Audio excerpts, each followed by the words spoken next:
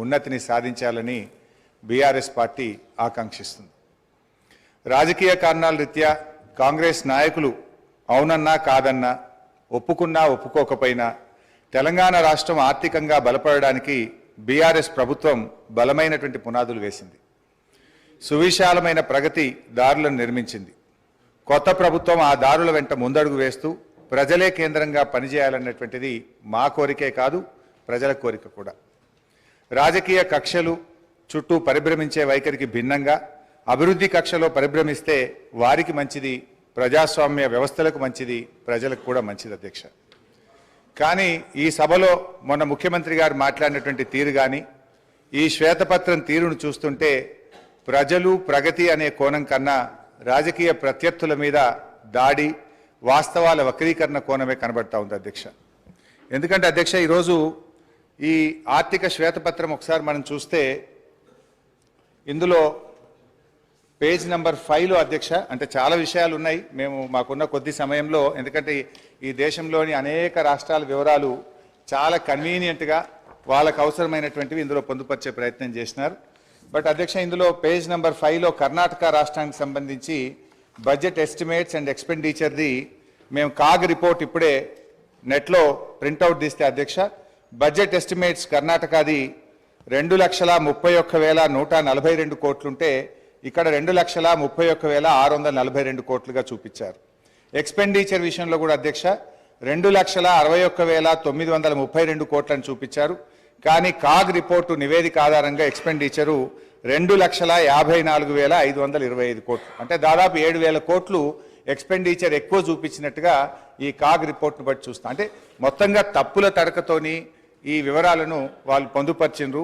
వాళ్ళు కేవలం ఇదంతా కూడా ఒక గత ప్రభుత్వాన్ని బదనాం చేయాలనేటువంటి ధోరణి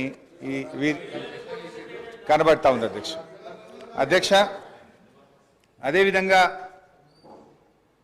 ఇందులో ఉమ్మడి ఆంధ్రప్రదేశ్ వ్యయము తెలంగాణ వాటా అంటే 1956-57 నుంచి 2013-14 వరకు 41.68% ఖర్చు చేసినట్టుగా గంపగుత్త లెక్క తీసినారు. ఇది మనందరికీ తెలుసు అధ్యక్ష. వాస్తవానికి తెలంగాణ ఉద్యమం ఎందుకు వచ్చింది, ఈ పోరాటాలు ఎందుకు వచ్చినాయి, 69లో ఎందుకు పోరాడినాం అంటే తెలంగాణకు నిధులు తెలంగాణ ప్రాంతంలో ఖర్చు పెట్టాలనే జెంటిల్మెన్ అగ్రిమెంట్ను అమలు చేయకపోవడం వల్లనే ఆ రోజు తెలంగాణ ఉద్యమం వచ్చింది. అంటే దాని మీద గతం మీ కాంగ్రెస్ పార్టీయే, అప్పుడున్నటువంటి కాంగ్రెస్ ప్రభుత్వాలు మరి చాలా కమిటీలు వేసినారు.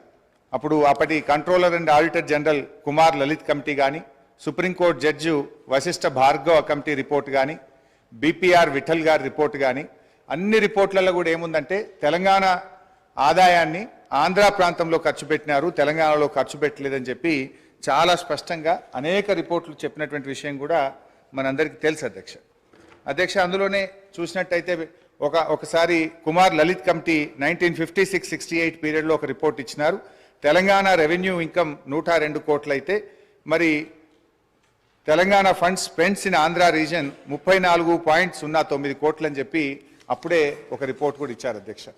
అదేవిధంగా వారు మరి జస్టిస్ భార్గవ కమిటీ రిపోర్ట్లో కూడా ఆ వివరాలన్నీ కూడా తేల్చారు. అంటే ఇది నేను ఎందుకు చెప్పే ప్రయత్నం చేస్తున్నా అంటే ఇక్కడ మీరు 41.68% తెలంగాణలో ఖర్చు పెట్టారు అని ఏ లెక్కలైతే చూపించారో ఇది శుద్ధ తప్పు. కావాలంటే దీని మీద ఒక హౌస్ కమిటీ వేయండి, మొత్తం లెక్కలు తీద్దాం, నిజంగా ఎంత ఖర్చు అయిందో కావాలంటే మేము చూపించడానికి రుజువు చేయడానికి సిద్ధంగా ఉన్నాం. అంటే మీరేంటంటే అది 41.68% ఉమ్మడి ఆంధ్రప్రదేశ్లో ఖర్చు అయింది, అది ఏదో మెరుగ్గా ఉందని చెప్పి చూపించేటువంటి ఒక ప్రయత్నం చేసినారు, which is totally false and wrong అధ్యక్ష. అంటే బేసికల్లీ ఇంకోటి కూడా జరిగింది అధ్యక్ష. నాకు తెలిసిన సమాచారం మేరకు ఈ రిపోర్ట్ ఇదంతా కూడా ఇది ఎవరు తయారు చేసిండ్రు, మీకు తెలంగాణ అధికారుల మీద నమ్మకం లేక మన ముఖ్యమంత్రి గారి పాత గురువు గారి శిష్యులు, ఒక రిటైర్డ్ ఐఏఎస్ అధికారి, ఒక సస్పెండ్ అయినటువంటి ఫైనాన్స్ డిపార్ట్మెంట్ ఆంధ్రప్రదేశ్ అధికారులను పెట్టి ఇదంతా ఒక కుక్కుడప్ స్టోరీ తయారు చేసి ఇది ప్రజల ముందు పెట్టేటువంటి ప్రయత్నం చేస్తూ ఉన్నారు. సరే, ఆ వివరాలు వాస్తవాలు వచ్చినప్పుడు నేను అన్ని విషయాలు కూడా బయట పెడతాం అధ్యక్ష. నో, ఐ వుడ్ లైక్ మాకు తెలుస్తాయి కదా, అందుకే మాకు తెలిసిన సమాచారం మేరకు అన్నాను. సరే అధ్యక్ష, పేర్లు చెప్పమంటే చెప్తా, ఆధారాలు చూపించమంటే చూపిస్తా.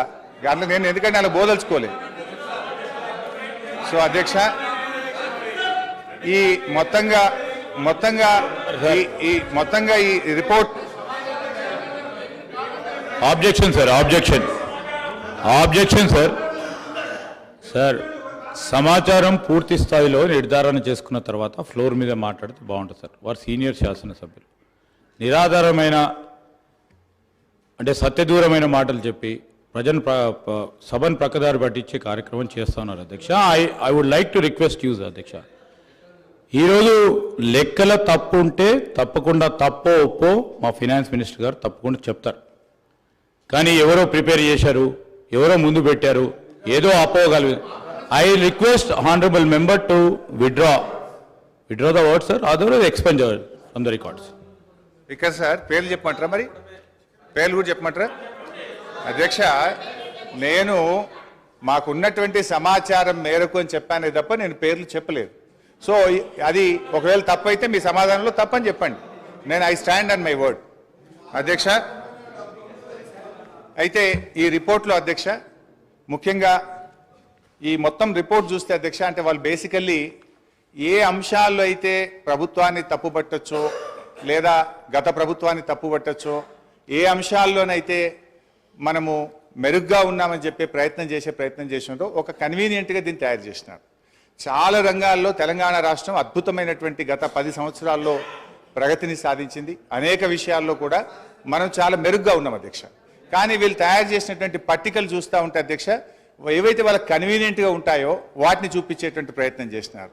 నార్మల్గా అప్పులను ఎట్లా చూస్తామంటే డెట్ టు జిఎస్డిపి రేషియో చూస్తుంటాం. కానీ ఇక్కడ డెట్ టు జిఎస్డిపి రేషియో టేబుల్ను ఇందులో పెట్టకుండా డెట్ టు రెవెన్యూ రిసిప్ట్ చూపించే ప్రయత్నం చేసినారు. ఇప్పుడు అంతర్జాతీయంగా అయినా జాతీయంగా అయినా అప్పులను కొలిచే విధానము డెట్ టు జిఎస్డిపి రేషియో. కానీ ఇందులో ఆ టేబుల్ని ఎక్కడ కూడా చూపించకుండా డెట్ టు రెవెన్యూ రిసిప్ట్స్, అది కూడా ఒక కరోనా ఇయర్ 2021-22 కరోనా సంవత్సరాన్ని తీసుకొని దాని ప్రకారంగా ఇక్కడ చూపించేటువంటి ప్రయత్నం చేసినారు. వాస్తవానికి అధ్యక్ష, డెట్ టు జిఎస్డిపి రేషియో చూస్తే ఇది నా లెక్క కాదు అధ్యక్ష, రిజర్వ్ బ్యాంక్ ఆఫ్ ఇండియా ప్రకటించినటువంటి లెక్కలు. డెట్ టు జిఎస్డిపిలో చూస్తే అధ్యక్ష, అప్పులు తక్కువ తీసుకున్నటువంటి రాష్ట్రాల్లో కింది నుంచి మనం 5వ స్థానంలో ఉన్నాం. అంటే మనకంటే 22 రాష్ట్రాలు తెలంగాణ కంటే అప్పు ఎక్కువ తీసుకున్నటువంటి రాష్ట్రాలు ఈ దేశంలో ఉన్నాయి అధ్యక్ష. అందులో చూస్తే అధ్యక్ష, ఆ వివరాల్లోకి మళ్ళీ పోతే కావాలంటే ఈ టేబుల్ మీ ద్వారా గౌరవ ఫైనాన్స్ మినిస్టర్ గారికి, ప్రభుత్వానికి కూడా నేను ఇవ్వడానికి నాకేం అభ్యంతరం లేదు అధ్యక్ష. అదేవిధంగా అధ్యక్ష, ఇట్లా అనేక విషయాల్లో అప్పుల విషయంలో కూడా వాస్తవానికి మనకంటే ఎక్కువ అప్పులు తీసుకున్న రాష్ట్రాలు కూడా ఉన్నాయి అధ్యక్ష. మొన్నటిదాకా మరి కాంగ్రెస్ పార్టీ అధికారంలో ఉన్నటువంటి రాష్ట్రాలు, రాజస్థాన్ చూస్తే 2022-23 నాటికి 5,37,013 కోట్ల రూపాయల అప్పు. మరి అదేవిధంగా కర్ణాటక కూడా 5,35,157 కోట్ల రూపాయలు.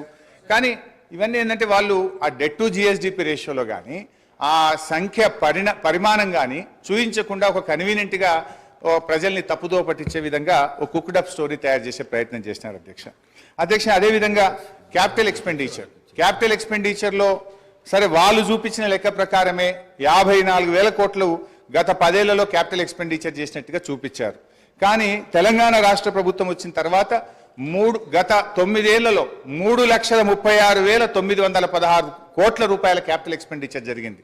కానీ దీన్ని చూపించే ప్రయత్నం చేయరు.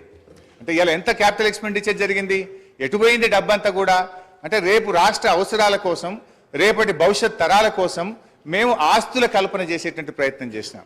కానీ వాళ్ళ దాంట్లో మరి ఇంత పెద్ద ఎత్తున క్యాపిటల్ ఎక్స్పెండిచర్ జరిగింది అని ఆ నివేదికలో చూపెట్టకుండా ఒక పక్షపాతమైనటువంటి నివేదికను చూపెట్టే ప్రయత్నం చేసినారు.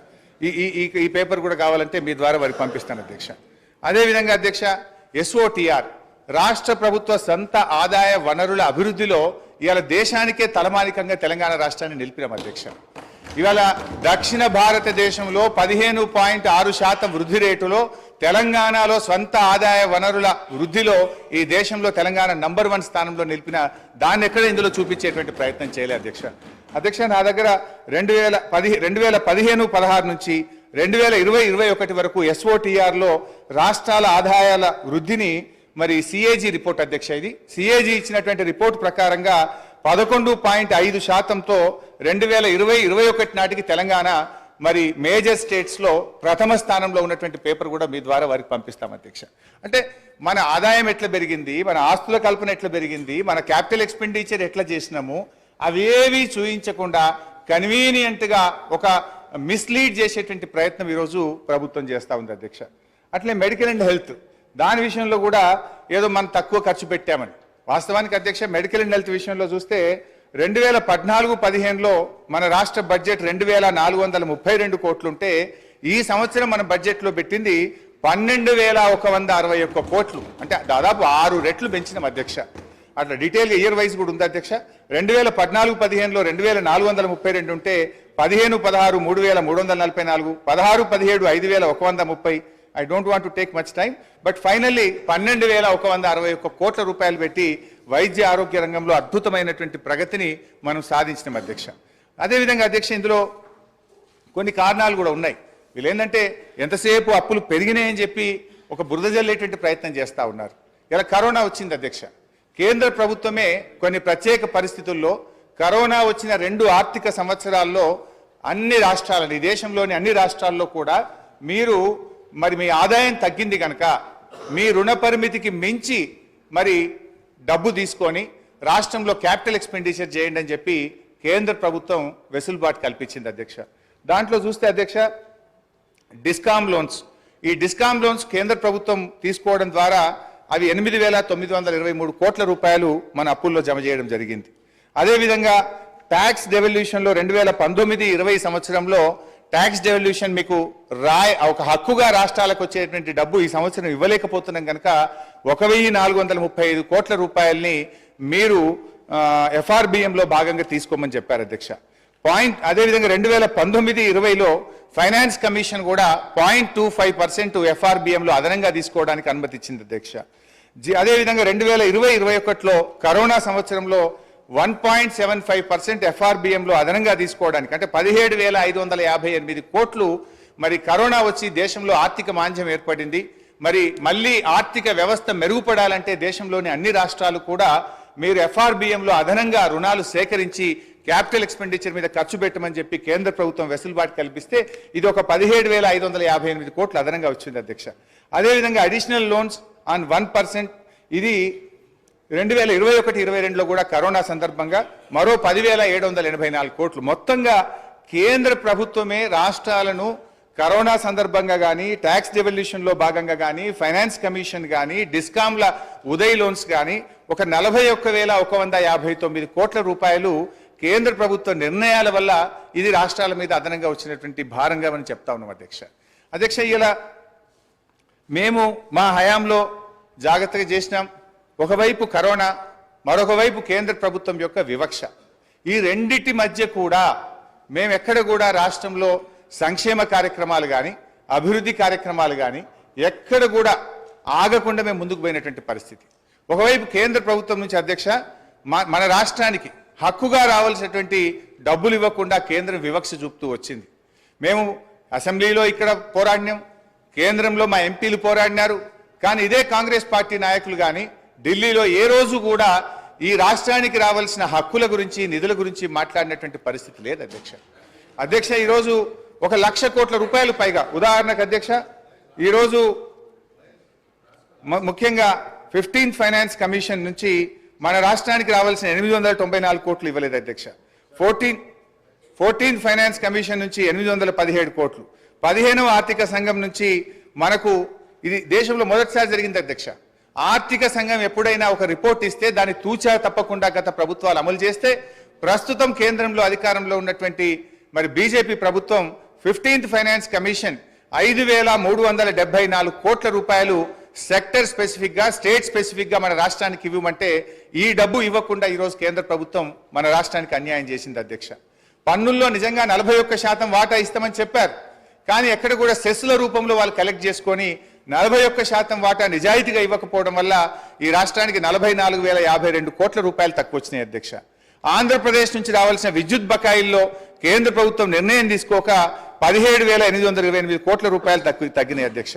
సిఎస్ఎస్లో మనకు రావాల్సిన డబ్బు ఆంధ్రప్రదేశ్కి ఇచ్చి తిరిగి దాన్ని అడ్జస్ట్ చేయకపోవడం వల్ల 495 కోట్లు, వెనుకబడిన జిల్లాలకు ఇవ్వాల్సిన 1,800 కోట్ల రూపాయలు, నీతి ఆయోగ్ రికమెండ్ చేసినటువంటి మిషన్ కాకతీయ, మిషన్ భగీరథకి ఇవ్వాల్సిన 24,205 కోట్లు వెరసి 1,00,000 కోట్లకు పైగా ఈ రాష్ట్రానికి రావాల్సినటువంటి డబ్బు ఇలా కేంద్ర ప్రభుత్వం నుంచి రాకపోవడం వల్ల కూడా ఆర్థికంగా మనకు ఇబ్బంది కలిగింది.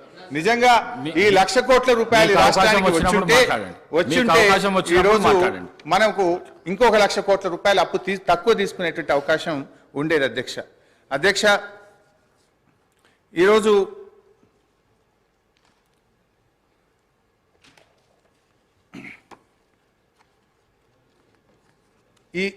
ఈ బుక్లో కూడా అధ్యక్ష మీరు చూసినట్టయితే రెండు మూడు రకాలుగా మీరు ఇందులో చూస్తే అధ్యక్ష అసలు వీళ్ళే స్పష్టంగా రాసిండ్రు. ప్రభుత్వ హామీతో ఎస్పీవీ ద్వారా సేకరించి ఎస్పీవీలు చెల్లించే రుణాలు అంటే స్పెషల్ పర్పస్ వెహికల్ ద్వారా సేకరించిండ్రు, వాళ్ళే రుణాలు చెల్లిస్తారు, రాష్ట్ర ప్రభుత్వ ఖజానా మీద భారం ఉండదు అని చెప్పి కూడా దాన్ని కూడా ఈరోజు రాష్ట్ర అప్పులుగా చూపించేటువంటి ప్రయత్నం.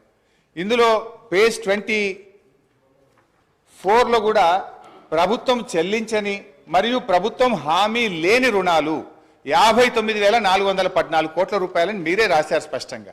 కానీ మీరు ఏం చేసే ప్రయత్నం చేస్తుండ్రు, అన్ని కలిపి మళ్ళీ లెక్కబెట్టి రాష్ట్ర ప్రభుత్వం ఈరోజు దాదాపు 6,71,000 కోట్ల రూపాయల అప్పు ఉంది అని చెప్తున్నారు. మీరే ఈ బుక్లో అంటారు, ఒకవైపు రాష్ట్ర ప్రభుత్వం చెల్లించని హామీ లేని రుణాలను రాశారు, ప్రభుత్వ హామీతో సేకరించి రాష్ట్ర ప్రభుత్వం ఎస్పీవీలే చెల్లించుకునే డబ్బులని చెప్పినారు. వాటినన్నింటినీ కలిపి అప్పులను ఎక్కువగా చూపించేటట్టు ఒక తప్పుడు ప్రచారానికి మీరు పాల్పడ్డారు. అదేవిధంగా ప్రభుత్వ హామీతో ఎస్పీవీ ద్వారా సేకరించి ప్రభుత్వమే చెల్లిస్తారని కూడా రాసినారు అధ్యక్ష. ఇందులో కూడా చాలా విషయాలు తప్పుగా పెట్టినారు చాలా కార్పొరేషన్స్ను. ఉదాహరణకు ఈరోజు టీఎస్ఐఐసి గురించి రాసినారు. టీఎస్ఐఐసి కానీ, Telangana super speciality hospital corporation కానీ, హైదరాబాద్ మెట్రో వాటర్ వర్క్స్ కానీ, హౌసింగ్ బోర్డు కానీ, రోడ్ డెవలప్మెంట్ కార్పొరేషన్ కానీ, ఇట్లా చాలా విషయాలు ఇవన్నీ కూడా వాస్తవానికి వాళ్ళ సొంత ఆదాయ వనరుల మీద వాళ్ళు చెల్లిస్తారు అధ్యక్ష. కానీ ఇది రాష్ట్ర ప్రభుత్వమే చెల్లిస్తుందని, ఇది రాష్ట్ర ప్రభుత్వ అప్పుగా చూపించేటువంటి ఒక తప్పుడు ప్రయత్నానికి కూడా దీంట్లో పాల్పడ్డారు. అంటే బేసిక్గా ఇదంతా కూడా ఒక తప్పుల తడక, ఒక అంకెల గారెడితోని ఇది ఏదో ఈ రాష్ట్ర ప్రభుత్వం మీద గత ప్రభుత్వం మీద బురద జల్లాలే, లేదు వాళ్ళ హామీల నుంచి తప్పించుకునేటువంటి ఒక ప్రయత్నానికి దారులు వెతుకుతున్నారేమో అని అనిపిస్తూ ఉంది అధ్యక్ష. ఇంకా డీటెయిల్స్లో పోదామంటే మళ్ళీ మీరు టైం ఇయ్యరేమో, నేను చాలా విషయాలు చెప్పాల్సిన అవసరం ఉంది, అందువల్ల నేను షార్ట్గా చెప్పేటువంటి ప్రయత్నం చేస్తూ ఉన్నా అధ్యక్ష. ఇందులో ఇంకో మాట అంటారు, పేజ్ 41లో చేసిన డబ్బుకు అనుగుణంగా ఎటువంటి స్పష్టమైన ఆస్తులు సృష్టించలేదు. ఇది శుద్ధ అబద్ధం అధ్యక్ష. అది ఏం ఆస్తులు క్రియేట్ చేసినాం, ఏం చేసినాం నా ప్రసంగంలో నేను చెప్పే ప్రయత్నం చేస్తాను అధ్యక్ష. మొత్తంగా అధ్యక్ష వాళ్ళు చేసిన ప్రయత్నం ఏంటంటే గత ప్రభుత్వాన్ని తప్పుబట్టాలని, గత ప్రభుత్వం మరి ఏదో చేయలేదనేటువంటి చూపించే ప్రయత్నానికి వాళ్ళు ఒక కుక్డప్ స్టోరీ తయారు చేసి కన్వీనియంట్గా కొన్ని విషయాలను మాత్రం పెట్టి ఎక్కడైతే రాష్ట్రం అద్భుతమైన ప్రగతిని సాధించిందో, ఎక్కడైతే ఇవాళ డెట్ టు జిఎస్డిపి రేషియో చూపించాలి, ఎస్ఓఆర్ చూపించాలి, అదేవిధంగా క్యాపిటల్ ఎక్స్పెండిచర్ చూపించాలి, ఇవన్నీ కన్వీనియంట్గా తప్పించేటువంటి ప్రయత్నం చేసినారు అధ్యక్ష. ఈరోజు రాష్ట్ర ఆర్థిక పరిస్థితి పటిష్టంగా ఆరోగ్యకరంగా ఉందని అనేక రాజ్యాంగబద్ధ సంస్థలు నివేదికలు తేల్చి చెప్తా ఉంటే ఈరోజు కాంగ్రెస్ ప్రభుత్వం మాత్రం ఆర్థిక పరిస్థితిపై అవాస్తవాలను ప్రచారం చేస్తూ ఉంది. తద్వారా రాష్ట్ర ప్రతిష్టను, పరపతిని, ప్రతిపత్తిని, భవిష్యత్ ప్రయోజనాలను దెబ్బతీస్తా ఉన్నారు అధ్యక్ష. అల్పమైన రాజకీయ ప్రయోజనాల కోసం చేసే ఈ పని తెలంగాణ రాష్ట్ర భవిష్యత్తుకు గొడ్డలిపెట్టుగా మారుతుందని గ్రహించాలని నేను విజ్ఞప్తి చేస్తా ఉన్నాను. ఆర్థికంగా పటిష్టంగా ఉన్న రాష్ట్రాన్ని దివాలా తీసిన రాష్ట్రంగా దుష్ప్రచారాన్ని చేస్తే దాని పర్యవసానాలు చాలా ప్రమాదకరంగా ఉంటాయి. ఇది కూర్చున్న కొమ్మను నరుక్కునేటువంటి అవివేకమైనటువంటి చర్య. ఈ వైఖరి ఇలాగే కొనసాగితే మార్కెట్లో తెలంగాణకు ఏర్పడ్డ విశ్వసనీయత దెబ్బతింటుంది, పెట్టుబడులు రాకుండా పోతాయి, రాష్ట్రాలకు ఎఫ్ఆర్బిఎం కింద ఇచ్చే 3% రుణాలకు వడ్డీ రేట్లు పెరుగుతాయి, మన తెలంగాణ రాష్ట్ర ప్రభుత్వ బాండ్లకు డిమాండ్ తగ్గుతుంది. దివాలా అనే ప్రభుత్వమే దిక్కుమాలిన ప్రచారం చేస్తే రాష్ట్రంలో జాతీయ అంతర్జాతీయ సంస్థలు పెట్టుబడులు పెడతాయా? దివాలా తీసిన రాష్ట్రం నీళ్ళు ఇవ్వగలుగుతుందా, కరెంట్ ఇవ్వగలుగుతుందా అనే అపోహలు, అనుమానాలు తలెత్తుతాయి. పర్యవసానంగా పెట్టుబడులు ఆగి ఉపాధి ఉద్యోగ అవకాశాలు దెబ్బతింటాయి. ఎన్నికల ప్రచారంలో ఇదే గోబల్స్ ప్రచారం చేశారు. సరే, ప్రతిపక్షంగా ఉన్నప్పుడు అధికారం కోసమో మా మీద బురద జల్లారని మేము అర్థం చేసుకుంటాం.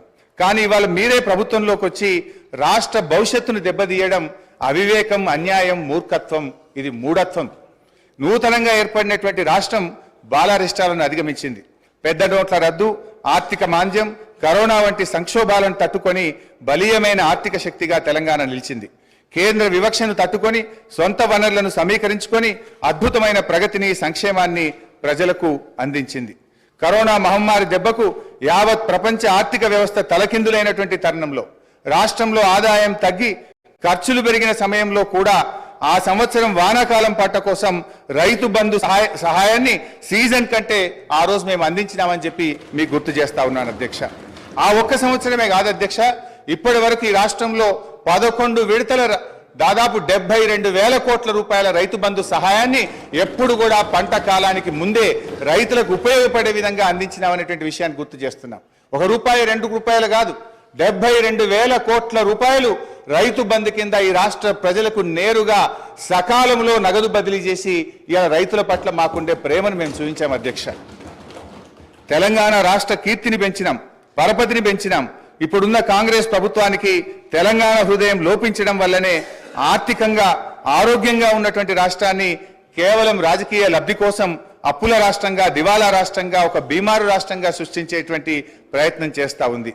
అధ్యక్ష, మీరు విడుదల చేస్తున్నటువంటిది శ్వేతపత్రాల లేక మీరు ఇచ్చినటువంటి హామీలను ఎగవేయడానికి దారులు వెతుకుతున్న పత్రాల అని మాకు అనుమానం కలుగుతా ఉంది అధ్యక్ష.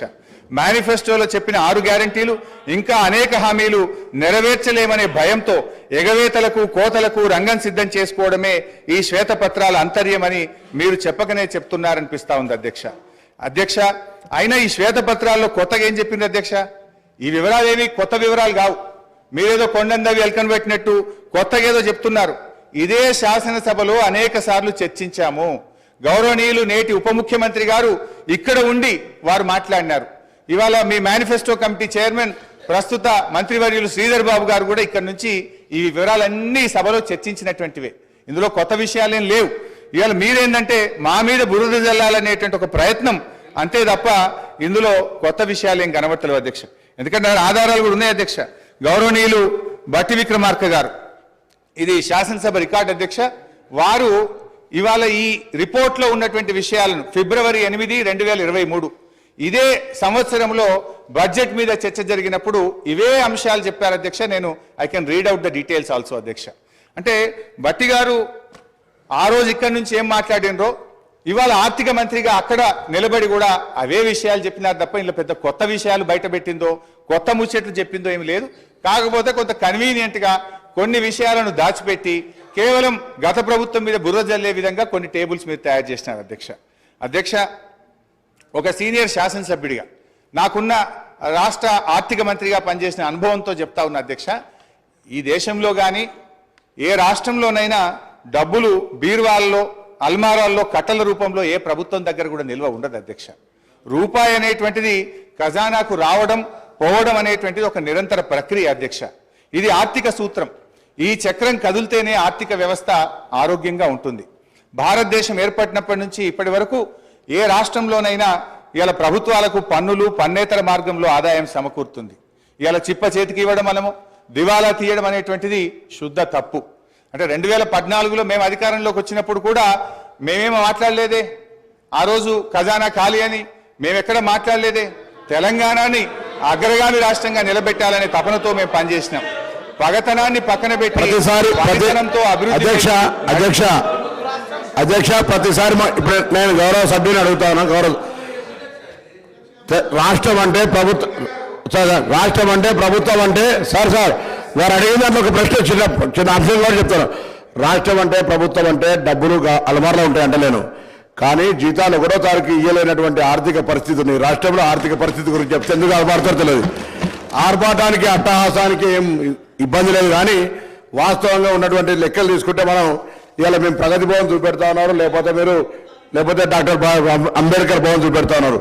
పేదల కంటే డబల్ బెడ్రూమ్ బిల్లు గురించి మాట్లాడతలేదు అధ్యక్ష. ఈ రోజు మా దగ్గర హుస్నాబాద్ సంబంధించి పోతే మున్సిపాలిటీకి సంబంధించినటువంటి అధికారులు ఈ ఇంట్లో ఉంటే సరిపోతామని బోర్డు పెట్టారు. అయినా కూడా ఆ ఇంట్లో నివసించవచ్చు, కానీ ఇటువంటి వాళ్ళు కూడా డబుల్ బెడ్రూమ్ ఇవ్వలేదు అధ్యక్ష. ఇది వాళ్ళ ప్రభుత్వం యొక్క. అంతేకాదు ఇవాళ దాని లెక్క చెప్తా ఉన్నారు. ఇవాళ 1,25,000 రూపాయలు నేను బలహీన వర్గాల శాఖకు సంబంధించిన మంత్రిని ఇవాళ అధికారికంగా లెక్కతో చెప్తా ఉన్నా. 1,25,000 రూపాయలు గురుకులంలో ఉన్నటువంటి చదువులకు ఇస్తా ఉన్నారు. 55,000 రూపాయల దారిలో ఇచ్చేటువంటి బడ్జెట్తో పాటుగా 55,000 రూపాయల బడ్జెట్ 55 రూపాయలు ప్రతి విద్యార్థి కూడా వచ్చేటువంటి పరిస్థితులు చెప్పేది మాత్రం 1,20,000. ఆర్భాటం పేరు ఎన్ని రోజులు నడుపుతారు అధ్యక్ష? ప్రచారానికి సంబంధించిన దాని మీద నడుపుకుంటూ అవుతుంటే గ్లోబల్ ప్రచారం చేసి మేము బాగున్నాం, బంగారు తెలంగాణ బాగున్నాం అంటే అందరూ బాగున్నాడు చెప్తాను. నేను నాకు సంబంధించిన అంశం చెప్తా, మీరెందుకు సార్ నేను చెప్తారా? నేను పార్టీ మినిస్టర్ గారు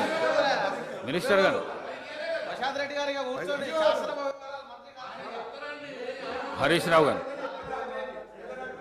స్పీకర్ గారు ఒకటే రిక్వెస్ట్, దయచేసి మాట్లాడితే ఆర్థిక మంత్రి గారిని మాట్లాడమనండి. మీరే ఇందాక సభ ప్రారంభమయ్యేటప్పుడు డిస్టర్బ్ చేయొద్దని చెప్పిండ్రు. ఏది పడితే అది అట్లా మాట్లాడితే మరి మళ్ళీ దానికి నేను సమాధానం చెప్పాలి. I will deviate from my subject. అధ్యక్ష, భారతదేశం అధ్యక్ష నేను కొత్త సభ్యుని కావచ్చు, కానీ పార్లమెంట్లో ఉన్న చట్టసభల గురించి గౌరవం ఉంది. నేను ఎక్కడ కూడా ఒక పొరపాటు మాట మాట్లాడి నేను కూడా అడిగిన డబ్బులు అల్మార్లు ఉంటాయని తెలియనంత అవివేకులు కాదు ఇక్కడ సభ్యులు. డబ్బులు అల్మార్లు ఉంటాయి అంటలేను, కానీ జీతాలు ఇవ్వలేని పరిస్థితి, పెన్షన్లు ఇవ్వలేని పరిస్థితి. ఇటువంటి పరిస్థితి ఉంటే రిటైర్ ఉద్యోగులు పెన్షన్ల కొరకు చుట్టూ తిరిగేటువంటి పరిస్థితి, ఇవాళ ఇన్స్టాల్మెంట్ల మీద ఇచ్చేటువంటి పరిస్థితి. మీరు ఒక ఇల్లు నేను చెప్తే నేను ఎక్కడో చెప్తలేను. నా ఉస్మానాబాద్ నియోజకవర్గంలో జరిగినటువంటి సంఘటన మీ దృష్టికి తీసుకొస్తాను అధ్యక్ష. ఇది తమరికి పంపిస్తారు చూడండి. ఈ ఇంట్లో ఇప్పటికి కూడా ఉన్నారు ఇట్లనే. అరే మీరు చెప్తే మాట్లాడితే లేకపోతే మమ్మల్ని తెలియకుండా మాట్లాడుతున్నది పొరపాటు అంటున్నా నేను. మాకు తెలుసు కదా, మాకు కూడా అవగాహన ఉంది అంటున్నా. ప్లీజ్ ప్లీజ్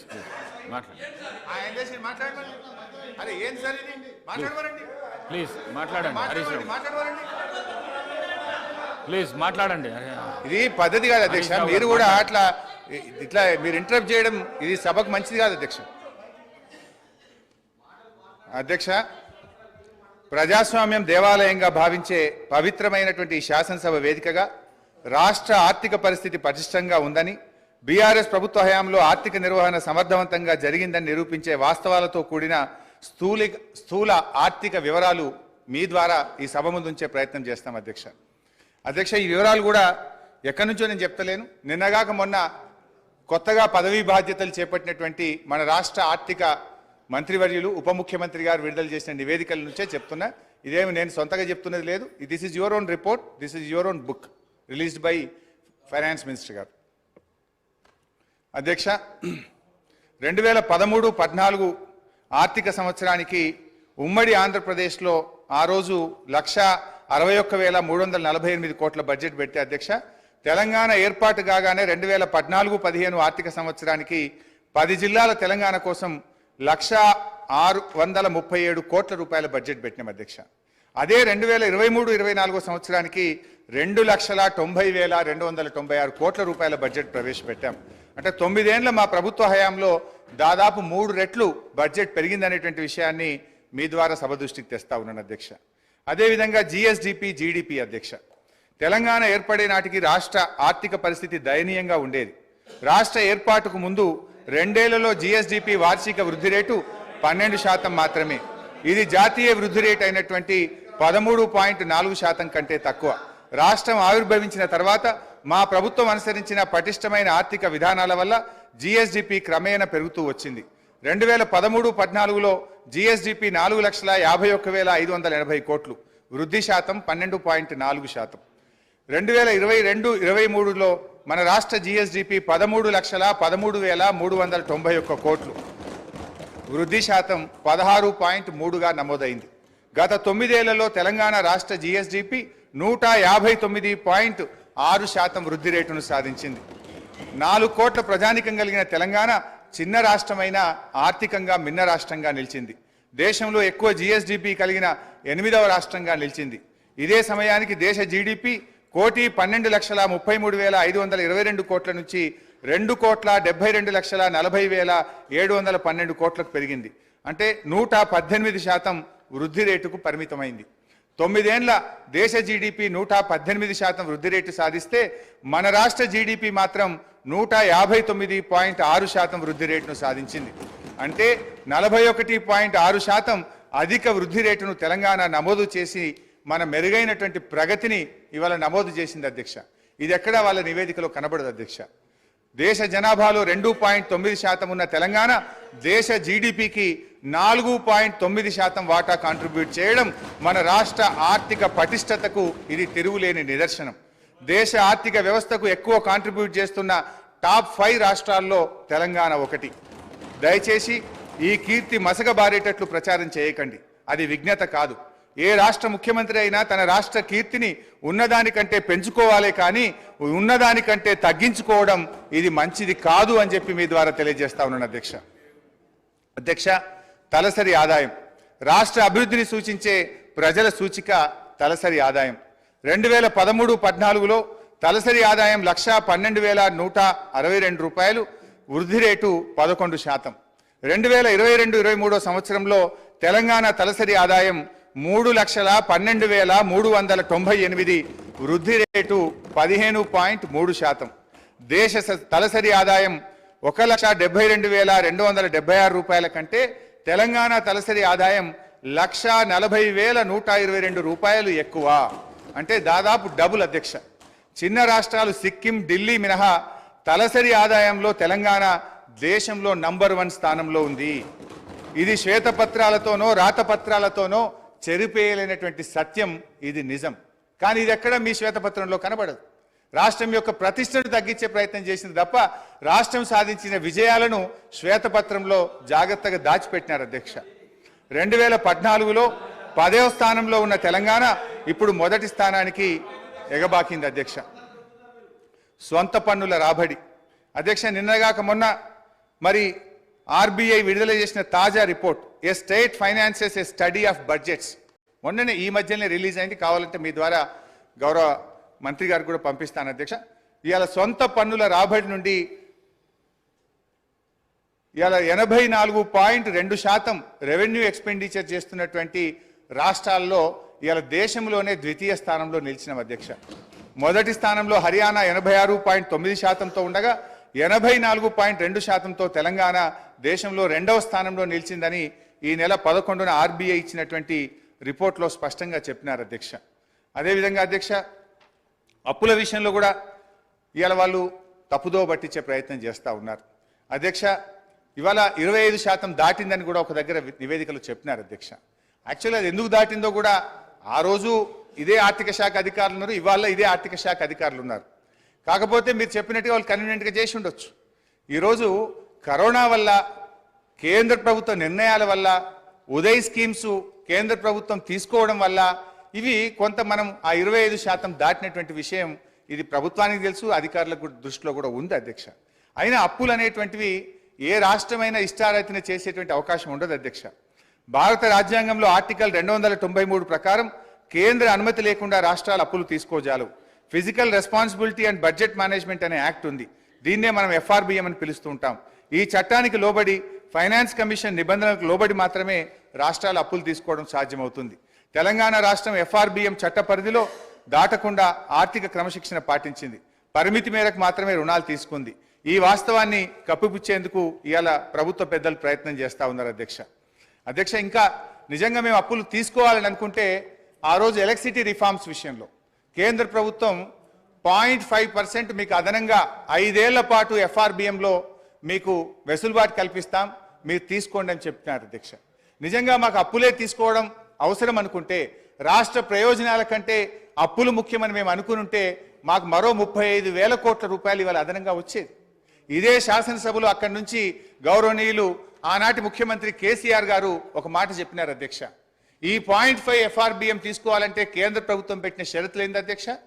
బోరు బావుల దగ్గర మీటర్లు పెట్టి రైతుల ఇంటికాడికి బిల్లు పంపించాలని చెప్పి కేంద్ర ప్రభుత్వం షరతు పెడితే ఆనాడు కేసీఆర్ గారు ఇదే నిండు సభలో సభానాయకుడిగా ఆయన చెప్పిన మాటలు మీ ద్వారా కొత్త సభ్యులు ఉన్నారు గుర్తు చేస్తా ఉన్నాను అధ్యక్ష. ఆ రోజు ఏమన్నారంటే ముఖ్యమంత్రి గారు, నా గొంతులో ప్రాణముండంగా రైతుల బోరు బావుల దగ్గర మీటర్లు పెట్టముగాక పెట్టమని చెప్పింది మా నాయకుడు కేసీఆర్ గారు అధ్యక్ష. నిజంగా ఒకవేళ 0.5% FRBM మేము తీసుకున్నామంటే మాకు మరో 35,000 కోట్లు ఈ రాష్ట్రానికి వచ్చేటి అధ్యక్ష. ఈ విషయాన్ని స్వయంగా నిర్మలా సీతారామన్ గారు ఢిల్లీకి వచ్చినప్పుడు చెప్పింది కదా, నిన్నగాక మొన్న ఎన్నికల ప్రచారంలో నిర్మలా సీతారామన్ గారు ఏం చెప్పారు? ఎస్, మిగతా రాష్ట్రాలు బోరుబావుల దగ్గర మీటర్లు పెట్టమన్నారు కనుక వాళ్ళకి డబ్బులు ఇచ్చినాం.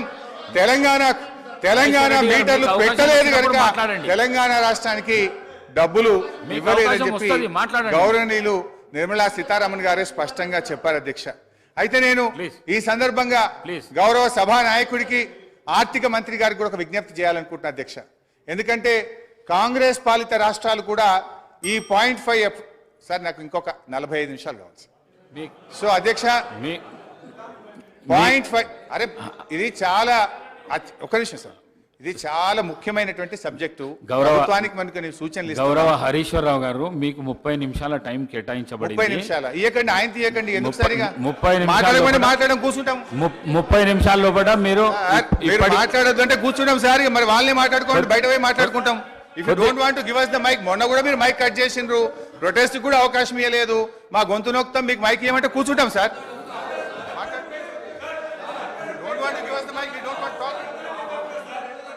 నేను నా మాట కొద్దిగా వినండి. 30 నిమిషాల టైం కేటాయించబడింది, 45 నిమిషాలు అయింది. 45 నిమిషాల తర్వాత బెల్లు కొడితే కూడా మీరు ఈ విధంగా చేసుడు మంచిది కాదు. మాట్లాడండి హరీశ్వరరావు గారు, మాట్లాడండి సార్. మీరు ఇట్లా బెల్లు కొట్టడం ఇది కరెక్ట్ కాదు సార్. ఇంత మంచి ఇంపార్టెంట్ సబ్జెక్ట్ మీద 39 మంది సభ్యులు ఉన్నాం మేము ఇక్కడ. మీరు ఏది బట్టి అది వాళ్ళు మాట్లాడితే దానికి మేము సమాధానం చెప్పకపోతే ఎట్లా సార్?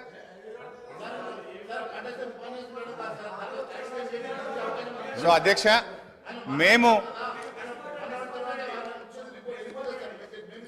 అధ్యక్ష ఈరోజు మీ ద్వారా ప్రభుత్వాన్ని నేను కోరుతా ఉన్నా అధ్యక్ష. ఇవాళ కాంగ్రెస్ పాలిత రాష్ట్రాలు రాజస్థాన్, హిమాచల్ ప్రదేశ్లు కూడా ఈ బోరుబావుల దగ్గర మీటర్లు పెట్టమని ఈ 0.5% FRBM ను వారు 0.5% FRBM ను వాళ్ళు యూటిలైజ్ చేసుకున్నారు అధ్యక్ష. నిన్నగాక మొన్న కొత్తగా అధికారంలోకి వచ్చిన కర్ణాటక రాష్ట్రంలో కూడా మేము ఈ 0.5% FRBM వాడుకుంటామని వాళ్ళ బడ్జెట్లో పొందుపరిచారు అధ్యక్ష. నేను దయచేసి ప్రభుత్వాన్ని కోరుతా ఉన్నాను, మీరు ఎట్టి పరిస్థితుల్లో కూడా మరి బోరుబావుల దగ్గర మీటర్లు పెట్టడానికి అంగీకరించొద్దని, ఈ 0.5 FRBM ను తీసుకోవద్దని కూడా మీ ద్వారా నేను ప్రభుత్వాన్ని కోరుతా ఉన్నాను అధ్యక్ష. ఎందుకంటే అధ్యక్ష, ఆనాడు కేసీఆర్ గారు ఆలోచించింది ఒకటే, 35,000 కోట్లు ముఖ్యమా, 70 లక్షల మంది రాష్ట్ర రైతుల ప్రయోజనాలు ముఖ్యమా అని ఆలోచించాం అధ్యక్ష. 35,000 కోట్ల రూపాయలు వాళ్ళు ఇచ్చే అదనపు అప్పు కంటే మంత్రి గారు అధ్యక్ష సీనియర్ శాసనసభ్యులు హరీష్ రావు గారు మాట్లాడడం ఇది అవాస్తవము. రైతులకి వ్యవసాయపు కరెంటుకి బిల్లు కట్టమని ఏ చట్టము ఏ కేంద్ర ప్రభుత్వం రికమెండ్ చేయలేదు. నేనెందుకు ఇంటర్వ్యూ అవుతానంటే, గతంలో మీ ముఖ్యమంత్రి ఆ విషయంలో అబద్ధాలు మాట్లాడిండు, ఈ రోజు మీరు అబద్ధాలు మాట్లాడుతున్నారు. బిల్లు కట్టమని చెప్పలేదు. నేను ఆ పార్లమెంట్ కమిటీ సభ్యుణ్ణి ఆ విషయం పదే పదే మీరు ప్రస్తావించడం దయచేసి ఈ అవాస్తవాలు శాసనసభలో ప్రస్తావించొద్దు.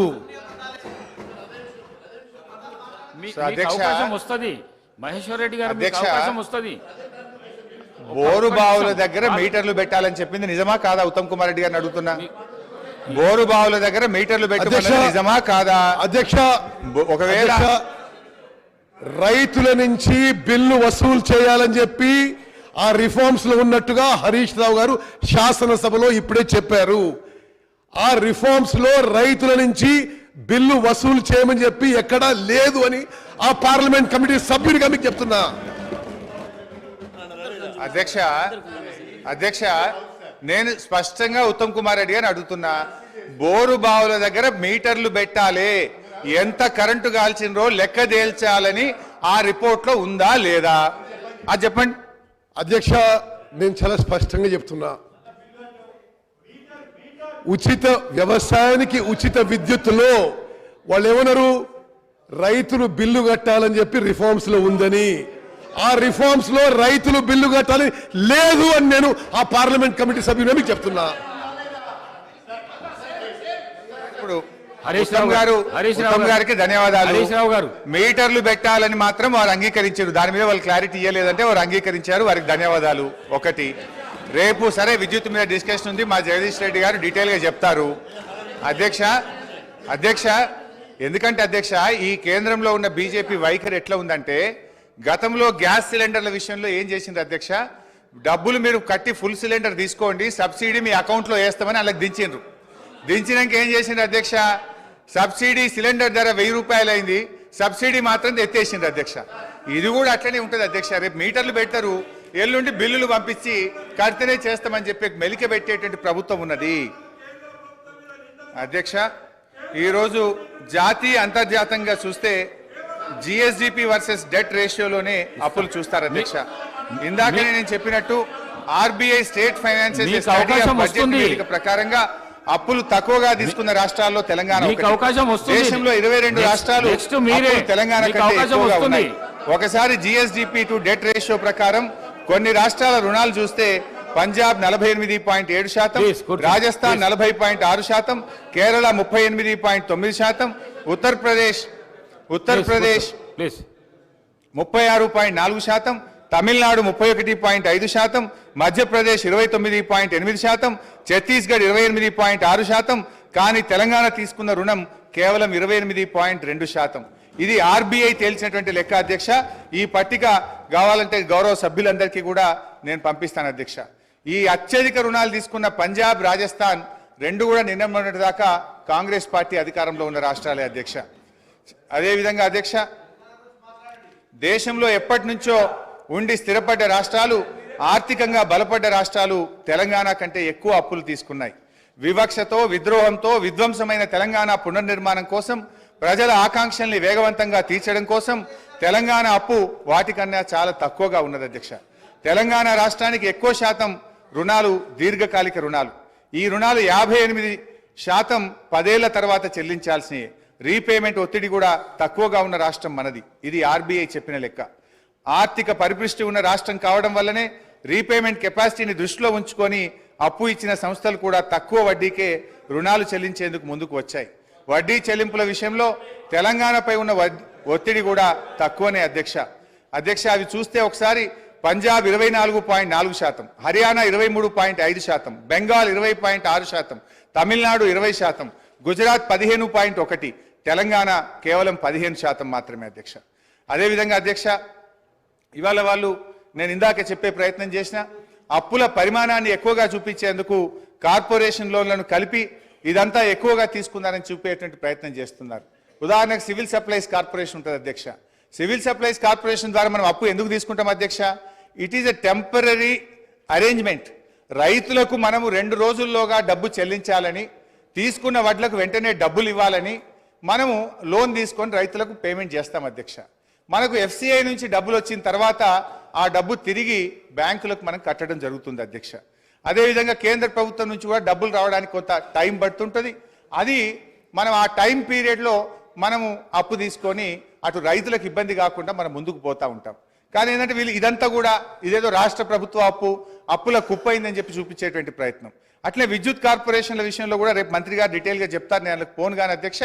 మనము విద్యుత్ కార్పొరేషన్ల విషయంలో కూడా మా మాజీ మంత్రి గారు జగదీష్ రెడ్డి గారు సభ్యులు డీటెయిల్గా చెప్తారు అధ్యక్ష రేపు. అయితే అధ్యక్ష, విద్యుత్ సంస్థలు కూడా వాళ్ళు ఎంతసేపు అప్పుల గురించి చెప్తున్నారు తప్ప ఆస్తుల కల్పన గురించి చెప్తలేదు. నేను నెక్స్ట్ లాస్ట్లో in my conclusion I will tell sir. అయితే ఇవాళ విద్యుత్ సంస్థల విషయంలో కూడా విద్యుత్ సంస్థలు కొత్త విద్యుత్ ఉత్పత్తి కేంద్రాల నిర్మాణం కోసం, డిస్ట్రిబ్యూషన్ కంపెనీలను డిస్ట్రిబ్యూషన్ నెట్వర్క్ మెరుగు చేయడం కోసం అప్పులు తీసుకుంటారు. ఎప్పుడైతే విద్యుత్ ఉత్పత్తి ప్రారంభం అవుతుందో దాన్ని ఏం చేస్తారు అధ్యక్ష? ఆ ఉత్పత్తి ప్రారంభమైనప్పుడు వచ్చిన ఆదాయం నుంచి వాళ్ళు అప్పులు చెల్లించుతూ ఉంటారు అధ్యక్ష. ఇలా అప్పుల విషయంలో కేంద్ర ప్రభుత్వం కూడా చూడాలి కదా అధ్యక్ష, ఇతర దేశాలది కూడా చూడాలి. ఇదేదో ఎక్కడ ఈ దేశంలో జరగంది ఇక్కడ జరిగింది. ఇలా మనకంటే ఇతర రాష్ట్రాలు ఎక్కువ తీసుకున్నాయి. మన కేంద్ర ప్రభుత్వం కూడా మీరు చూస్తే అధ్యక్ష, 2014-15లో భారతదేశపు అప్పు 62,42,521 కోట్లు. 2023-24 నాటికి 1,69,46,667 కోట్లు. అంటే జీడిపిలో డెట్ రేషియో 56.2%. సగటున రోజుకు 4,618 కోట్లు కేంద్రం అప్పు చేస్తుంటే ఇలా రోజుకు 2,959 కోట్ల వడ్డీ చెల్లిస్తా ఉన్నారు. ఐఎఫ్ఎం నివేదిక ప్రకారం జీడిపిలో జపాన్ అప్పు 221%, గ్రీస్ 212, సింగపూర్ 163, అమెరికా 115, యూకే 113%. అంటే ఇవన్నీ హరీష్ రావు గారు. అప్పులైన దేశాలు అవుతాయి అధ్యక్ష. హరీష్ రావు గారు దయచేసి ప్లీజ్ తొందరగా ముగించండి. హాఫ్ అన్ అవర్ మంత్రి గారికి హాఫ్ ఒకసారి an hour sir, half an hour sir. అప్పులు ఎందుకు చేశారు, దేనికోసం? అధ్యక్ష హరీష్ రావు గారు అధ్యక్ష ఫైనాన్స్ మినిస్టర్ హరీష్ రావు మాట్లాడుతూ సారీ మాజీ మాజీ మాజీ మాజీ మాజీ మాజీ భవిష్యత్తులో ఉండరు కూడా ఓకే అధ్యక్ష వారు మాట్లాడుతూ కార్పొరేషన్ తీసుకున్న అప్పులు ప్రభుత్వానికి ఏం సంబంధం, ప్రభుత్వ సంబంధం మాట్లాడుతారు. నేను ఒకటి సూటిగా ప్రశ్నిస్తా ఉన్నాను హరీష్ రావు గారిని. ఏదైతే ఇరిగేషన్ కార్పొరేషన్ ద్వారా ప్రాజెక్టుల గురించి అయితే లోన్ తీసుకున్నారో, అట్లాగే మిషన్ భగీరథ ద్వారా అయితే కార్పొరేట్ లోన్ తీసుకున్నారో, మీరు అంటే నీళ్లు తాగే ప్రజల నుంచి డబ్బులు వసూలు చేసి కార్పొరేషన్ దగ్గర కడతారా, ప్రభుత్వ డబ్బుల దగ్గర కడతారా? రైతాంగానికి అయితే మీరు ఇరిగేషన్ పార్టీలో నీళ్ళు ఇస్తా ఉన్నారో, రైతుల దగ్గర పన్నులు వసూలు చేసి కడదాం అనుకున్నారా?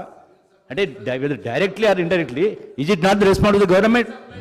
Definitely it is part and parcel of the government responsibility, not the corporation. ఒకసారి చెప్పండి. ఇదే వేదిక ద్వారా ఒక మాట చెప్పండి. మేము మిషన్ భాగీరథ ద్వారా నీళ్ళు ఇస్తా ఉన్నాము, ఆ యొక్క ప్రజలు నీళ్లు తాగే ప్రజల దగ్గర నుంచి డబ్బులు వసూలు చేసి కడతారా? చెప్పండి, ఒప్పుకోమని చెప్పండి. రైతుల ప్రాజెక్టుల ద్వారా నీళ్ళు ఇస్తా ఉన్నారు, రైతుల దగ్గర పన్ను సెస్ వసూలు చేసి కడతారా, తిరిగి కడతారా? గవర్నమెంట్ కాదు కట్టేది. Is it not fact? అంటే మొత్తం రాష్ట్ర ప్రధాని గారు మిస్లీడ్ చేయట్లేదా? డెఫినెట్లీ ఇది misleading total state. It fact ఒప్పుకోమని చెప్పండి. మేము ప్రాజెక్టు కట్టించిన దానిపైన రైతాంగం నుంచి పన్ను వసూలు చేసి కార్పొరేషన్ ద్వారా ఈ రుణాలు చెల్లిస్తామని చెప్పండి. మిషన్ పేరు ద్వారా నీళ్ళు అయితే ప్రజలు నీళ్లు తాగుతా ఉన్నారో ఆ డబ్బులు ప్రజల నుంచి వసూలు చేసి కడతామని చెప్పండి. ఫ్రీ ఇస్తామన్నారు కదా. మీరు సాంకేతికంగా మీరు మీ యొక్క టోటల్గా మీకు ఉన్నటువంటి మేధాశక్తిని ఉపయోగించి, సాంకేతిక పరిజ్ఞానం ఉపయోగించి టెక్నికల్ మాట్లాడుతూ ఉంటే వాస్తవాలే ఉంటాయి. హరీష్ రావు గారు తొందరగా ముగించండి, ఇతర పార్టీలకు కూడా సమయం ఇవ్వాలి. స్పీకర్ సార్ దయచేసి ఒక 30 నిమిషాలు కల్పించండి, మీ దయ ఉండాలి సార్. 10 నిమిషాల లోపల ముగించండి దయచేసి ప్లీజ్. ఇది రాష్ట్ర ప్రయోజనాల కోసం సార్, నా కోసం కాదు సార్. అధ్యక్ష గౌరవనీయులు మంత్రి గారు జూపల్లి గారు ఒక విషయం అడిగారు అధ్యక్ష. మీ హయాంలో అధ్యక్ష, ఇక నేను మళ్ళీ చెప్తేనేమో నా సబ్జెక్ట్ డీవియేట్ అయితే మళ్ళీ టైం కట్ అవుతుంది. That's my problem. సో అధ్యక్ష, మేము మీ హయాంలో వచ్చిరాని నీళ్ల కోసం నీటి తీరువా వసూలు చేసిన చరిత్ర కాంగ్రెస్ పార్టీది అయితే, నీటి తీరువాను రద్దు చేసి ఉచితంగా నీళ్లు ఇచ్చిన చరిత్ర బీఆర్ఎస్ పార్టీది. పాత నీటి తీరువా బకాయిలను రద్దు చేసినాం. ఈ రాష్ట్రంలో రైతులకు ఉచితంగా సాగునీరిస్తూ నిర్ణయం తీసుకున్న ప్రభుత్వం మా బీఆర్ఎస్ ప్రభుత్వం అధ్యక్ష. ఇకపోతే అధ్యక్ష, మంచినీళ్ల విషయంలో గత 3 సంవత్సరాల నుంచి కూడా ఈ రాష్ట్రంలో ఎక్కడా ప్రజల నుంచి ₹1 కూడా వసూలు చేయలేదు. ఈ రాష్ట్ర ప్రజలకు ఉచితంగా త్రాగునీరు గత 3 సంవత్సరాల నుంచి ఇస్తున్న విషయం రాష్ట్ర ప్రజలందరికీ కూడా తెలుసు అధ్యక్ష. ఇకపోతే అధ్యక్ష, ఈరోజు అప్పులు ఎందుకోసం చేశారు, దేనికోసం వినియోగించారు, దానివల్ల కలిగిన ఫలితం ఏమిటి అనేటువంటిది ముఖ్యం అధ్యక్ష. తెచ్చిన అప్పులను ఎలా వినియోగించామనే దానిపై ఈ రాష్ట్ర ఆర్థిక క్రమశిక్షణ ఉంటుంది అధ్యక్ష. ఈ విషయం సగటు ఆర్థిక పరిజ్ఞానం కలిగిన వారిని ఎవరిని అడిగినా కూడా చెప్తారు. తెలంగాణ ప్రభుత్వ పరిమితికి లోబడి తెచ్చిన అప్పులను క్యాపిటల్ ఎక్స్పెండిచర్గా ఉపయోగించి తద్వారా సంపద సృష్టించింది, రాష్ట్రానికి ఆస్తులను సమకూర్చింది అధ్యక్ష. ఇవాళ బీఆర్ఎస్ తెచ్చిన రుణాల గురించి మాట్లాడుతున్న కాంగ్రెస్ ప్రభుత్వం ఆ రుణాలతో సృష్టించిన ఆస్తుల గురించి కానీ, వాటి విలువ గురించి కానీ, తద్వారా పెరిగిన సంపద గురించి కానీ, పెరిగిన తలసరి ఆదాయం గురించి మాట్లాడకపోవడం వారి కుట్రపూరిత వైఖరికి నిదర్శనం అధ్యక్ష. ఈ వైఖరిని ప్రజలు కూడా గమనిస్తున్నారు అధ్యక్ష. గుమ్మి నిండా వడ్లుండాలి, గూటమూల పిల్లలు ఉండాలంటే ఎట్లా అధ్యక్ష? ఇదేం థింకింగ్ అధ్యక్ష? తెచ్చిన ప్రతి పైసా భవిష్యత్ ప్రయోజనాల కోసం పెట్టుబడి పెట్టినాం. గర్వంగా చెప్తున్నాం అధ్యక్ష. అత్యధిక క్యాపిటల్ ఎక్స్పెండిచర్ను ఖర్చు చేసి సామాజిక ఆస్తులను ఇవాళ ఈ రాష్ట్రం కోసం బీఆర్ఎస్ పార్టీ ప్రభుత్వం సమకూర్చింది అధ్యక్ష. తెలంగాణ రాష్ట్రం ఆవిర్భవించినాడు పరిస్థితి ఎట్లా ఉందంటే, ఒక విధ్వంసమైన రాష్ట్రాన్ని, కరెంటు చక్కగలేని రాష్ట్రాన్ని, తాగునీళ్లు చక్కగలేని రాష్ట్రాన్ని, సర్కారు తుమ్మలు మొలిచిన చెరువులు, తెగిన కట్టలు, శిథిలమైన తూములు, అలుగులు, ప్రాజెక్టులు లేక, సాగునీరు లేక, బోరుబావులే దిక్కైన రాష్ట్రాన్ని, భూగర్భ జలాలు అడిగంటి 600 ఫీట్లు బోరు వేసిన చుక్క నీళ్లు పడని రాష్ట్రాన్ని, ఉపాధి లేక జనం వలసబాటిన పట్టిన రాష్ట్రాన్ని ఒక దరికి చేర్చాలంటే, ప్రజల కన్నీళ్లు తుడవాలంటే దానికి ఎంత నిబద్ధత ఉండాలి, ప్రజల మీద ఎంత మమకారం ఉండాలి, ఎంత తపన ఉండాలి, ఎంత తపస్సు చేయాలి, ప్రజల శ్రేయస్సు కోసం, అభివృద్ధి యజ్ఞం కోసం నిధులు సమీకరిస్తే ఇది తప్పైతుందా అధ్యక్ష? క్యాపిటల్ ఎక్స్పెండిచర్తో ఇవాళ సంపద సృష్టించినాం అధ్యక్ష. తెచ్చిన పైసలతో సాగునీటి ప్రాజెక్టులు కట్టినాం. పడావు పడ్డ బీడు భూముల్లో నదీ జలాలు మలిపినాం. నీరు పల్లె మెరుగు అని అవహేళన చేసిన ఆనాటి కాంగ్రెస్ నాయకులు నోళ్లు మూతపడేలా నీళ్లను ఎత్తిపోసినాం. విధ్వంసమైన చెరువులను పునరుద్ధరించినాం. చెరువులకు ప్రాజెక్టులను అనుసంధానం చేసినాం. నీటి నిల్వ సామర్థ్యం పెంచినాం. భూగర్భ జలాలు పెంచినాం. భూమికి బరువయ్యేంత పంట పండేలా చేసినాం. రైతుల గుండెల్లో ఎనలేని భరోసా నింపినాం. తాగునీటి కోసం బిందె మీద బిందె పెట్టుకొని మైళ్ళ దూరం నడుస్తున్న ఆడబిడ్డల ఆవేదన తీర్చినాం. నడింట్ల నల్లాలు పెట్టి శుద్ధి చేసిన నదీ జలాలను తాగునీరుగా అందించినాం. తెలంగాణ విద్యుత్ ఉత్పత్తి పెంచినాం. పంపిణీ వ్యవస్థల్ని బలోపేతం చేసినాం. నాణ్యమైన విద్యుత్తును ఉచితంగా వ్యవసాయానికి అందించినాం. కొన్ని రంగాలకు నిరంతరాయం, అన్ని రంగాలకు కూడా నిరంతరాయ విద్యుత్ సరఫరా చేసినాం. క్రాప్ హాలిడేలు, పవర్ హాలిడేలు లేకుండా చేసినాం. రహదారులు, బ్రిడ్జిలు, భవనాలు, జిల్లా కలెక్టరేట్లు, మెడికల్ కాలేజీలు, పాఠశాలల మీద క్యాపిటల్ ఎక్స్పెండిచర్ చేసినాం. తెలంగాణ ఉజ్వల భవిష్యత్తుకు బాటలు నిర్మించినాం. అధ్యక్ష, ఇవాళ ఏం విజయాలు సాధించినామో అని వాళ్ళు మాట్లాడుతున్నారు అధ్యక్ష. ఇవాళ పంటల విస్తీర్ణం 2014-15లో 1,31,00,000 ఎకరాలు కాగా 2022-23 నాటికి 2,08,67,000 ఎకరాలకు చేరింది అధ్యక్ష. అంటే 59% పెరిగింది అధ్యక్ష. పంట దిగుబడి అన్ని రకాల పంటలు కలిపి ఆ రోజు 1,00,000 మెట్రిక్ టన్నులు. అధ్యక్ష అప్పులు తెచ్చి అన్ని బిల్డింగ్స్ కట్టామని చెప్తున్నారు. చాలా సంతోషం అధ్యక్ష. ఏం బిల్డింగ్లు కట్టారు అధ్యక్ష? సెంట్రల్ జైలు కూలగొట్టిండ్రు. పురాతనమైనది నిజాం నవాబ్ కాలం నాటిది అక్కడ హాస్పిటల్ కట్టిండ్రు అధ్యక్ష. అదే హాస్పిటల్ ఊరవతల కట్టుంటే పేషెంట్లకు కూడా మంచిగా ఉంటుంది అధ్యక్ష. పురాతనమైన జైలు కూడా అక్కడ ఉండేది అధ్యక్ష. అక్కడ ఎంజిఎం ఉంది, ఎంజిఎంలో సరిగా స్టాఫ్ లేరు అధ్యక్ష. దాన్ని డెవలప్మెంట్ చేయకుండా కొత్త బిల్డింగ్ ఎందుకు కట్టారు, ఆ ప్లేస్లో ఎందుకు కట్టారంటే వీళ్ళకు పర్సంటేజ్ల కోసం కట్టారు అధ్యక్ష. ఈరోజు సెక్రటేరియట్ పాత భవనాన్ని కూలగొట్టారు అధ్యక్ష. అంత పెద్ద భవనాన్ని, అన్ని కోట్ల విలువైన భవనాన్ని కూలగొట్టాల్సిన అవసరం ఏముంది అధ్యక్ష? దాన్ని ఇంకొక గాంధీ హాస్పిటల్లో, ఇంకొక నిమ్స్ హాస్పిటల్లో చేసి పేదవాళ్లకు హాస్పిటల్ని కేటాయించి ఈ సెక్రటేరియట్ బిల్డింగ్ ఇంకా ఎక్కడైనా కట్టుంటే అదే ఆస్తి కూడగట్టినట్టు. ఉన్న ఆస్తులను ధ్వంసం చేసి కొత్త ఆస్తులు కట్టుకున్నది ఎవరి కోసం? మీకోసం కట్టుకున్నారు, మీ పర్సంటేజ్ల కోసం కట్టుకున్నారు. ఈరోజు డబుల్ బెడ్రూమ్ ఇల్లు ఎక్కడా కూడా నిరుపేదలకు కట్టలేదు అధ్యక్ష. 100 సార్లు నేను సీఎం గారిని, గత సీఎం గారిని అడిగాను అధ్యక్ష. స్థలాలున్న వాళ్ళకి ఒక 3 లక్షలు 4 లక్షలు ఇవ్వండి, వాళ్ళు ఒక్క షెడ్ అన్న వేసుకుంటారు అంటే మేకెక్కడ ఉండాలి, కోడెక్కడ ఉండాలి, అల్లుడెక్కడ ఉండాలి, బిడ్డ ఎక్కడ ఉండాలి, డబుల్ బెడ్రూమ్ ఇల్లు కట్టిస్తా అని కనీసం ఒక 100 బెడ్రూమ్ హౌజులు కూడా ఒక్కొక్క నియోజకవర్గానికి ఇవ్వలేదు అధ్యక్ష. ఆ ఇచ్చిన బెడ్రూమ్ ఇల్లు కూడా ఈరోజు ఎలక్షన్ల ముందు వాళ్ళ కార్యకర్తలకు మాత్రమే ఇచ్చుకున్నారు అధ్యక్ష. నిరుపేదలకు ఎవరికి ఇవ్వలేదు అధ్యక్ష. ఈరోజు బోర్బండ పోదాం అధ్యక్ష. ఇక్కడ నుంచి బోర్బండకి వెళ్దాము. అక్కడ వాళ్ళు టైల్స్ వేసుకొని, వాళ్ళు షెల్ఫులు కట్టుకొని 10-10 వేలకు కిరాయిలకు ఇచ్చుకుంటున్నారు అధ్యక్ష డబుల్ బెడ్రూమ్ ఇల్లు. వీళ్ళు చేసిన పనులన్నీ కూడా దుర్వినియోగం చేశారు అధ్యక్ష. అప్పులు తెచ్చి నిరుపేదలకు ఉపయోగపడి పని ఒక్కటి కూడా చేయలేదు అధ్యక్ష. స్కూళ్ళు డెవలప్ చేయలేదు, ఉన్న హాస్పిటల్ డెవలప్ చేయలేదు, హాస్పిటళ్లలో స్టాఫ్ను రిక్రూట్ చేయలేదు. విద్యా వైద్యాన్ని పూర్తిగా నిర్లక్ష్యం చేసిన ప్రభుత్వం ఏదైనా ఉందంటే తెలంగాణ ప్రభుత్వం అధ్యక్ష. మనం తెలంగాణ తెచ్చుకున్నది నీళ్లు, నిధులు, నియామకాలు. ఈరోజు నీళ్లు కృష్ణా జలాలను ఆంధ్రాకు అమ్ముకుంటున్నారు అధ్యక్ష. ఒక్కటి నేను అడుగుతా అధ్యక్ష, పక్క రాష్ట్రాలు అన్నప్పుడు ఫ్రెండ్షిప్గా ఉండాలి అధ్యక్ష. సీఎం కేసీఆర్ కుటుంబం అయ్యో జగన్మోహన్ రెడ్డి ఇంట్లో భోజనం చేస్తారు అధ్యక్ష. జగన్మోహన్ రెడ్డి కుటుంబం వచ్చో సీఎం కేసీఆర్ ఇంట్లో భోజనం చేస్తారు అధ్యక్ష. వాళ్ళ వెనకాలనేమో కేటీఆర్ గారు వెళ్తారు అధ్యక్ష. మామూలుగా ఇద్దరు సీఎంలు కూర్చున్నప్పుడు తప్పకుండా వాళ్ళ చీఫ్ సెక్రటరీ, వీళ్ళ చీఫ్ సెక్రటరీ ఉండాలి. ఇద్దరి సీఎంల మధ్యలో ఏం సంభాషణ జరిగిందన్నది ప్రజలకు తెలియదు అధ్యక్ష.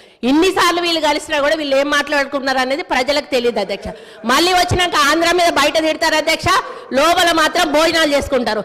కేటీఆర్ గారు ఏం మాట్లాడుకున్నారంటే వాళ్ళు ఏదో అభివృద్ధి గురించి మాట్లాడుకుంటున్నారు, నాకు సంబంధం లేదని వచ్చి ఈయన ప్రెస్ ముందట చెప్తాడు అధ్యక్ష.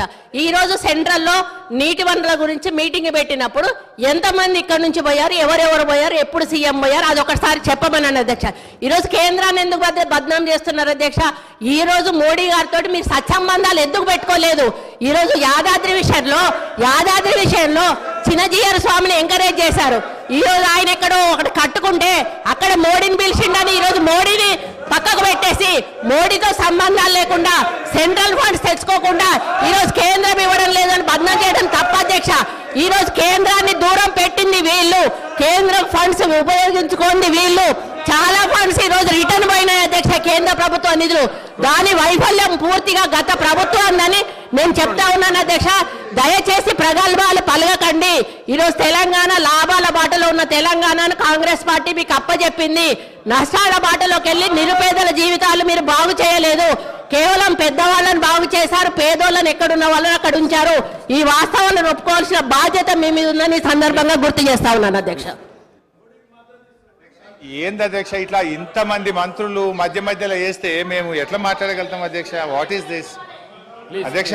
సరే ఎనీహౌ ఏం చేస్తాం అధ్యక్ష? ప్లీజ్ హరీష్ రావు గారు ప్లీజ్. అధ్యక్ష కానీ మీరు ఈసారి ఇప్పుడు 5 మంత్రులకు అవకాశం ఇస్తారు సార్. మీరు శ్రీధర్ బాబు గారు, ఉత్తమ్ కుమార్ రెడ్డి గారు, పొన్నం ప్రభాకర్ గారు, సీతక్క మన కొండా సురేఖ గారు, జూపల్లి గారు, ఇంతమంది మంత్రులకు ఇచ్చి నన్ను మధ్యలో ఇన్నిసార్లు డిస్టర్బ్ చేసి నా ఫ్లో డిస్టర్బ్ చేసే ఇది ఒక కుట్ర సార్. ఇది కూడా అన్యాయం సార్ ఇది. అధ్యక్ష మా సోదరిమణి సరే ఒక విషయంలో ప్రజలు కూడా చూస్తున్నారు అధ్యక్ష. మా సోదరిమణి సురేఖ గారు ఒక మాట అన్నారు, హాస్పిటల్ ఊరవతలు ఉండాలన్నట, జైలేమో నడి ఊర్లు ఉండాలన్నట. ఇది ఏం ప్రేమ అధ్యక్ష? ప్రజలు ఇబ్బంది పడొద్దు, వరంగల్ నడిబొడ్డున ప్రభుత్వ ఆసుపత్రి ఉంటే ప్రజలకు మేలవుతుందని ప్రజల కోసం నడిబొడ్డున మేము ఆసుపత్రి కడితే దాన్ని కూడా మా సోదరిమణి తప్పుపడితే నేను అది వారి విజ్ఞత వదిలేస్తా అధ్యక్ష. ఇకపోతే వైద్యం కూడా నిర్లక్ష్యమైందని సోదరిమణి చెప్పారు అధ్యక్ష. బయట ఉంటే ఆరోగ్యకరంగా ఉంటారు పేషెంట్స్. పురాతనమైన జైలు భవనాన్ని పడగొట్టాల్సిన అవసరం ఏమొచ్చింది? ఎందుకు పడగొట్టాల్సి వచ్చింది? ఈ రోజు చెట్టుకొక్కరు పుట్టకొక్కరు అయిన అధ్యక్ష. వాళ్ళ భార్యలకు వాళ్ళు ఎక్కడున్నారో కూడా తెలియనటువంటి పరిస్థితి ఉన్నది.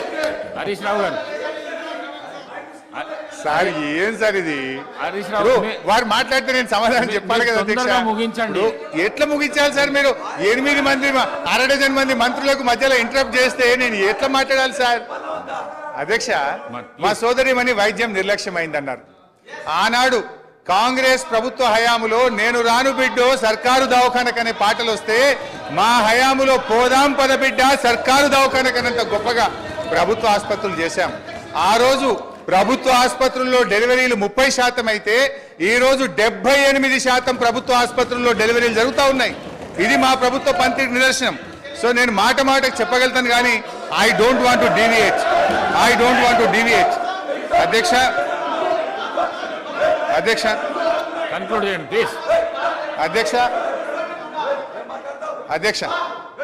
అధ్యక్ష ఈ రాష్ట్రం అనేక గొప్ప విజయాలను కూడా సాధించింది అధ్యక్ష.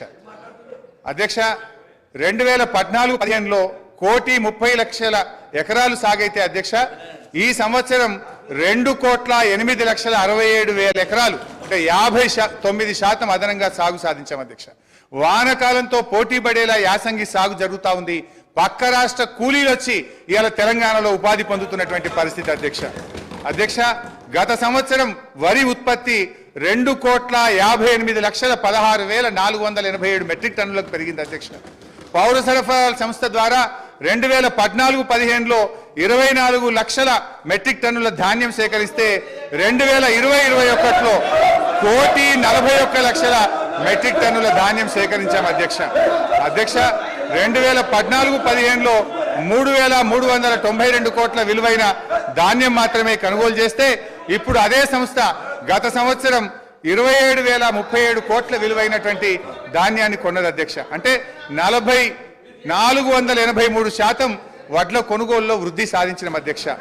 9 ఏళ్లలో రైతుల నుంచి 1,34,768 కోట్ల విలువైన ధాన్యాన్ని కొనుగోలు చేసిన అధ్యక్ష. ఇది నిజం కాదా అధ్యక్ష?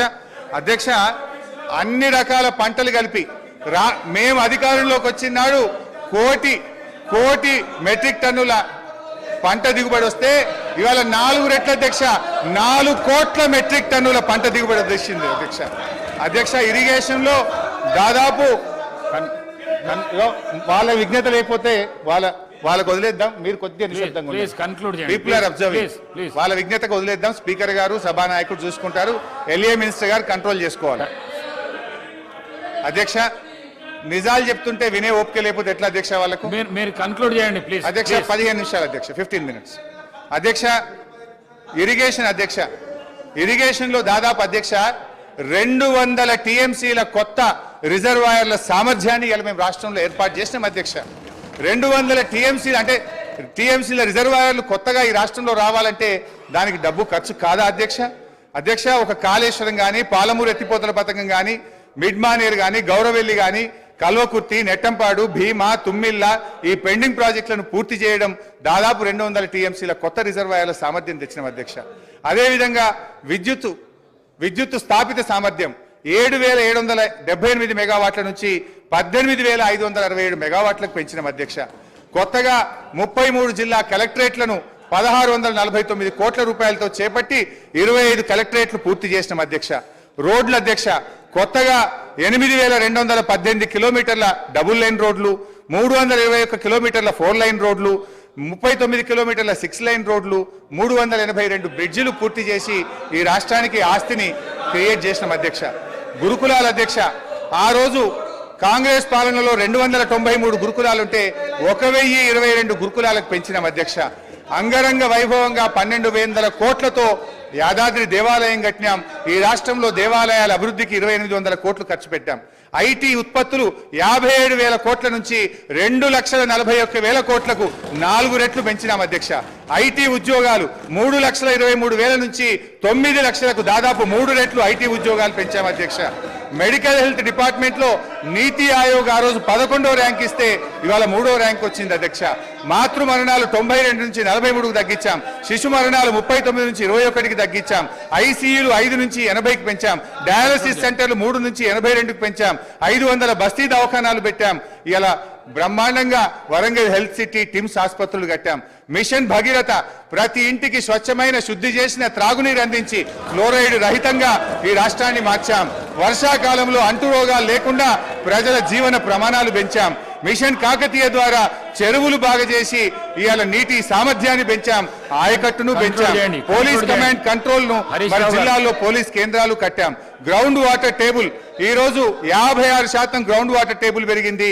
ఇవాళ గ్రౌండ్ వాటర్ దేశంలోని అత్యధికంగా పెరిగినటువంటి రాష్ట్రం ఇవాళ తెలంగాణ రాష్ట్రం అధ్యక్ష ఒక 10 నిమిషాలు ప్లీజ్ అధ్యక్ష. ఇవాళ వెలకట్టలేని సామాజిక మార్పులు అధ్యక్ష. మిషన్ భగీరథలో ఫ్లోరోసిస్ ఇవాళ మటుమాయమైంది. మైళ్ళ దూరం ప్రయాణించి నీళ్లు మోసే బాధలు తప్పాయి. నిరంతర కరెంటు సరఫరాతో ఇన్వర్టర్లు కన్వర్టర్లు జనరేటర్లు మూలన పడ్డాయి. అర్ధరాత్రి పొలాలకు నీళ్లు వెళ్లి పెట్టే బాధలు తప్పాయి. పాము కాట్లు లేవు, కరెంటు షాకులు లేవు. రైతులకు మనోవేద లేకుండా చేశాం. ఎంతో మంది ప్రాణాలు కాపాడాం. వీటన్నిటికీ విలువ ఎలా కట్టాం అధ్యక్ష? నీళ్లు కరెంటు సమస్యలు లేకపోవడంతో, రైతు బంధుతో, అన్నదాతకు భరోసా ఇచ్చే చర్యలు తీసుకోవడంతో రైతుల జీవితాల్లో ఇప్పుడిప్పుడే వెలుగు వస్తా ఉంది. ఇలా భూముల విలువ కూడా ఎంత పెరిగింది అధ్యక్ష? ఇక్కడ ఉండే ఎమ్మెల్యేలకు కూడా చాలా మందికి భూములు ఉన్నాయి. 2014కు ముందు ₹1,00,000 ₹2,00,000 ధర లేని భూములు ఇలా పెద్ద ఎత్తున పెరిగింది అధ్యక్ష. జస్ట్ ఐ విల్ కంక్లూడ్ అధ్యక్ష. ఈ రోజు ఒక విషయం అధ్యక్ష, ఐఎమ్ ట్రైంగ్ టు కంక్లూడ్ అధ్యక్ష. ఇలా ముఖ్యమంత్రి గారు ప్రాజెక్టులు కట్టినా, ప్రగతి భవన్ కట్టినా ప్రజల కోసమే కట్టినాం అధ్యక్ష. కానీ వీళ్ళు ఏం చేసిందంటే అధ్యక్ష, ప్రాజెక్టుల మీద దుష్ప్రచారం, చివరికి ప్రగతి భవన్ మీద కూడా దుష్ప్రచారం చేసినారు. సరే, మొన్న గౌరవనీయులు బట్టి విక్రమార్క గారు ప్రగతి భవన్ లో గృహప్రవేశం చేసినారు. చాలా సంతోషం, వారికి నా శుభాకాంక్షలు. అయితే అధ్యక్ష, గతంలో ఇదే నాయకులు ఏమని చెప్పింది అధ్యక్ష? ప్రగతి భవన్ లో 150 గదులున్నాయని, బుల్లెట్ ప్రూఫ్ బాత్రూమ్లు ఉన్నాయని, 250 సీట్లున్న సినిమా థియేటర్లు ఉన్నాయని, స్విమ్మింగ్ పూల్లు ఉన్నాయని చెప్పిండ్రు. మరి ఇప్పుడు బట్టి గారు చెప్పాలి ఎన్ని రూములు ఉన్నాయో, స్విమ్మింగ్ పూల్లు ఉన్నాయా, ఏమున్నాయో ఇప్పుడు బట్టి గారు సమాధానం చెప్పాలి అధ్యక్ష. మా నాయకుడు తన కోసం ఆలోచించలే. మొన్న ఆసుపత్రి నుంచి డిశ్చార్జ్ అయితే కనీసం ఆయన ఒక ఉండడానికి ఇల్లు కూడా కట్టుకోలే అధ్యక్ష. ఎమ్మెల్యేగా ఉన్నప్పుడు 500 గజాల స్థలంలో కట్టుకున్న ఇంటికి, అదే పడావుబడ్డ ఇంటికి సున్నం వేసుకొని తిరిగి ఆ ఇంటికే పోయి ఉన్నటువంటి ఇవాళ నిజాయితీ మా ప్రభుత్వాన్ని, మా కేసీఆర్ అధ్యక్ష. ఇవాళ కాళేశ్వరం విషయంలో కానీ, మేడిగడ్డ విషయంలో కూడా ఇదే బురద చల్లే ప్రయత్నం చేస్తూ ఉన్నారు. నేను చూస్తూ ఉన్నా. ఇవాళ ఉత్తమ్ కుమార్ రెడ్డి గారు వారు చాలా సందర్భాల్లో వారు కానీ వీళ్ళ నాయకులు కానీ చెప్తా ఉన్నారు. ఏమని చెప్తున్నారు? మేము సిట్టింగ్ జడ్జితో విచారణ జరుపుతామని చెప్తున్నారు అధ్యక్ష. ఐ డిమాండ్ వెంటనే సిట్టింగ్ జడ్జితో విచారణ జరపండి అధ్యక్ష. బంగారాన్ని నిప్పుల్లో దాన్ని కాల్చితేనే దాని మేలిమి బయటపడుతుంది. నిజమేందో ప్రజలకు తెలవాలి. బంగారం ఏందో కంచేందో ప్రజలకు అర్థమవుతుంది. నేను ఒకటే కోరుతా ఉన్నా ఇలా, ఎందుకంటే అధ్యక్ష గతంలో ఒక నిమిషం అధ్యక్ష, దయచేసి కంక్లూడింగ్ జస్ట్ 3 minutes అధ్యక్ష, దాదాపు 80,000 కోట్లు ఖర్చయిన కాళేశ్వరానికి 1,00,000 కోట్లకు ఇలా అవినీతి జరిగిందని చేసిన వీళ్ళు అవినీతి ప్రచారం గోబల్స్ గా పెద్ద ఎత్తున ప్రచారం చేశారు అధ్యక్ష.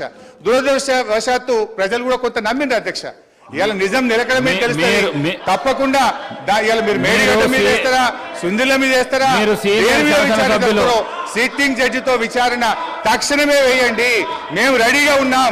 మా నిజాయితీ బయటకు వస్తుంది. మేము ఎలాంటి తప్పులు చేయలేదు కనుక నిజాలు ప్రజలకు తెలవాలంటే విచారణ జరపాలి, వెంటనే వేయాలని కూడా. Leader of the house speaker sir, మాజీ మంత్రివర్యులు హరీష్ రావు గారు 5 సార్లు శాసనసభ్యుడిగా, నా తెలిసక్క లెక్కలు 5 సార్, ఆయన ఏదో దొంగ లెక్కలు కలుపుకొని వేయడని చెప్తుంటాడు. కానీ ఆయన ఎన్నికైందే 2005, 2005, 2009, 2014, 2018, 2023. ఇంకా అన్ని రాసుకోండి, బై ఎలక్షన్స్ రాసుకోండి, వాళ్ళ మామ గెలిచినవి కూడా ఆయన దాంట్లో రాసుకోండి, ఏం అభ్యంతరం లేదు. వారు వివిధ హోదాలలో వారు పనిచేయడం జరిగింది. 2014 నుంచి 2018 వరకు వారే సాగునీటి పారుదల శాఖ మంత్రిగా పనిచేసిండ్రు. వారి తర్వాత మాజీ ముఖ్యమంత్రి గారు చంద్రశేఖరరావు గారు సాగునీటి పారుదల శాఖ మంత్రిగా పనిచేసిండ్రు. అంటే ఈ 9.5 సంవత్సరాలు వాళ్ళ కుటుంబం తప్ప ఇతరులు ఎవ్వరు సాగునీటి పారుదల శాఖ మంత్రిగా పనిచేయలేదు. వారు ఆర్థిక మంత్రి తర్వాత ఈ రాష్ట్రం మీద ఉన్న అప్పులు కానీ, వివిధ కార్పొరేషన్ల పేరు మీద చేసిన అప్పులు కానీ సంపూర్ణంగా వారి దగ్గర సమాచారం ఉంటుంది. ఎందుకంటే ప్రతిరోజు రిజర్వ్ బ్యాంకు వాళ్ళ దగ్గర ఉన్న నిల్వలన్నీ మన అవసరం ఎంత అనే రిపోర్ట్ ఫైనాన్స్ సెక్రటరీ గారికి ఇస్తారు. ఫైనాన్స్ సెక్రటరీ గారికి ఇచ్చినట్టే అది ఫైనాన్స్ మినిస్టర్ ఇచ్చినట్టే. ఇప్పుడు నేను వారు పదే ఎన్నికల సందర్భంలో కాళేశ్వరం ప్రాజెక్టు అంచనాలే 80,000 కోట్లు, 1,00,000 కోట్ల అవినీతి జరిగిందని ఎట్లా అంటారు? వీళ్ళు లీడర్లు కాదు, వీళ్ళు రీడర్లు, రాసిచ్చింది మాత్రమే చదువుతారని చెప్పి ప్రజల్ని మభ్యపెట్టడానికి శాయశక్తుల్లో వాళ్ళ కుటుంబం అంతా ప్రయత్నం చేసిండ్రు. సరే, మేమేం చెప్పినాం, వాళ్ళు ఏం చెప్పినారు, ప్రజలాలు అనేది పక్కన పెడితే వాస్తవాలు అనేటివి కొన్ని ఉంటాయి. ఆర్థిక శాఖ ఉన్నది. ఈరోజు ఆర్థిక శాఖకు మొన్నటి వరకు పనిచేసిన మంత్రి గారు పేజీ నెంబర్ 21 వారు చూసుకోవాలి తమరి ద్వారా, మిగతా సభ్యులు కూడా.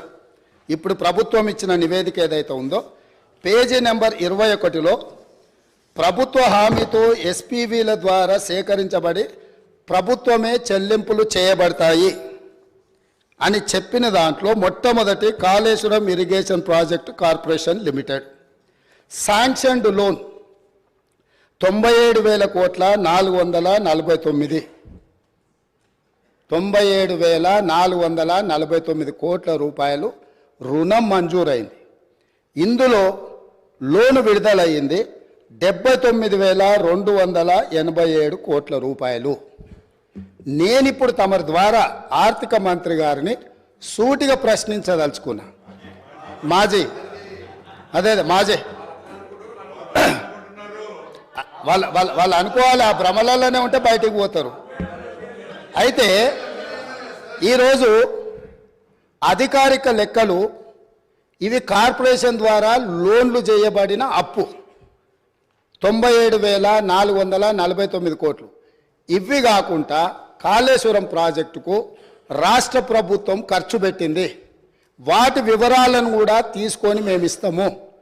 ఈరోజు వారు సభను మళ్ళీ మీ ముందు తప్పుదో పట్టిస్తున్నారు. కాబట్టి సభలో సంపూర్ణమైన సమాచారంతో అనుభవంతో ఆ సభ్యులు మాట్లాడితే మాకు ఎలాంటి అభ్యంతరం లేదు. కానీ సభ ద్వారా తెలంగాణ రాష్ట్ర ప్రజలని తప్పుదోవ పట్టించి కాళేశ్వరం అద్భుతం అని చెప్పుకునే ప్రయత్నం ఏదైతే చేస్తుండ్రో, ఈ సభ ఇచ్చిన అవకాశాన్ని దుర్వినియోగం చేయడం అనేది ఇది దుర్మార్గమైన చర్య.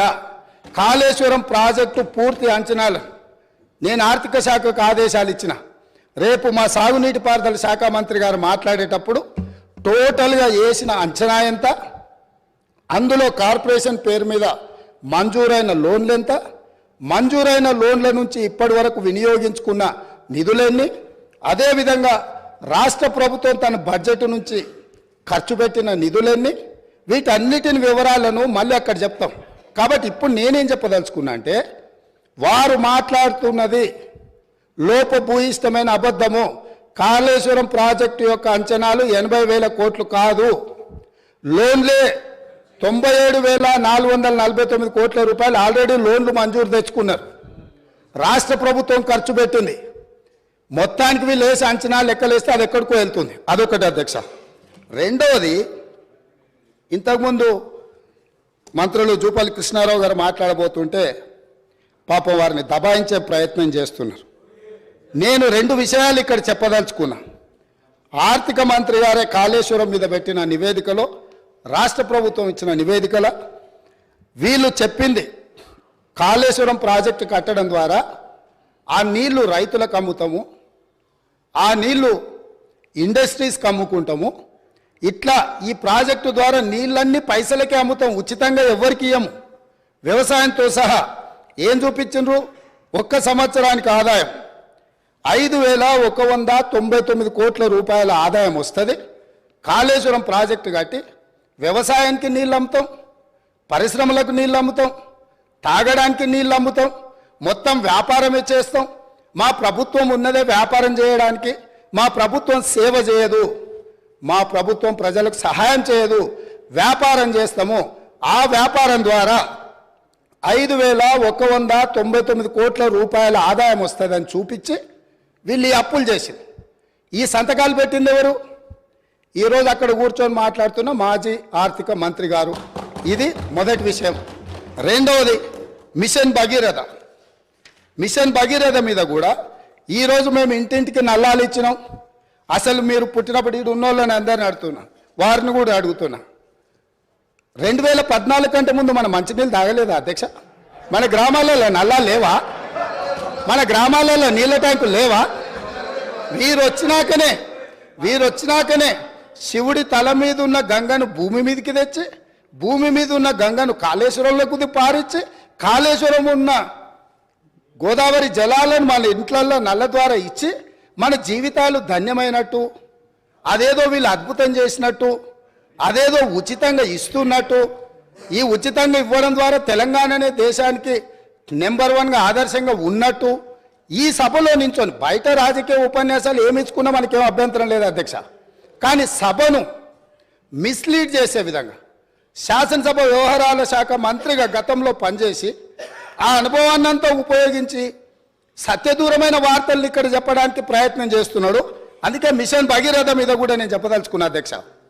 ఇది 2019-2020 సంవత్సరంలో వీళ్ళు రూరల్ హౌస్ హోల్డ్కి అమ్మడం ద్వారా 1,030 కోట్లు సంపాదిస్తామని, మున్సిపల్ కార్పొరేషన్లో ఉండే ప్రజలకు నీళ్ళు అమ్మడం ద్వారా 169 కోట్లు సంపాదిస్తామని, అదేవిధంగా మున్సిపల్ రిక్వైర్మెంట్ ఇతర అవసరాలకు 360 కోట్లు సంపాదిస్తామని, అదేవిధంగా ఇండస్ట్రియల్ అవసరాలకు అంటే పరిశ్రమల అవసరాలకు అమ్మి 4,147 కోట్ల రూపాయలు, మొత్తం కలిపి 5,706 కోట్ల రూపాయలు ప్రతి సంవత్సరం మిషన్ భగీరథ మీద మాకు ఆదాయం వస్తుంది, మేము ఈ ఆదాయం ద్వారా మీకు అప్పులు తిరిగి చెల్లిస్తామని చెప్పి ఈరోజు బ్యాంకులను మభ్యపెట్టి తప్పుడు నివేదికలు ఇచ్చి లోన్లు తెచ్చిండ్రా? మాజీ ఆర్థిక మంత్రి గారు చెప్పాలి. లేదు, నిజంగానే ప్రజల దగ్గర వసూళ్లు చేసి తాగునీళ్లను సాగునీళ్లను వ్యాపారంగా మార్చి, వ్యాపార ఆట వస్తువుగా నీళ్లను మార్చి ప్రజల సెంటిమెంటును, తెలంగాణ ఉద్యమంలో వాళ్ళ పార్టీ చెప్పింది నీళ్లు నిధులు నియామకాలు, నీళ్లే మొదటి సింహభాగం వాళ్ళ ఉద్యమం, వాళ్ళ నాడు వాళ్ళ పార్టీ చెప్పుకున్నది. ఆ నీళ్ల ద్వారా వ్యాపారం చేసి దాదాపుగా ఒక్క కాళేశ్వరం ద్వారానే 5,199 కోట్లు, మిషన్ భగీరథ ద్వారా 5,706 కోట్లు, అంటే 10,800 కోట్ల రూపాయలు రైతులను పేద ప్రజలను ముక్కువిండి వసూలు చేస్తామని ఈ నివేదికలు ఇచ్చి అడ్డగోలుగా వేల కోట్ల రూపాయల అప్పులు తెచ్చి ఇప్పుడు ఈ అప్పులను బయట పెట్టినప్పుడు అవును మా చేతగానితనం వల్ల మా నిస్సహాయత లేకపోతే అవగాహన లోపం వల్ల ఈరోజు ఇట్లా తప్పు జరిగింది కాబట్టి దీన్ని సరిదిద్దుకోవడానికి ప్రధాన ప్రతిపక్షంగా ప్రభుత్వానికి సహకరిస్తామని ముందుకు వస్తాము అని మాట్లాడాల్సిన విషయాలను పక్కన పెట్టి ఈరోజు దబాయిస్తున్నారు. ఇంకొకటి అధ్యక్ష, ఇంతకుముందే వారు మాట్లాడుతూ తెలంగాణ టీఎస్ఐఐసి ద్వారా ఏవైతే లోన్లు ఉన్నాయో వాళ్ళే కట్టుకుంటారు, మాకేం సంబంధం లేదు అని, అసలు మేము కట్టాల్సిన పనే లేదని మాజీ ఆర్థిక మంత్రి గారు ఇదే సభలో అక్కడి నుంచో చెప్పింది. వారు ప్రవేశపెట్టిన నివేదిక అధ్యక్ష, ఇది నేను ఎక్కడి నుంచి తీసుకురాలే. 31 జనవరి 2023 టీఎస్ఐఐసి హడ్కో లోన్లకు వీటన్నిటికీ మేము గ్యారంటీ ఇచ్చి మేము కడతామని చెప్పి వాళ్ళు ఇచ్చిన నివేదిక. అంటే ఈరోజు ఏ కార్పొరేషన్ల ద్వారా లోన్లు తెచ్చినా పర్టికులర్గా వారు టీఎస్ఐఐసికి సంబంధించిన నిధులు మేము చెల్లించాల్సిన అవసరం లేదు, ప్రభుత్వానికి సంబంధం లేదు, వాళ్ళే చెల్లిస్తారు అనేది అయితే చెప్పిండో వారు సత్యదూరమైన అంశాలను ఇక్కడ ప్రస్తావించారు. కాబట్టి ఈరోజు వారు ఇచ్చిన నివేదికనే ఇతరులు ఎవరో ప్రవేశపెట్టిండ్రు, వారికి సంబంధం లేదు, వారు చూడలేదు, వారికి అవగాహన లేదు అని అంటే మనకెవరికి అభ్యంతరం లేదు. కానీ వారు ఇచ్చిన నివేదికనే తప్పుదోవ పట్టించి ఈరోజు వారు లేదు లేదు నేను మాట్లాడిందంతా గతంలో చెప్పింది ఒక రకము, ఇప్పుడు చెప్తున్నది ఇంకొక రకం అని చెప్పి వారు మాట్లాడే ప్రయత్నం చేస్తారు. అదేవిధంగా వారు చాలా అద్భుతమైన బడ్జెట్ను ప్రవేశపెట్టినాం, మా అద్భుతమంతా చూసి దేశమంతా మమ్మల్ని ఏమంటారు మమ్మల్ని అనుకరించాలి, అంత అద్భుతమని 2015-16 క్యాగ్ నివేదిక ఏమన్నది అధ్యక్ష? వారి దగ్గర వారు ఆర్థిక మంత్రిగా పనిచేసిన వారి దగ్గర వివరాలు లేవా? దాంట్లో ఏం చెప్పిండ్రు? వీళ్ళు క్యాగ్ నివేదిక ప్రకారం ఆఫ్ బడ్జెట్ అంటే బడ్జెట్లో రాని అప్పులను తీసుకొచ్చి ఆదాయంగా చూపించి మొత్తం బ్యాంకులను ప్రభుత్వ వ్యవస్థలను తప్పుబట్టిండ్రు అని చెప్పి క్యాగ్ నివేదిక స్పష్టంగా ఈ రాష్ట్ర ప్రభుత్వాన్ని తప్పుబట్టింది.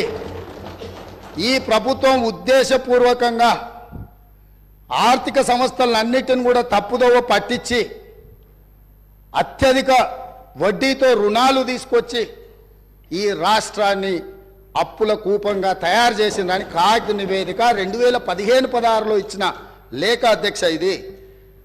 అదేవిధంగా బడ్జెట్ తయారీలోనే లోపాలు ఉన్నాయని 2018-19లో అసలు మీరు తయారు చేస్తున్న బడ్జెట్లోనే లోపభూయిష్టంగా ఉన్నది, మీ విధానాన్ని మార్చుకోండి, మీ విధానాన్ని మార్చుకోవడం ద్వారా రాష్ట్రానికి మేలు జరుగుతుందని చెప్పి స్పష్టంగా క్యాగ్ మొట్టకాయలు వేసింది ఆనాటి ప్రభుత్వాన్ని. ఇన్ని రకాల వాస్తవాలు ఉన్నా వారికి ఉన్న అనుభవాన్ని అంతా కూడా వినియోగించి అబద్ధాలు చెప్పి ఈ సభను ఈ రాష్ట్ర ప్రజల్ని తప్పుదోవ పట్టించాలనే ప్రయత్నం చేస్తుండ్రో ఇది శాసనసభ వ్యవహారాలు నిర్వహించే మా శ్రీధర్ బాబు గారికి సూచన చేస్తున్నా. సభను తప్పుదోవ పట్టించే విధంగా సభ్యులు ఎవరైనా మాట్లాడితే ఆధారాలు లేని వివరాలను అన్నిటిగా ఆధారాలుగా ఉన్నట్టుగా చిత్రీకరించి సభలో తప్పుడు సమాచారాన్ని ఒకవేళ ప్రవేశపెడితే శాసనసభ వ్యవహారాలలో ఏ రకమైన చర్యలు తీసుకోవాలనో వాటిని ఒక్కసారి పరిశీలించాల్సిందిగా తమరి ద్వారా వారికి నేను విజ్ఞప్తి చేస్తున్నా అధ్యక్ష. మదన్ మోహన్ గారు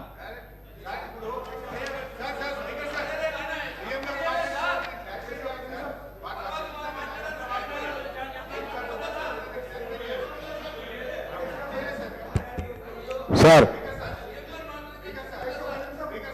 హానరబుల్ స్పీకర్ గారికి sir honourable speaker I request sir you have given enough time to him sir he already spoke 45 minutes sir we've been waiting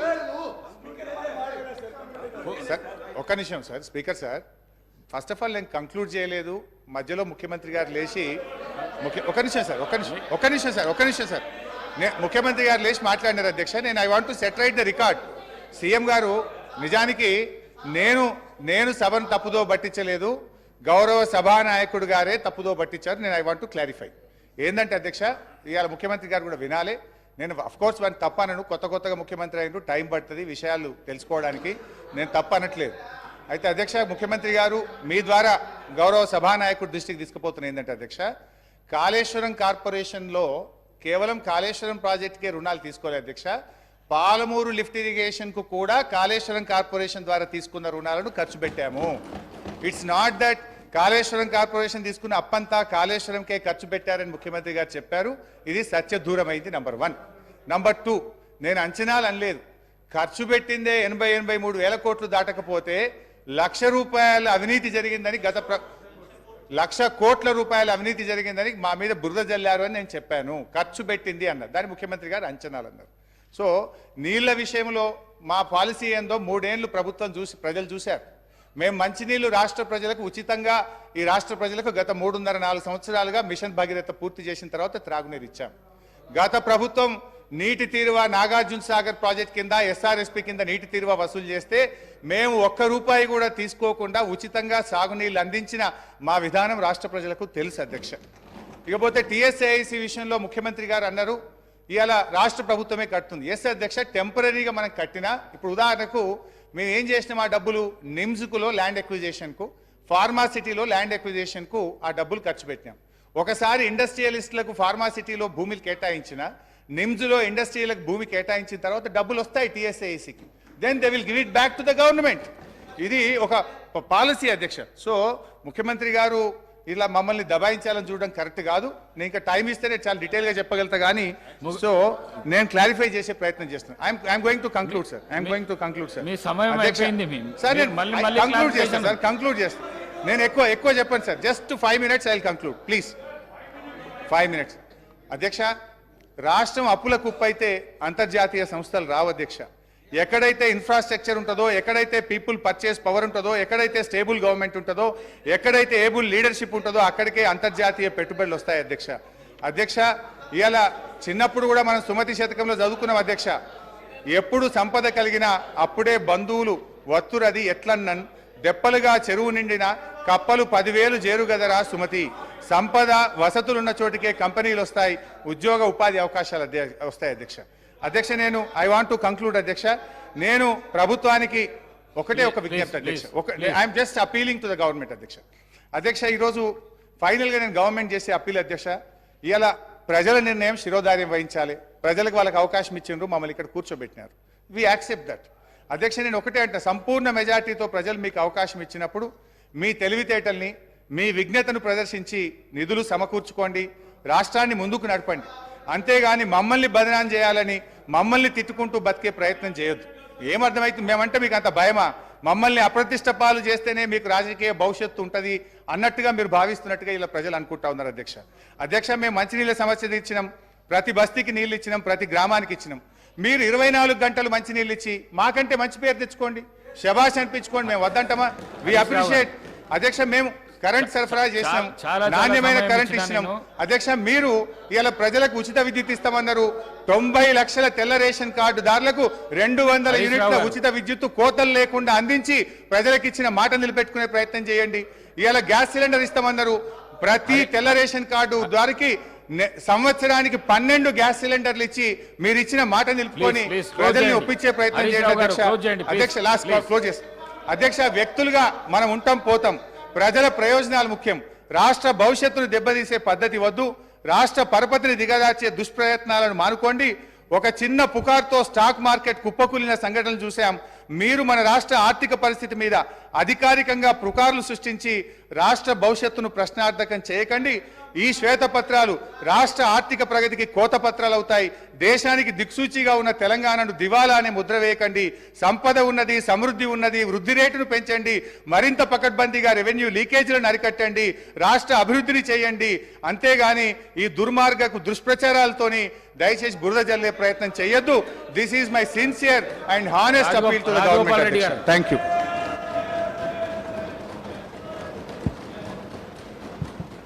అధ్యక్ష,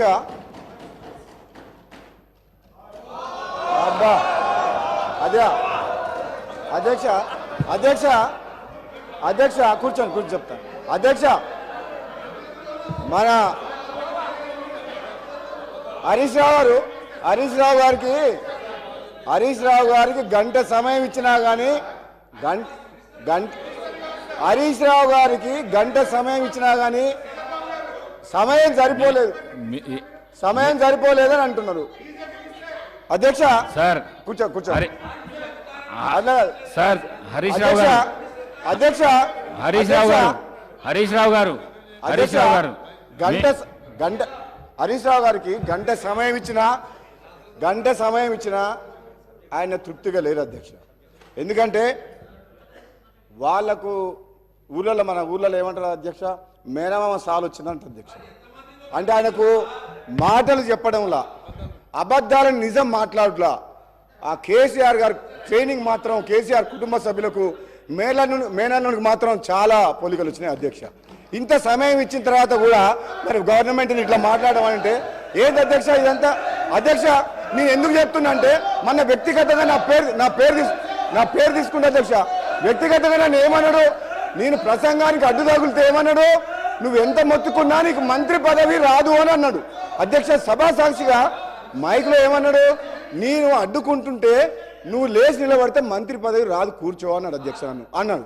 నేనేమంటున్నా, నువ్వెన్నేళ్ళు కష్టపడ్డ తర్వాతే కష్టపడ్డ హరీష్ రావు గారు కేసీఆర్ తర్వాత కేటీఆర్ అవుతారు, కానీ నీకు మోసం జరుగుతుంది, కానీ వాళ్ళు ఏం చేయరు నీకు. నువ్వు మాత్రం ఎంత కష్టపడ్డా నిన్ను వాళ్ళు నీకు తండ్రి కొడుకులు వాడుకుంటారు తప్పితే నీకు అక్కడ న్యాయం జరగదు. అధ్యక్ష ఒక్క నిమిషం అధ్యక్ష నాకు కంప్లీట్ అయిపోతుంది. ఒక్క నిమిషం నన్ను ఒక మాట అధ్యక్ష, నాకు క్లారిఫికేషన్ ఇస్తున్నా. నాకు మంత్రి పదవి రావాలన్నా వద్దా మా ముఖ్యమంత్రి గారు మా అధిష్టానం నిర్ణయం తీసుకుంటుంది. నిన్ను మాత్రం తండ్రి కొడుకు వాడుకున్నంత అన్నట్టు మాక్సిమం వాడుకుంటారు అధ్యక్ష. నేను చెప్తాను అధ్యక్ష. ఇంకొక మదన్ మోహన్ గారు. సార్, హానరబుల్ స్పీకర్ గారికి sir, first time sir, please honourable speaker గారికి I want to thank you to my leader Sonia ji, Mallikarjun Kharge ji and CM Garki, my cabinet minister, seniors andarki. I want to say thank you. Sir, I want to start sir, please stop them. Please stop them. Sir, ఈరోజు BRS పార్టీకి ఇంకా మత్తు దిగలేదు sir. ఆయన he has forgotten. Mr. Harish Rav has forgotten that he has lost. He is not anymore finance minister in BRS party. Today, the mandate has been given. To the Congress party. Honorable CM Garu is a leadership. వాళ్ళకి ఇంకా అర్థం కావట్లేదు sir. Sir ఏం మాట్లాడుతా ఉన్నారు? Please దయచేసి 2014లో నేను ఇస్తా అవకాశం. 2014లో హరీష్ రావు గారికి ఇస్తా, నేను అవకాశం ఇస్తా. Sir please stop. 2014లో వాళ్ళు మాట్లాడుతున్నారు దయమైన పరిస్థితి ఉందని చెప్తున్నారు. ఇది మంచి ప్రాక్టీస్ కాదు, వెళ్ళక రావద్దు. నేను అవకాశం ఇస్తా హరీష్ రావు గారికి. 45 minutes ఇస్తా, 45 minutes చేసుకో. అవకాశం ఇస్తా హరీష్ రావు గారికి, అవకాశం ఇస్తా. This is unfair. రావద్దు దయచేసి. This is unfair. దయచేసి మీ సీట్లకు వెళ్ళండి. Sir, we are మీ సీట్లకు వెళ్ళండి. The people have given a mandate, sir. Honorable CM Garu leadership లో the Congress party has been given mandate. వాళ్ళకి అర్థం కావట్లేదు సార్. వాళ్ళకి వాళ్ళ స్టోరీస్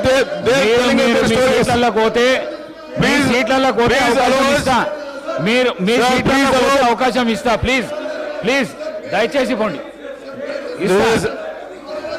మీ సీట్లలో కూడా అవకాశం ఇస్తా. ఇది చాలా తప్పు చేస్తుంది సార్. అవకాశం సీనియారిటీ ఉండి కూడా అవకాశం ఇస్తా. పద్ధతి, ఒక డిసిప్లిన్ వెళ్ళండి సార్. మాట్లాడేమండి సార్ కొత్త వచ్చిన వాళ్ళని. నేను అవకాశం ఇస్తా మీ సీట్. దయచేసి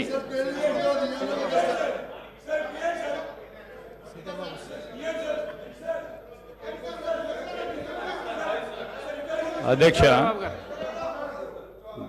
sir, let the house be in order sir. Let the house be in order sir, please. Sir, Prashant Reddy గారు. సార్, ప్రశాంత్ రెడ్డి గారు.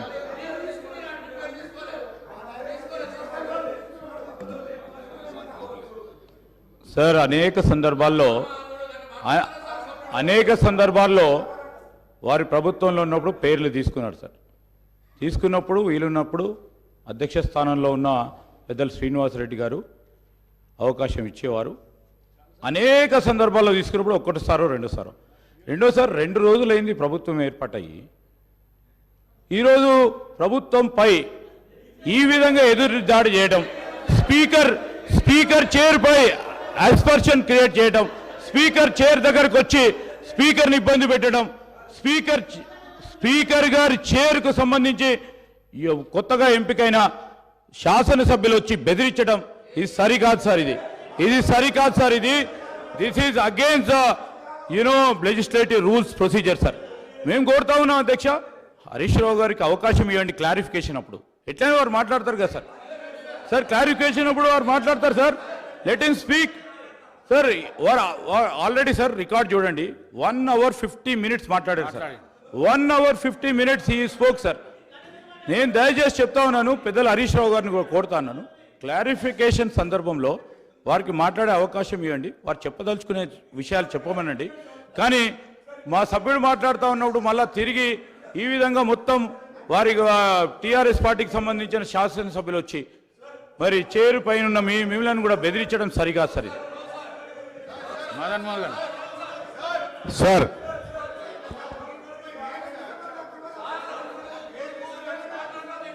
సార్ ఆనరబుల్ స్పీకర్ గారికి దయచేసి ఒక్కసారి సార్ ఈరోజు బీఆర్ఎస్ పార్టీ ఒక్క నిమిషం హరీష్ రావు గారు మాట్లాడండి. స్పీకర్ సార్ ఒకటే మాట సార్. కానీ హరీష్ రావు గారు మీరు చాలా సీనియర్ శాసనసభ్యులు, కొత్తగా గెలిచిన వాళ్ళు వెల్లోకి పంపించడం ఇది మంచి పద్ధతి కాదు. ఇది సభా సాంప్రదాయాలను దయచేసి ఈ విధంగా మాత్రం చేయకండి. మాట్లాడండి సార్. ఒక్క నిమిషం సార్. ఇప్పుడు ఎల్ఏ మినిస్టర్ గారు కూడా చెప్పాలి. నేను మాట్లాడినప్పుడు 8 మంది మంత్రులు అధ్యక్ష, మేము 10 ఏళ్ళు కూర్చున్నాం అక్కడ. ఒకరోజు కాదు, 2 రోజులు కాదు. అరే పట్టుమని 2 రోజులు కూడా ఓపే పట్టకపోతే ఎట్లంటే వెళ్ళకు రావటేంది, ఇది ఎక్కడ న్యాయము? ఏమైనా తప్పు మాట్లాడారా? మీరు మాట్లాడిన దాని మీద ఆయన ఏదో మాట్లాడాడు. మీరు మొన్న మాట్లాడారు కదా ఒక్క నిమిషం రాజగోపాల్ గారు కూర్చోండి.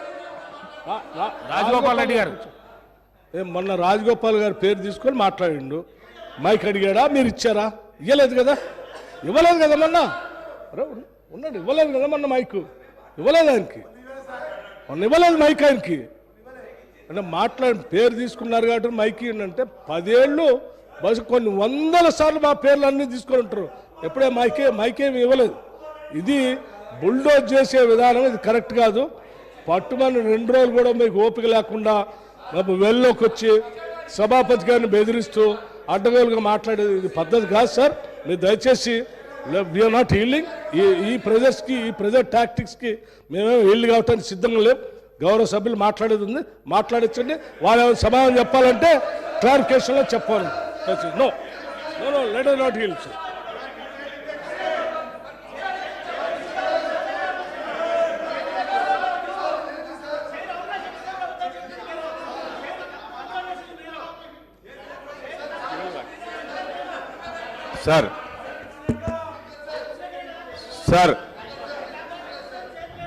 సార్ వాళ్ళకి పేషెన్స్ కూడా లేదు సార్. వాళ్ళకి పేషెన్స్ కూడా లేదు. ఒక 10 నిమిషాలు మీరు ఒక గౌరవ సభ్యునికి, ప్రభుత్వ సభ్యునికి అవకాశం ఇస్తా అంటే 10 నిమిషాలు లేదు సార్. 2 hours 1 hour 54 minutes మాట్లాడింది సార్ వాళ్ళు. This is unfair sir. 1 hour 54 minutes. ఇదేంటి సార్? ఇది 10 సంవత్సరాలు రూల్ చేశారు కదా సార్. 10 సంవత్సరాలు రూల్ చేశారు కదా.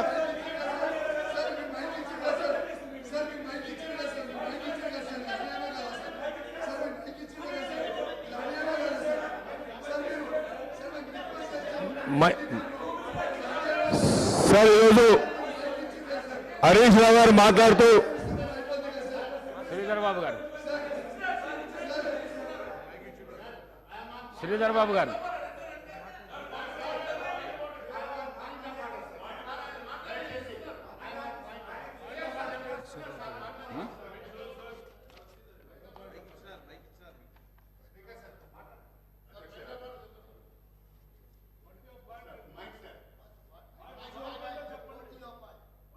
మైక్ రావడం లేదు sir.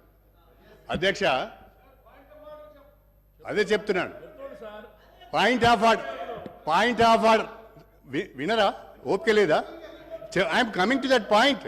I'm coming to regulate the business. Speaker has every right to regulate the business. That is my point of order.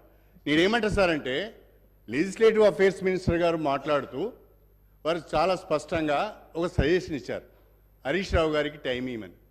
And you're kind enough, మీరు హరీష్ రావు గారికి టైం ఇచ్చారు. మళ్ళీ డిప్యూటీ సీఎం గారు లేచి మిమ్మల్ని డిక్టేట్ చేస్తూ మీరు టైం ఇవ్వద్దు అని అంటే ఇది ఎక్కడ సభ సాంప్రదాయం సార్? లెజిస్లేటివ్ అఫేర్స్ మినిస్టర్ ఒకటి మాట్లాడతాడు.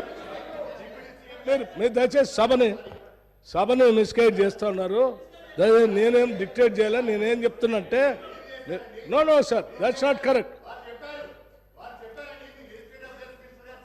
చెప్పారు కాబట్టి మైక్ ఇచ్చారు, అది వదిలిపెట్టి ఏదో మాట్లాడుతూ ఉంటే చాలని చెప్పారు. నో దట్స్ నాట్ కరెక్ట్ అండి. I'm sorry, that's not correct sir. మీరు గౌరవ సభ్యులు, సీనియర్, మీరు అట్లా మిస్గైడ్ చేయకూడదు. నేను చెప్పింది ఒకటి, మీరు మాట్లాడేది ఒకటి. ప్లీజ్.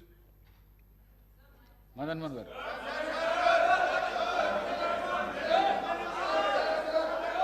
ఇదేం sir?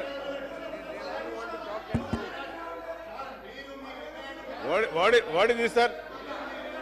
Sir what is this sir? అసలు వాళ్ళకి సీనియారిటీ ఉన్నాయా sir? What is this sir? They not even allowing me to talk. ఒక 10 నిమిషాలు ఓపిక పట్టలేదా మీరు? Can't you wait for 10 minutes? మీరు 1 hour 54 minutes మాట్లాడారు. 10 years you been ruling. మీరు కూర్చోండి, మీ సీట్లలో మీరు కూర్చోండి. ఆయనకంత ఓపిక లేకపోతే ఎట్లా సార్? ఒక గౌరవ సభ్యునిగా ఉండి 5 సార్లు శాసనసభకి ఎన్నికై ఒక 10 నిమిషాలు ఓపిక లేకపోతే ఎట్లా సార్ ఆయనకి? అంటే కాంప్రహెండ్ చేసుకోలేకపోతున్నారు sir. They are not able to digest. They have lost election. They want to rule for ever. It will never happen. You will stay for ever. ఆ పొజిషన్ అక్కడే ఉంటారు సార్. మీరు పబ్లిక్ చూస్తున్నారు sir, ప్రజలు చూస్తున్నారు. People are watching. They are watching the house. Public చూస్తున్నారు sir. ఇది ఎంత అన్యాయం అంటే, ఒక గౌరవ సభ్యునికి, తొలిసారి ఎన్నికైన గౌరవ సభ్యునికి, ప్రభుత్వంలోని సభ్యునికి 5 నిమిషాలు కూడా మాట్లాడలేకపోతుంది సార్. సార్ ఈరోజు కాంట్రడిక్టరీ స్టేట్మెంట్ ఇస్తున్నారు. హరీష్ రావు గారు కూర్చోండి, దయచేసి కూర్చోండి. మీరు కూర్చోండి మీరు. అరే కూర్చో 5 నిమిషాలు కూర్చో. 5 నిమిషాలు లేకపోతే మీరేం కౌతంలో వచ్చిండ్రు? మదన్ మోహన్ గారు, మీరు ఒక 5 minutes ప్లీజ్. సార్ ఈరోజు 2014లో ఈరోజు తెలంగాణ వచ్చినప్పుడు రిఫార్మ్ వాళ్ళు ఏమన్నారు సార్? ధనిక రాష్ట్రమని వాళ్ళ మాజీ సీఎం గారు చెప్పడం జరిగింది. ఇదే కాంట్రడిక్టరీ స్టేట్మెంట్ ఈరోజు హరీష్ రావు గారు సభలో ఏం చెప్తున్నారు? దయనీయ పరిస్థితుల్లో ఆ రోజు తెలంగాణ వచ్చిందని చెప్తున్నారు. మరి ఈ రోజు 64 కోట్ల 64 crores అవకాశం ఇస్తా. రెవెన్యూ మీరు ఈ విధంగా చేస్తే అవకాశం. రెవెన్యూ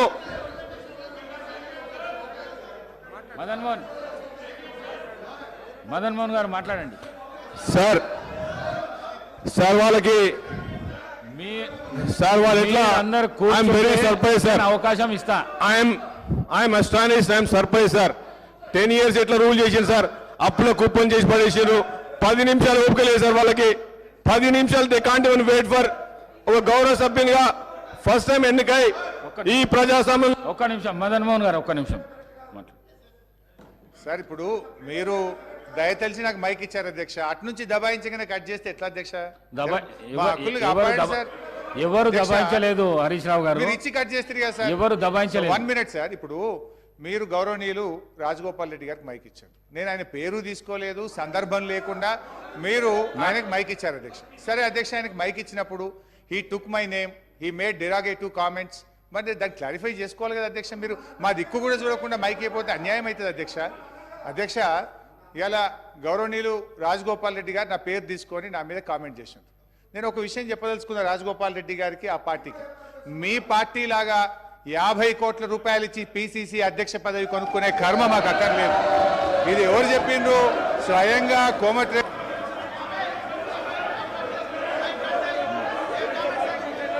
శ్రీధర్ బాబు గారు.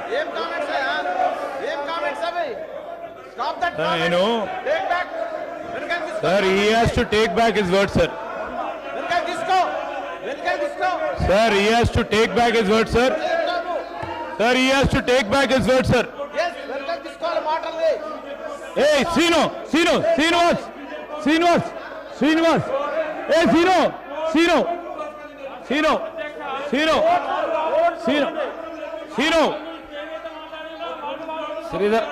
శ్రీధర్ బాబు గారు. Sir.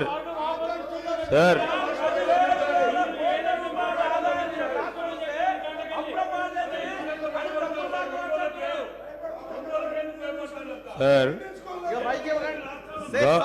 గౌరవ సీనియర్ శాసనసభ్యులు హరీష్ రావు గారికి అవకాశం ఇచ్చారు, వారి పేరు తీశారని.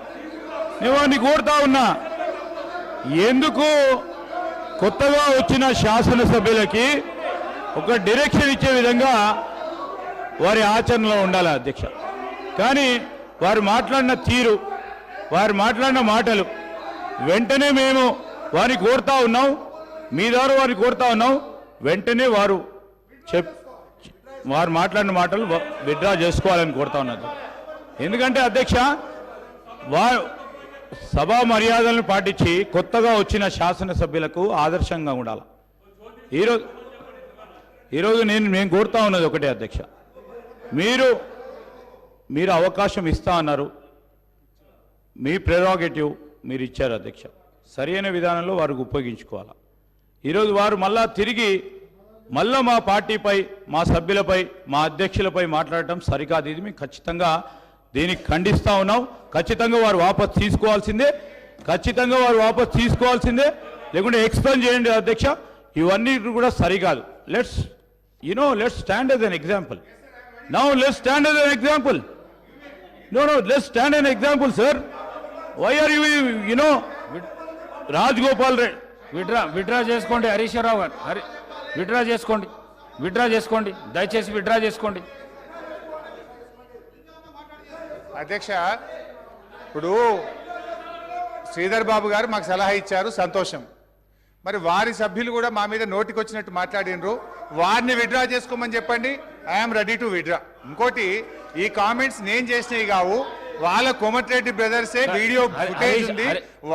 వారి నాయకుడి మీద ఈ రాష్ట్ర కాంగ్రెస్ పార్టీ ఇన్ఛార్జ్ కు 50 కోట్లు ఇచ్చి పిసిసి అధ్యక్షుడు కొనుక్కున్నారని వారు కామెంట్ చేశారు. నేను చేయలే. I'm ready to withdraw my words provided గౌరవనీయులు రాజగోపాల్ రెడ్డి గారు తన వ్యాఖ్యలను ఉపసంహరించుకుంటే నేను ఉపసంహరించుకోవడానికి సిద్ధంగా ఉన్నాను.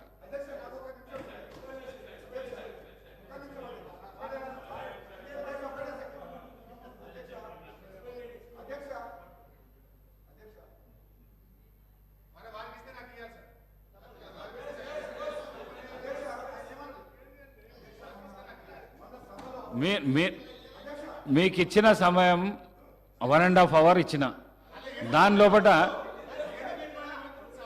మీరు ఈ వర్డ్ ఏదైతే యూజ్ చేసినారో అది విత్డ్రా చేసుకోండి. శాసనసభకు మంచి పరిణామం అది. విత్డ్రా చేసుకో. ఒక సభా నాయకుని మీద ఈ విధంగా మీరు వ్యాఖ్యానాలు చేయడం మంచిది కాదు. విత్డ్రా చేసుకోండి ప్లీజ్. సార్, స్పీకర్ సార్, నేను కామెంట్ చేయలేదు సార్. సభా నాయకుడు నువ్వు పేరు చెప్పలేదు, ఏం చెప్పలేదు. ఒకటి అయితే. రెండోది అధ్యక్ష, కామెంట్స్ ఎప్పుడు వచ్చినాయి అధ్యక్ష? వారి వైపు నుంచి ఇష్టారీతిగా మా మీద కామెంట్ చేసినప్పుడు తప్పనిసరి పరిస్థితుల్లో వారు చేసిన వ్యాఖ్యలు, బయట చేసిన వ్యాఖ్యలు నేను గుర్తు చేస్తే తప్ప ఇది నేను సొంత కామెంట్స్ కాదు, నేను నా నోట్ల నుంచి చెప్పింది కాదు. వారు చెప్పిన మాటల్ని నేను గుర్తు చేసి నేనేమంటా సార్, వారిని విత్డ్రా చేసుకోమని. నా మీద, మా పార్టీ మీద చేసిన వ్యాఖ్యల్ని వారు విత్డ్రా చేసుకుంటే I'm ready to withdraw. I have no objection. నాకు కూడా ఈ సభ హుందాగా నడవాలని కోరుకుంటున్నా అధ్యక్ష. హరీష్ రావు గారు, నేను ఇంకా చాలా విషయాలు చెప్పాల్సి ఉండే, కానీ హరీష్ రావు గారు, రాజగోపాల్ రెడ్డి గారు మీ మీద ఏమన్నా అభియోగం చేస్తే మీరు వారి మీద చేయండి, కానీ దాన్ని తీసుకొని వారన్నదే చెప్పిన సార్. రాజగోపాల్ రెడ్డి గారు బయట ఏం మాట్లాడిండో అది గుర్తు చేసిన. రాజగోపాల్ రెడ్డి గారు చెప్పిన తప్ప నేను సొంతంగా చెప్పలేదు, నేను కొత్త ఆరోపణలు చేయలేదు. బయట మాట్లాడిన మాటలు హౌస్ లో మాట్లాడడానికి ప్రయత్నం చేయకండి. మీరు విత్డ్రా చేసుకోండి. ఈ ప్రాక్టీస్ మంచి ప్రాక్టీస్. వారు విత్డ్రా చేసుకుంటే ఒక పని చేయండి సార్, వారు విత్డ్రా చేసుకుంటారు కదా, ఇద్దరి కూడా మీరు ఎక్స్పెల్ చేయండి. I have no objection. ఇద్దరి మీరు ఎక్స్పెల్ చేయండి. You take a call, you take a decision. అధ్యక్ష, మా పార్టీ మీద అయినట్లు చేయకూడదు కదా అధ్యక్ష. ఇప్పుడు మా నాయకుడి ఇష్టం, మా పార్టీ ఏంది, ఒక మాట మీద ఉంటాం. మా నాయకుడు ఏం చెప్తే అది గీత దాటకుండా ఉండేటువంటి పార్టీ మాది. వాళ్ళలాగా మేము సీల్డ్ కవర్లు, వాళ్ళలాగా హరీష్ రావు గారు చేసుకోవడము మాకు హరీష్ రావు గారు చేసిన వ్యాఖ్యలను తొలగించండి. మదన్ మోహన్ గారు మాట్లాడండి. కూర్చో సార్. ఆనరబుల్ స్పీకర్ గారికి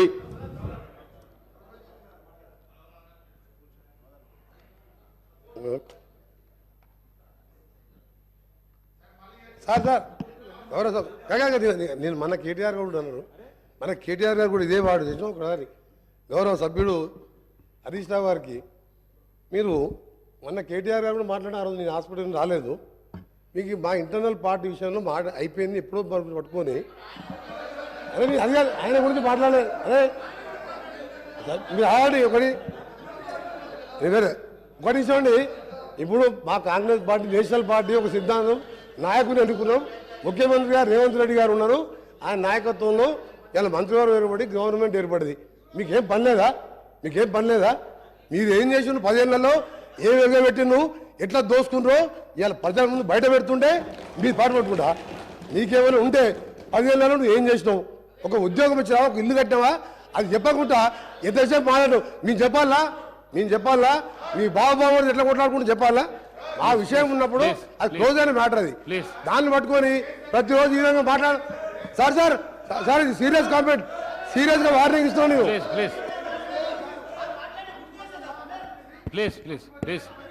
ప్లీజ్ కూర్చోండి. ఆనరబుల్ స్పీకర్ గారికి మంత్రి గారు కూర్చోండి. సార్, ఈరోజు I want to thank you మా సీనియర్ లీడర్ మేడం గారికి, ఖర్గే గారికి, ఆనరబుల్ సీఎం గారికి, and my senior ministry, and then all my colleagues, నా ఎల్లారెడ్డి ప్రజలకి అందరికీ I want to thank you. ఈ డెమోక్రసీలో ఇంత పెద్ద గొప్ప హౌస్లో నేను రావడం, మాట్లాడడం, మరి మా లీడర్కి కూడా థ్యాంక్ యూ చెప్తూ, సార్ ఐమ్ వెరీ అన్ఫార్చునేట్. నేను ఎప్పుడు ఇట్లా అనుకోలేదు సార్. ఇంత సబ్జెక్ట్ మాట్లాడుతున్నాం అనుకుంటే మరి ఆయన 5 సార్లు శాసనసభకు ఎన్నికై మీ గురించి మాట్లాడుతున్నారు సార్. మీరు వినండి సార్. మరి మీరు మాట్లాడేది కాంట్రాడిక్టరీ స్టేట్మెంట్ మాట్లాడుతున్నారు సార్. ఆయన ఏం మాట్లాడుతున్నారు సార్? దయనీయ పరిస్థితుల్లో 2014 తెలంగాణ వచ్చిందని చెప్తున్నారు. ఇప్పుడు రికార్డు చూస్తే 2014లో తెలంగాణ వచ్చినప్పుడు we have 64,000 crores ఆ రోజు క్రెడిట్ ఉండే. మరి ఈరోజు sir today we have 2023 almost multifolded. ఈరోజు సుమారు 4 లక్షల కోట్ల అప్పులు తీసుకొచ్చి ఈరోజు అప్పుల కుప్పగా మార్చిండ్రు. వాళ్ళు ఏం మాట్లాడుతున్నారు సార్? ఈరోజు ప్రభుత్వానికి తెలంగాణ రాష్ట్రానికి పరపతి పోతుందని చెప్తున్నారు. అంటే ఈరోజు హానరబుల్ సీఎం గారు, మరి మా ఫైనాన్స్ మినిస్టర్ గారు, they are finding the needs of the Telangana today. Need of the hour ఈరోజు సిచ్యువేషన్ సార్. వైట్ పేపర్ అనేది need of the hour. I'm also coming from the corporate background. నేను కూడా సీఈఓగా పనిచేసింది sir. ఈరోజు ప్రజలకి మనం ఏం చెప్పాలి సార్? ఈరోజు బ్యాలెన్స్ షీట్ ఏందో చెప్పాలి, ఎక్కడ స్టార్ట్ అయినామో చెప్పాలి. ఒక్కసారి ఫైనాన్స్ మినిస్టర్ మాట్లాడితే తను ఏమంటున్నాడు? జిఎస్పి నంబర్స్ అనేది అబద్ధాలు ఆడవు సార్. నంబర్స్ వోంట్ లై. మీరు బ్యాలెన్స్ షీట్ను ఎన్ని విధాలుగా చేసినా వచ్చేది నెగటివిటీ. మీకు నేను ఒకటే అడుగుతున్నాను సార్ స్పీకర్ గారు, ఈరోజు తెలంగాణలో ఎంప్లాయీస్కి 1వ తారీఖు నాడు శాలరీ ఎన్నిసార్లు ఇచ్చిందని అడుగుతున్నాను sir. That is the only indication of the performance of the previous government. That is the only indication performance of the government sir. Because today నేను మొన్న ఎల్లారెడ్డిలో ఎమ్మెల్యేగా మా ఆనరబుల్ సీఎం గారి వాళ్ళ ఇన్స్ట్రక్షన్తో మేము రివ్యూ పెట్టినప్పుడు sir, one employee was crying. He was saying sir మాకు salaries రావట్లేదు, చిన్న ఉద్యోగులము, మా పిల్లగాళ్ళని అమెరికా పంపిద్దాం అనుకుంటున్నాము, లోన్లు తీసుకుందామంటే ఒక్కసారి ప్రీవియస్ ఫైనాన్స్ మినిస్టర్ గారికి నేను అడుగుతున్నాను. మరి సీబల్ అనేది ఒకటి ఉంటుంది సార్, క్రెడిట్ స్కోర్ అనేది ఒకటి ఉంటుంది. ఇవాళ వాళ్ళ శాలరీ కట్టలేక, ఈఎంఐలు కట్టలేక ఈరోజు వాళ్ళ సీబల్ స్కోర్ పోయింది సార్. ఇది today's situation of the Telangana. They talking about the best Telangana. మేము నంబర్ 1 తెలంగాణ, మోడల్ తెలంగాణగా మాట్లాడుతున్నారు కదా sir. This is the situation sir. ఉండడానికి ఇల్లు కావాలి, తాగడానికి నీళ్లు కావాలి, తినడానికి 3 తిండి కావాలి సార్. అభివృద్ధి అనేది ఈరోజు మీరు మాట్లాడేది లాజిస్టిక్స్ కాదు కదా సార్. మీరు మాట్లాడేది 4 కార్పొరేట్ కంపెనీలు తీసుకొచ్చినంత మాత్రాన అభివృద్ధి కాదు సార్. అది ఇలా మీరు రండి, ఎల్లారెడ్డి నియోజకవర్గం రండి సార్, తినడానికి తిండి లేదు, ఉండడానికి ఇల్లు లేదు, ఇట్లాంటి పరిస్థితి. They were talking about mission Bhagiratha. How many loans they have taken sir? ఈరోజు మాట్లాడుతున్నారు, మా జూపల్లి కృష్ణ గారు మాట్లాడారు. He made a very good point. Sir, when you are in responsible position, when you are in government, మీరు గవర్నమెంట్లో ఉన్నప్పుడు మీకు కార్పొరేషన్లు కూడా మీ responsibility. How can you detach? మీరేమంటారు, కార్పొరేషన్లు మాది కాదంటున్నారు. ఈరోజు సార్ మరి మనం బ్యాక్ వెళ్తే మీరు 2014 చూస్తే ఈ శ్వేతపత్రం తప్పంటున్నారు సార్, తప్పుల నడక అని చెప్తున్నారు కదా సార్. మరి ఈ శ్వేతపత్రాన్ని ఇదే revenue minister, previous revenue minister గారు అదే ఐఏఎస్ ఆఫీస్తో చేసినారు. ఈరోజు ఏమంటారంటే వాళ్ళే తప్పు చెప్పినట్టు చెప్తున్నారు సార్. మీరు లుక్ చూస్తే total revenue receipts, trends in revenue రిసిప్ట్లో there are state tax returns, share of central taxes, non tax revenue sir. ఇప్పుడు మీరు ఒక ట్రెండ్ చూస్తే, గ్రాఫ్ చూస్తే ఫ్రమ్ 2014 నుంచి sir, if you look at today budget year 2023 తీసుకుంటే 15.3% as per this book. మరి ఇప్పుడు మీరు if you go back to out standing debt sir, this is very important sir. Income versus expenditure. When the income is going down, expenditure is going down, up. How can you sustain in the party? How can you sustain a family? How can you sustain the government? Today, if you look at the numbers, sir, outstanding debt trends within budget borrowing, sir. This is within budget borrowing. He has to understand. Being a finance minister, previous finance, entasepu 1 hour 50 minutes మాట్లాడండి sir. 1 hour 50 minutes మాట్లాడి and ఆయనకున్న knowledge అనుకుంటుంది sir. He has to understand the basic fundamentals of the mathematics. He has to understand. ఇక్కడ చూడండి sir, 27.8%. This is outstanding debt trend. This is RBI's sir. 14 SPs. వినండి sir, వినండి. మీరు మాట్లాడారు కదా, 1:50 నిమిషాలు మాట్లాడారు కదా, ఎంత ఓపిక లేకపోతే ఎట్లా? 10 ఏళ్ళు రూల్ చేసింది కదా మీరు. మేము వచ్చిన రోజైంది, 1 వీక్ అయింది కదా గవర్నమెంట్కి వచ్చి. మా సీఎం గారు ఇప్పుడే వచ్చింది కదా, సీఎం గారు ఇప్పుడు వచ్చారు కదా సార్. ఈరోజు టుడేస్ బడ్జెట్ సార్, అధ్యక్ష, ఈరోజు if look at this number sir, ఈరోజు total I'm just going very summary sir, I don't have much time కనుక మీకు సమ్మరీ చెప్తున్నా సార్. ఈరోజు situation indication of the previous government. ఈరోజు ప్రజలకు తెలవాలి సార్. ఇది సీఎం గారు చెప్పినారు, ఈరోజు ప్రజలకు తెలవాలి. వాళ్ళు అంటున్నారు మమ్మల్ని బద్నాం చేస్తున్నారు. తప్పు సార్, అది బద్నాం చేయట్లేదు.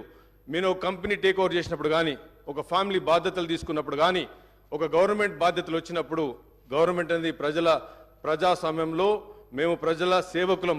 ప్రజల రాజ్యాలు మీలాగా రాజ్యాలు కాదు సార్. అందుకే ప్రజాసేవకు ఉన్నప్పుడు మేము ముందు వైట్ పేపర్ పెట్టి ఇది వీఆర్ స్టార్టింగ్ ఫ్రమ్ ఇయర్ వీళ్ళు చేసింది సార్. ఇప్పుడు లుక్ ఎట్ సుమారు 40 కోట్ల అదర్ పెండింగ్ బిల్స్ ఉన్నాయి సార్. ఈరోజు ఎక్స్పెండిచర్, శాలరీ, పెన్షన్స్ మీరు చూసుకుంటే సార్, ఇప్పుడు ఆర్బీఐ అనేది ఏదైతే మన బ్యాంకర్స్ నుంచి వచ్చిందో మీకు ways and means of advance sir, ఇది WMA.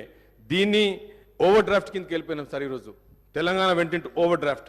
మీరు వెరీ ఇంపార్టెంట్ పాయింట్ సార్. ఇది WMA ఎప్పుడైతే ఓవర్ డ్రాఫ్ట్ పోయిందో అది నెగటివిటీలో పోయినట్టు సార్. అది ఎవరైనా ఫైనాన్స్ మినిస్టర్ కానీ ఎవరు కానీ WMA నెగటివ్లో ఉన్నప్పుడు sir, it's dangerous for corporation, company, dangerous for the government. If you look at sir, ఈరోజు మన ఏం సార్, ఎడ్యుకేషన్ సార్. ఈరోజు నేను ఒక టీచర్, ఉపాధ్యాయ కొడుకుగా ఈరోజు నేను చదువుకునేప్పటికే నేను ఈరోజు మీ ముందు ఈ ప్రజాస్వామ్యంలో మీ ముందు ఉండి మాట్లాడగలిగే శక్తి ఉంది సార్. మా నాన్నేదో పెద్ద ధనవంతుడు కాదు సార్, ఎడ్యుకేషన్ వల్లనే. ఈరోజు ఈ మాజీ ముఖ్యమంత్రి గారు ఏం చేసింది సార్, మీరు ఎడ్యుకేషన్ అయితే 29 రాష్ట్రాల్లో మన స్పెండింగ్ ఎంత sir, 7.6%. Totally collapse. Education system is totally collapsed, devastated sir. It was devastation. It is, I can find a better English book ledanu unte, it is a totally failure sir. 7.6% manam spend chesinam sir. Enduku? Because we are already into deficit budget. We don't have money. 5,000 schools have gone sir. If you look at it sir, health sir, next point is health. Manam బతకాలంటే health కావాలి. ఆ రోజు రాజశేఖర రెడ్డి గారు health గురించి Congress party చేసింది. ఈరోజు హెల్త్లో కూడా మీరు ఎంత సార్, మీరు పెట్టే పర్సెంటేజ్ 6.2. ఈ పర్సెంటేజ్ హెల్త్ పెడుతుంది సార్. లాస్ట్ 57 yearsలో ఇంత లోయెస్ట్ స్పెండింగ్ ఎడ్యుకేషన్ మీద జరగలేదు సార్. వీళ్ళు మాట్లాడతారు ఆంధ్ర పాలకులు సార్, తెలంగాణ వచ్చినప్పుడే ఎప్పుడైతే బీఆర్ఎస్ పార్టీ కానీ మాజీ పార్టీ కానీ వాళ్ళు నేర్పించింది సార్ హౌ ఫాస్ట్ ఎంత తొందర అప్పులు చేయొచ్చు అనే మోడల్ నేర్పించిపోయింది సార్ వాళ్ళు మాకు ఎంత తొందర అప్పులు నేర్పించమని ఎందుకంటే తక్కువ జనాభాలో అత్యధిక వనరున్న తెలంగాణ ప్రాంతం తక్కువ జనాభాతోని సహజ వనరు నుండి మినరల్స్ నుంచి మొదలు పెడితే అత్యంత ప్రకృతిలో భగవంతుడు ఇచ్చిన దానికి ఒక గిఫ్ట్ తెలంగాణకు సార్ తెలంగాణ హైదరాబాద్ ఆల్రెడీ 2014 కంటే ముందే ఇన్ఫ్రాస్ట్రక్చర్ లేడౌన్ అయింది సార్ ఈరోజు మీరు మాట్లాడుతున్నారు మిషన్ భగీరథ నుంచి మాట్లాడుతున్నారు నా ఎల్లారెడ్డి నేను ఒక పూర్ కాన్స్టిట్యున్సీ నుంచి చూస్తున్నాను సార్ ఎల్లారెడ్డిలో తాగడానికి మిషన్ భగీరథ నీళ్ళు లేవు మిషన్ భగీరథ కొన్ని thousands of crores subject to correction my numbers thousands of crores they have taken credit ఈరోజు ఏ సామాన్యుడు బాగుపడ్డాడు సార్ ఇండికేషన్ చేస్తే మీరు మాట్లాడుతున్నారు if I go in to detail into numbers మరి ఆ రోజు సార్ ఇప్పుడు ధనిక రాష్ట్రం అని చెప్తుంది సార్ ధనిక రాష్ట్రం ఎప్పుడు అంటాం sir when there is no BPL లేనప్పుడు బిలో ప్రావర్టీ లైన్ లేనప్పుడు మనం ధనిక రాష్ట్రాన్ని మాట్లాడతాం సార్ ఎప్పుడు చూసినా వాళ్ళ ప్రీవియస్ మంత్రి గారు మా ముఖ్యమంత్రి గారు 2 కాంట్రాక్టరీ స్టేట్మెంట్ సార్ ఆ రోజు సభలో హౌస్లో it is on record that previous chief minister said that we're surplus మేము ధనిక రాష్ట్రం అని చెప్పారు తెలంగాణ అనేది దేశంలోనే వీఆర్ నంబర్ 1 చెప్పింది సార్ ఈరోజు మీకు బీపీఎల్ కింద చూస్తే హౌ మెనీ బీపీఎల్ 1,15,00,000 కుటుంబాలు తెలంగాణ రాష్ట్రంలో ఉన్నాయి సార్ దాంట్లో 75 లక్షల మంది ఈరోజు రేషన్ కార్డుతో ఉన్నారు సార్ అంటే వాట్ డస్ మీన్ 75 లక్షల మంది ఈరోజు రేషన్ కార్డు కింద ఉండి ఈరోజు కొత్త రేషన్ కార్డు లేకుండా గత 4 ఇయర్స్ నుంచి ఈ ప్రభుత్వంలో నష్టాలు పడుతుంది సార్ బీపీఎల్లో మీకు మొత్తానికి మోడల్లో if you look at sir మళ్ళా మన మాజీ ఫైనాన్స్ మినిస్టర్ మాట్లాడుతూ మీకు డెట్ రేషియో అని మాట్లాడండి సార్ డెట్ రేషియో చూస్తే ఈరోజు ఆల్మోస్ట్ 10 టైమ్స్ సార్ ఇప్పుడు మీకు చూస్తే మీకు ఆన్ గోయింగ్ వర్క్స్లో కూడా తీసుకున్నా కానీ లేకపోతే burden of the state sir ఇంట్రెస్ట్లు మీకు 2014-2015 చూస్తే 6,954 నుంచి 6,000 కోట్ల నుంచి ఈరోజు 32,000 sir this is the position of the government today మీరు 6 గ్యారంటీలు ఈరోజు మా ముఖ్యమంత్రి గారు కాంగ్రెస్ పార్టీ 6 గ్యారంటీలు తీసుకొచ్చింది పేద ప్రజల గురించి సార్ ఈ 6 గ్యారంటీలో జరిగిన 1 వీక్లోనే 2 డేస్లోనే 2 గ్యారంటీలు ముఖ్యమంత్రి గారి చేతుల మీద రావడం జరిగింది ఈ 6 గ్యారంటీలు కూడా సార్ ఇంత డెఫిసిట్లో మీరు అంటున్నారు ఈ తప్పుల తడక ఈ ఫైనాన్స్ వైట్ పేపర్ అనేది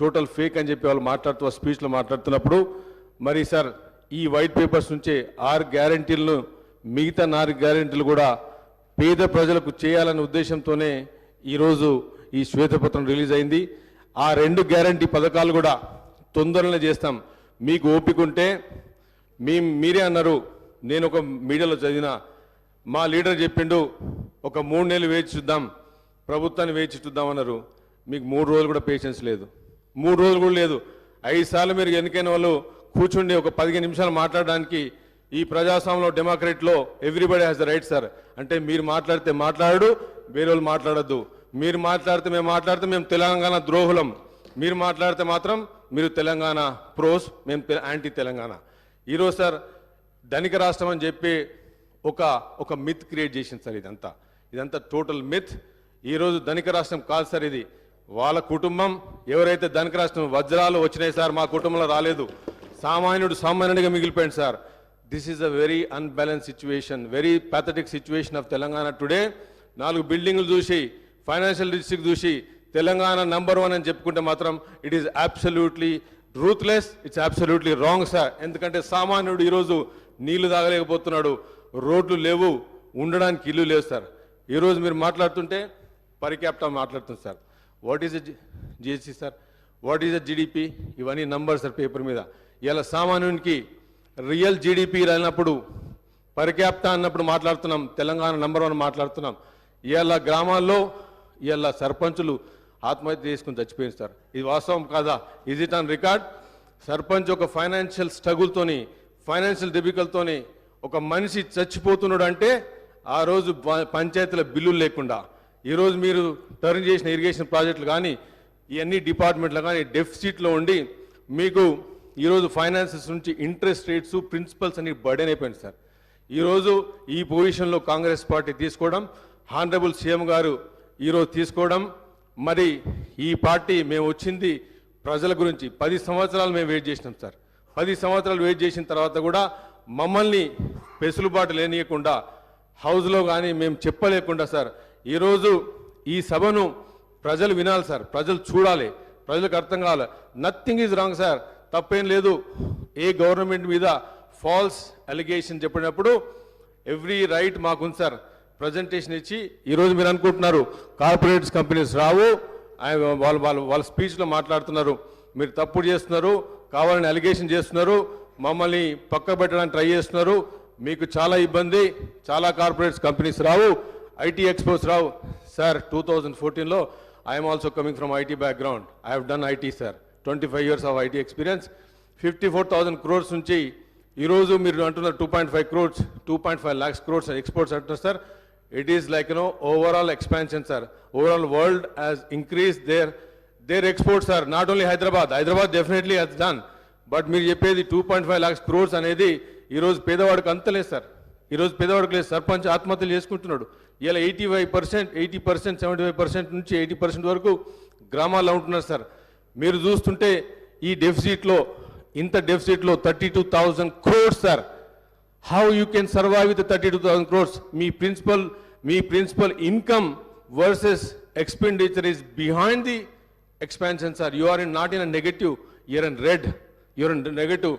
ఈరోజు మేము 6 guarantee తీసుకొచ్చాం సార్, పేద ప్రజల గురించి తీసుకొచ్చినాం సార్.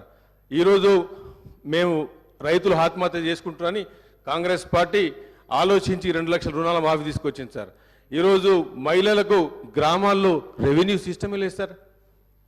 పంట వండుతూనే నీళ్ళు ఇచ్చినాము, ఇరిగేషన్ ఇచ్చినామంటే మా ఎల్లారెడ్డిలో సార్ పోయిన సీఎం గారు 1,00,000 ఎకరాలకు నీళ్ళు ఇస్తా అని చెప్పి 22 ఇంతవరకు ఒక 30 మట్టి కూడా జరగలేదు సార్. అక్కడ రెవెన్యూ సిస్టమే లేదు సార్. ఊర్లలో మహిళలకు వేరే దిక్కు దివానా లేదు సార్. ఎక్కడ డెవలప్ అయినాం సార్? ఎక్కడ అభివృద్ధి జరిగింది సార్? ఎక్కడ నంబర్ 1 తెలంగాణ అయింది సార్? మీరు మనిషికి ఉండడానికి తినడానికి ఒక రెవెన్యూ సిస్టమ్ క్రియేట్ కాలేదు సార్. మీరు నీళ్ళు ఇచ్చినామంటున్నారు సార్, నీళ్ళు ఇచ్చినామని చెప్తున్నారు. ఎక్కడ నీళ్ళు వచ్చిన మిషన్ భగీరథ వాళ్ళు అగ్రిమెంట్లో నేను అగ్రిమెంట్ చూసినాను sir. I have seen SPV bank agreements నేను ఇంటర్నెట్లో చూశాను. They have clearly return commercialise projects అని చెప్పారు సార్. It's absolutely wrong. ఈరోజు హౌస్లో ఆన్ రికార్డ్ చెప్తున్నాను, వాళ్ళు అబద్ధం ఆడి ఇట్స్ నాట్ వాళ్ళు మేము డబ్బులు తీసుకొచ్చి పెడతామని చెప్పి ఇంట్రెస్ట్ పే చేస్తాము అని బ్యాంక్స్కు ప్రూవ్ చేసింది సార్. మరి మిషన్ భగీరథ నుంచి ఎన్ని డబ్బులు ఈరోజు వాళ్ళు కలెక్ట్ చేసింది సార్. బ్యాంక్స్ కూడా వాళ్ళు ఈరోజు వచ్చిన గవర్నమెంట్కి మాకున్న సార్. ఇప్పుడు మీకు చూస్తే సార్ టోటల్ రెవెన్యూస్లో ఇప్పుడు మీరు నంబర్ ఇక్కడ sir 2021-22 shortfall in the state's revenue in comparison with its expenditure was nearly 5 times the shortfall in fiscal year 2014-2015 sir. Very dangerous sign. ఒక 5 times shortfall సార్ ఈరోజు బడ్జెట్. మీరు మాట్లాడితే వాళ్ళు మాట్లాడుతున్నారు, మీరు డెట్ రేషియో మాట్లాడలేదు, FD to GSDP మాట్లాడుతున్నారు, ఇది తప్పంటున్నారు సార్.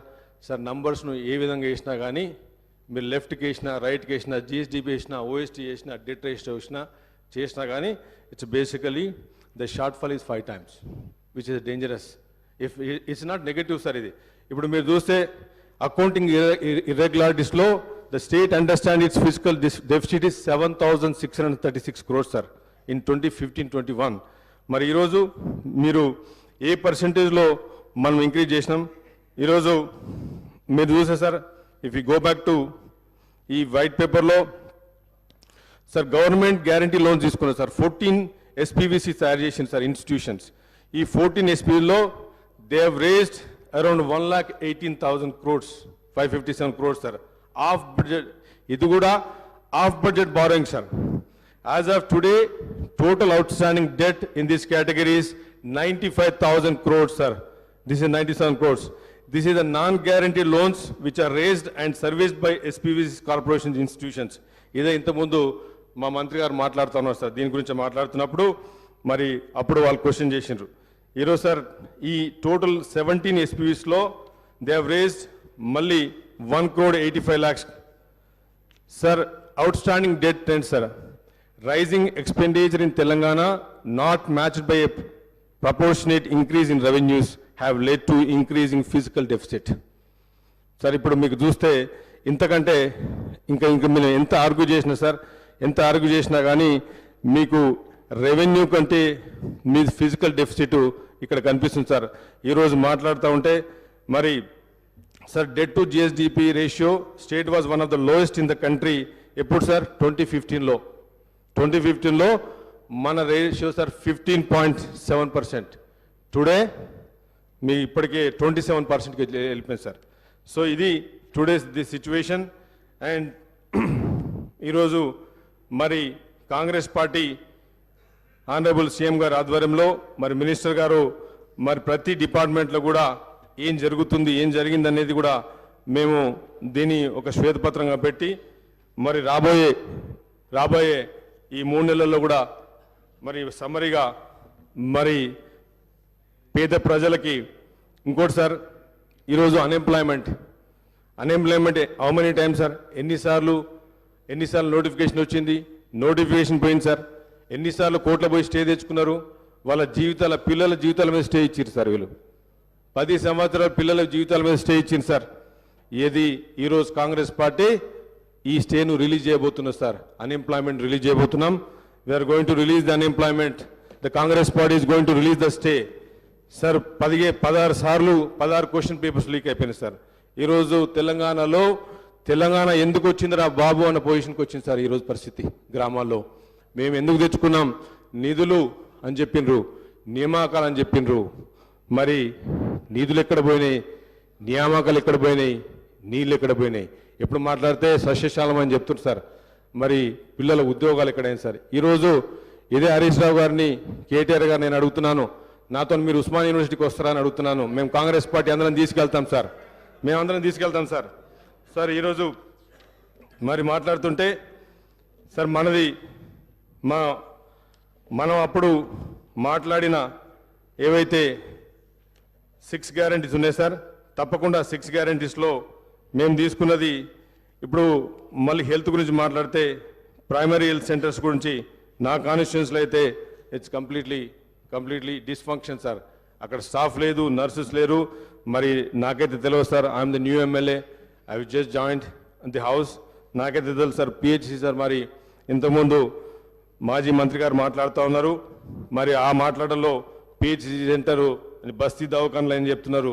మరి మా ఎల్లారెడ్డిలో మాత్రం PHC is completely collapse sir. Pregnancy delivery కూడా సరిగ్గా చేస్తలేరు. మరి వాళ్ళు చెప్తా ఉన్నారు, ఆన్ ద రికార్డ్స్ ఏం చేస్తలేదు సార్. తప్పకుండా రాబోయే మేము ఒకటే కోరుకుతున్నాం సార్. కాంగ్రెస్ పార్టీ వచ్చింది, మాకు సమయం ఇవ్వండి. మరి మా ఆనరబుల్ సీఎం గారు, ఆనరబుల్ గారు క్యాబినెట్ మాట్లాడుతూ ఉన్నది. మేము తప్పకుండా చేస్తామని చెప్పి ఇంత సమయం ఇచ్చినందుకు సార్, తప్పకుండా నాకు ఇంత టైం ఇచ్చినందుకు కూడా మరి అందరు కూడా, హౌస్ కూడా, స్పీకర్ గారు కూడా ధన్యవాదాలు చెప్తూ ముగిస్తున్నాను సార్. రెడ్డి మహేశ్వర్ రెడ్డి గారు.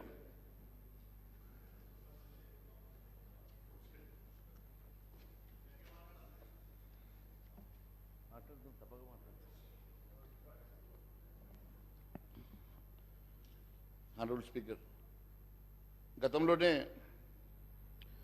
మేము ముందే చెప్పడం జరిగింది, ఈ రాష్ట్రం పూర్తిగా అప్పుల కుప్పగా మారి ఈ రాష్ట్రం అంతా కూడా పూర్తిగా దివాలా దిశగా నడుస్తున్న సంగతి నేను గతంలో చెప్పాం. అలాగే కానీ హామీలు ఇవ్వొద్దని, ఉన్నటువంటి సంక్షేమ కార్యక్రమాలు నడపడం కష్టంగా ఉందని, అందుకే భారతీయ జనతా పార్టీ ఇచ్చినటువంటి మేనిఫెస్టోలో అలాగే కానీ హామీలు ఇవ్వద్దని మేము ఇవ్వలేదు. కానీ ఏదో ఒక రకంగా ప్రజల్ని మభ్యపెట్టాలని చెప్పేసి కొంతమంది హామీలు ఇచ్చిన మాట మనం చూసాం. ఎన్నికలు అయిపోయినాయి, ఇప్పుడు మ్యాండేట్ ఇచ్చారు. సరే, ఇప్పుడు ఏ రకంగా వాళ్ళు ముందుకు తీసుకెళ్తారో రేపు కాలమే చెప్తుంది. ముందుగా నేను సబ్జెక్టులకు వెళ్ళే ముందు అధ్యక్ష, ఇప్పుడే గౌరవ సభ్యులు హరీష్ రావు గారు మాట్లాడితే కేంద్రం మీద నెపం. వారు చేయలేక పూర్తిగా వైఫల్యం చెందితే ఎవరో ఒకరి మీద నెపం వేయాలి కాబట్టి అది కేంద్ర ప్రభుత్వం మీద నెపం వేసేట్టుగా ఉన్నది. 10 సంవత్సరాల వరకు అవకాశం ఇచ్చారు. 10 సంవత్సరాలు ఈ రాష్ట్రం ఎక్కడ అవకాశం ఉంటే అక్కడ అధ్యక్ష, ఎక్కడ అవకాశం ఉంటే అక్కడ అప్పులు. ఈ రాష్ట్రంలో భారతదేశంలో ఏ రాష్ట్రంలో లేనట్టుగా కమర్షియల్ రేట్ల మీద అప్పులు తీసుకొచ్చి, మరి నిజంగా మీ ప్రాజెక్ట్ అంత మంచిగా ఉంటే, మీ ప్రాజెక్ట్ అంత అందంగా ఉంటే ఎందుకు వరల్డ్ బ్యాంక్ దగ్గరకో ఏషియా బ్యాంక్ దగ్గరకో వెళ్లకుండా కమర్షియల్ 9-10% రేట్లలో తీసుకొచ్చేసి ఈరోజు అవంతా కూడా ఈ ప్రజల మీద మరి మోపుతా ఉన్నారో మాకు అర్థం కావడం లేదు. ఇష్టానుసారంగా ఆ రోజు మనం రాష్ట్రం వేరుపడ్డప్పుడు మన రాష్ట్రంలో ఉన్నటువంటి అప్పు ఎంత అధ్యక్ష? కేవలం 72,658 కోట్లు. అదే 15-16కి వచ్చేసరికి 90,000 కోట్లు, 16-17కి వచ్చేసరికి 81, 17-18కి వచ్చేసరికి 1,60,000 కోట్లు, 18-19 1,90,000 కోట్లు. ఈ రకంగా ప్రతి సంవత్సరం అప్పులు పెంచుకుంటూ 3,89,673 కోట్ల రూపాయలు ఈరోజు అప్పు చేసినట్టుగా వారు చెప్తా ఉన్నారు. అది కాకుండా ఇది కేవలం FRBM లోన్స్ అధ్యక్ష. అది కాకుండా గవర్నమెంట్ గ్యారంటీడ్ లోన్స్ అని ఈ ఎస్పీబీ ద్వారా మళ్ళీ అవి కూడా సర్వీస్ గవర్నమెంటే రీపేమెంట్ చేసే విధంగా 1,27,000 కోట్లు, 1,27,208 కోట్లు. గవర్నమెంట్ గ్యారంటీ ఇచ్చినటువంటి లోన్లు 95,465 కోట్లు. నాన్ గ్యారంటీడ్ లోన్స్ 59,414 కోట్లు. మొత్తం కలిపితే 6,71,757 కోట్ల రూపాయల అప్పు తీసుకొచ్చి, అది కూడా అధ్యక్ష ఇష్టానుసారంగా 9-10% కమర్షియల్ లోన్లు తీసుకొచ్చి ఈరోజు ఈ రాష్ట్రం మీద ఒక పెద్ద భారాన్ని మోపి ఈరోజు మరి కేంద్ర ప్రభుత్వాన్ని మాట్లాడుతున్నారు కదా అధ్యక్ష. కేంద్ర ప్రభుత్వం ఏం చేసిందో ఆర్థిక మంత్రిగా ఉన్నటువంటి వారికి గతంలో తెలియదా అధ్యక్ష? కేంద్రం ఇప్పటివరకు ఎన్ని రకాలుగా ఆర్థికంగా ఆదుకున్నదో వారికి తెలిసినా కూడా కేవలం ఏదో ఒక నెపంతో మా మీద అబండం వేసే ప్రయత్నం చేస్తూ ఉన్నారు కదా. నేను వారికి ఒకసారి గుర్తు చేయాలనుకుంటున్నాను అధ్యక్ష. కేంద్ర రాష్ట్ర అభివృద్ధి కోసం అందించినటువంటి సహకారాన్ని అధ్యక్ష, పన్నుల వాటా పంపిణీలో తెలంగాణకు కేంద్రం అందించింది 1,78,000 కోట్ల అధ్యక్ష. అదే మాదిరిగా రాష్ట్ర అభివృద్ధి ప్రజా సంక్షేమం కోసం నిధులు ఇచ్చింది 4,99,000 కోట్ల అధ్యక్ష. వివిధ వర్గాల ద్వారా ప్రజలకు అందించినటువంటి వ్యక్తిగత రుణాల అధ్యక్ష 9,80,904 కోట్ల అధ్యక్ష. ఎంపీ లాడ్స్ ద్వారా తెలంగాణ ఎంపీలకు కేటాయించిన నిధుల అధ్యక్ష 983 కోట్ల అధ్యక్ష. 2014 రాష్ట్ర పునర్వ్యవస్థీకరణ చట్టం ప్రకారం అందించినటువంటి సాయం అధ్యక్ష 2,250 కోట్ల అధ్యక్ష. రామగుండంలో కొత్త పవర్ ప్లాంట్ నిర్మాణం కోసం అందించిన సాయం అధ్యక్ష 10,998 కోట్ల అధ్యక్ష. మన రాష్ట్రంలో ప్రధానమైనటువంటి వ్యవసాయ రంగం కోసం కేంద్రం ఇచ్చినటువంటి నిధుల అధ్యక్ష 1,58,000 కోట్ల అధ్యక్ష. 11 సాగునీటి ప్రాజెక్టుల కోసం 2,302 కోట్లు ఇచ్చింది అధ్యక్ష.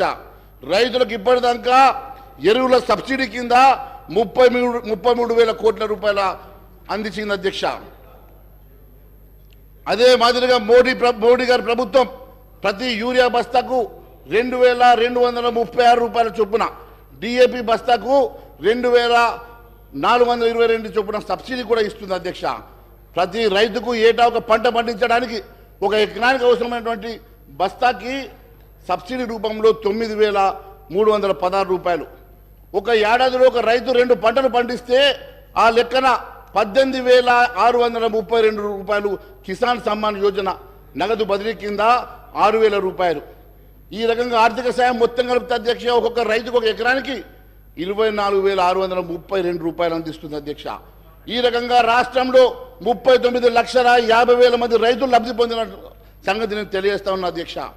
అలాగే వరి సేకరణ గతంలో కేంద్రం కన్నా 6 రేట్లు పెంచి 1,24,000 లక్షల కోట్లు ఖర్చు పెట్టి 2014 నుంచి జాతీయ సహకార అభివృద్ధి సంస్థ ద్వారా తెలంగాణకు 23,948 కోట్లు పంపిణీ చేసింది అధ్యక్ష. బీఆర్ఎస్ ప్రభుత్వం గొప్పగా ప్రచారం చేసుకున్నట్టు గొర్రెల పథకం కూడా అధ్యక్ష అప్పట్లో దానికి కావాల్సినటువంటి 4,533 కోట్లు కూడా కేంద్రం నుంచి వచ్చిన సంగతి వారికి నేను గుర్తు చేస్తా ఉన్నాను అధ్యక్ష. లోనే కదా చెప్తా ఉన్నాను అధ్యక్ష, లోనే చెప్తా ఉన్నాను, అన్ని చెప్తా ఉన్నాను, లోన్ చెప్తా ఉన్నాను, మీకు ఇచ్చిన సహకారం చెప్తా ఉన్నాను, మీకు ఇచ్చిన నిధులు చెప్తా ఉన్నాను, అన్ని చెప్తా ఉన్నాం. ఆత్మనిర్భర్ భారత్ భాగంగా రామగుండంలో 5,338 కోట్లతో రామగుండం ఎరువుల కర్మాగారాన్ని పునరుద్ధరించింది కూడా కేంద్ర ప్రభుత్వం అధ్యక్ష. కరోనా మహమ్మారి నుంచి తెలంగాణ ప్రజలను కాపాడడానికి 7.8 కోట్ల కరోనా టీకా డోసులు కూడా ఉచితంగా ఇవ్వడం కోసం 1,800 కోట్లు కేంద్ర సాయం చేసిన సంగతి గుర్తు చేస్తున్నాను అధ్యక్ష. రాష్ట్రానికి ఆక్సిజన్ ప్లాంట్లు కేంద్రం ముందే మంజూరు చేసి రాష్ట్ర ప్రభుత్వం నిర్లక్ష్యం వ్యవహరిస్తే ఆ రోజు కేంద్రం శ్రద్ధ తీసుకొని గాంధీ తదితర ఆసుపత్రుల్లో యుద్ధ ప్రతిపాదిక మీద 50కి పైగా ప్లాంట్లు ఏర్పాటు చేసిన మాటను గుర్తు చేస్తా ఉన్నాను అధ్యక్ష. కేంద్ర ఆయుష్మాన్ భారత్ పేరుతో ఒక్క కుటుంబానికి 5 లక్షల దాకా వైద్య సేవల కోసం అందిస్తోంది. ఈ పథకం కింద రాష్ట్రంలో ఇప్పటికే 5.88 లక్షల మంది దాదాపు 2,342 కోట్ల విలువైన వైద్య సాయాన్ని కూడా అందజేసిన సంగతి. ఈ రకంగా అధ్యక్ష ఇన్ని రకాలుగా సహాయ పొంది కూడా వారికి ఏమీ తోయక కేంద్రం మీద ఏదో ఒక రకంగా మరి అపవాద చేసే ప్రయత్నం చేస్తూ ఉన్నారు అధ్యక్ష. కేంద్రం ఎప్పుడు కూడా తెలంగాణ మీద ప్రేమతోటి, తెలంగాణ మీద అభిమానంతో ఎప్పుడు కూడా అభివృద్ధి చేయాలని చెప్పి అత్యధిక నిధులు ఇచ్చే సంగతి కూడా నేను గుర్తు చేస్తా ఉన్నాను అధ్యక్ష. ఎన్ని రకాలుగా నిధులు ఇచ్చినా, ఎన్ని రకాలుగా వారికి లోన్ల కోసం అవకాశాలు ఇచ్చిన, పర్మిషన్స్ ఇచ్చినా కూడా ఎప్పుడు కూడా వాటిని ప్రాపర్గా యూటిలైజ్ చేయలేక, ప్రాపర్గా వాళ్ళు ఇన్వెస్ట్ చేయలేక ఈరోజు ఏదో ఒక రకంగా కేంద్రాన్ని నిందించేటువంటి ప్రయత్నం చేస్తున్నందుకు నేను వారికి ఇవన్నీ చెప్పాల్సి వస్తుంది అధ్యక్ష. ఇంకా ఇలాంటి ఎన్నో సంక్షేమ కార్యక్రమాలు అధ్యక్ష చదువుతూ పోతే స్వచ్ఛ భారత్ కానీ, నిరుపేదలకు PM గరీబీ కళ్యాణ్ కింద ఇచ్చేటువంటి 18.52 లక్షల కోట్ల ఆహార సబ్సిడీ కానీ, ఈ రకంగా కొన్ని లక్షల కోట్ల రూపాయలు కేంద్ర ప్రభుత్వం సహకారం చేసినప్పటికీ కూడా వారు మర్చిపోవడం అనేది చాలా బాధాకరంగా ఉంది అధ్యక్ష. ఎక్కడ తక్కువ చేయలేదు, అన్నీ ఇచ్చినారు. మీకు ఇంకా కావాలంటే ఇప్పిస్తాం, డోంట్ వరీ. మీకు కావాలంటే చెప్పండి, ఎన్ని కావాలంటే ఇప్పిస్తాం మేము. రైల్వే వ్యాగన్ ఫ్యాక్టరీ కోసం మీకు తెలుసు, దానికోసం కూడా దాదాపు 3,000 మందికి ఉపాధి కలిగే విధంగా మరి అక్కడ మన రాష్ట్రంలో ఏర్పాటు చేసుకున్న సంగతి కానీ, ఈ రకంగా గ్రామీణ అభివృద్ధి భాగంగా 12,769 గ్రామ పంచాయతీలకు 14 ఆర్థిక సంఘాల సిఫార్సు ప్రకారం 5,380 కోట్లు కానీ, ఈ రకంగా వేల కోట్లు, లక్షల కోట్ల రూపాయలు ఈ ప్రభుత్వానికి మరి కేంద్రం సాయం చేసిన సంగతి నేను గుర్తు చేస్తూ, ఇంకా చాలా ఉంది అధ్యక్ష. కానీ నాకు ఇచ్చిన సమయంలో మరి ఇవన్నీ చదవడం కన్నా నేను ముఖ్యంగా వారు చెప్పినటువంటి పవర్ దాని మీద నేను చెప్పాలనుకుంటున్నాను అధ్యక్ష. ఇప్పుడే గౌరవ సభ్యులు హరీష్ రావు గారు మాట్లాడుతూ ఇందాక మీటర్లు పెట్టాలని చెప్పి కేంద్ర ప్రభుత్వం చెప్పిందని. ఇంత శుద్ధ అబద్ధం అధ్యక్ష, ఇంత అబద్ధం ఒక సీనియర్ లెజిస్లేటరు, 5 సార్లు గెలిచిన లెజిస్లేటర్ ఈ రకంగా అబద్ధాలు చెప్పడం, సభలో అబద్ధాలు చెప్పడం ఎంతవరకు సంబంధించిన అధ్యక్ష? ఈ రకంగా కేంద్రం ఎక్కడన్నా మీటర్లు పెట్టమని అంటే దాన్ని ఒకసారి చూపించమనండి అధ్యక్ష. ఎక్కడన్నా అలాంటి నోట్ ఇచ్చినా, జీవో ఇచ్చినా, సర్క్యులేషన్ ఇచ్చినా కూడా ఒకసారి చూపించమనండి అధ్యక్ష. కేవలం బూటక మాటలు, అబద్ధ మాటలతోటి ఇంతకాలం 10 సంవత్సరాలు పబ్బం గడిపినటువంటి వీళ్ళు మళ్ళీ ఈరోజు హౌజులు కూడా మిస్లీడ్ చేయడం చాలా బాధాకరంగా ఉంది అధ్యక్ష. సెప్టెంబర్ 15వ తారీఖు రోజు కేంద్ర మంత్రివర్యులు ఆర్కే సింగ్ గారు హైదరాబాద్లో ప్రెస్ మీట్ పెట్టారు అధ్యక్ష. దాంట్లో కిషన్ రెడ్డి గారితో నేను కూడా ప్రెస్ మీట్లో పార్టిసిపేట్ చేశాను అధ్యక్ష. ఆ రోజు ఇచ్చినటువంటి ప్రెస్ మీట్లో వారు చెప్పిన మాట చెప్తా ఉన్నాను అధ్యక్ష. కేంద్ర ప్రభుత్వం రైతుల వ్యవసాయ మోటార్లు, మీటర్లు పెడుతుందని చెప్పి దుష్ప్రచారం చేస్తూ ఉన్నారు. విద్యుత్తును ప్రైవేట్ పరం చేస్తున్నదని చెప్పి బీఆర్ఎస్ ప్రభుత్వం దుష్ప్రచారం చేస్తూ ఉన్నది. కానీ ఆర్పి సింగ్ గారు చెప్పిన మాట, రాష్ట్రానికి అన్ని విధాలుగా సహకరిస్తున్నాం, చాలా విషయాల్లో ఈ ప్రభుత్వం అబద్ధాలు, ఆరోపణలు చేస్తూ ఉన్నది. పవర్ ప్రాజెక్టులో మేము ఇన్ని కోట్ల రూపాయలు లోన్లు ఇచ్చాం, ఇన్ని లక్షల కోట్ల లోన్లు ఇచ్చాం. అంతేకాకుండా ఈ రకంగా మా మీద అబద్ధం చెప్తా ఉన్నది. మేము ఎక్కడ కూడా మీటర్లు పెట్టమని చెప్పి ఎక్కడ కూడా ఆదేశాలు ఇవ్వలేదు, అలాంటి లెటర్ కానీ సర్క్యులర్స్ కానీ పంపలేదు. బీజేపీ అధికారంలోకి వస్తే వ్యవసాయ మోటార్లకు మీటర్లు పెడతారు అని చెప్పి ఏదైతే వీళ్ళు అబద్ధం ప్రచారం చేస్తూ ఉన్నారో అది శుద్ధ అబద్ధం అని చెప్పేసి ఆ రోజు వారు చెప్పడం జరిగింది. అంతేకాదు అధ్యక్ష, తెలంగాణ రూరల్ ఎలక్ట్రిఫికేషన్ కార్పొరేషన్ ద్వారా గత తెలంగాణ ప్రభుత్వానికి 1,57,000 కోట్ల రూపాయలు మంజూరు చేశాం.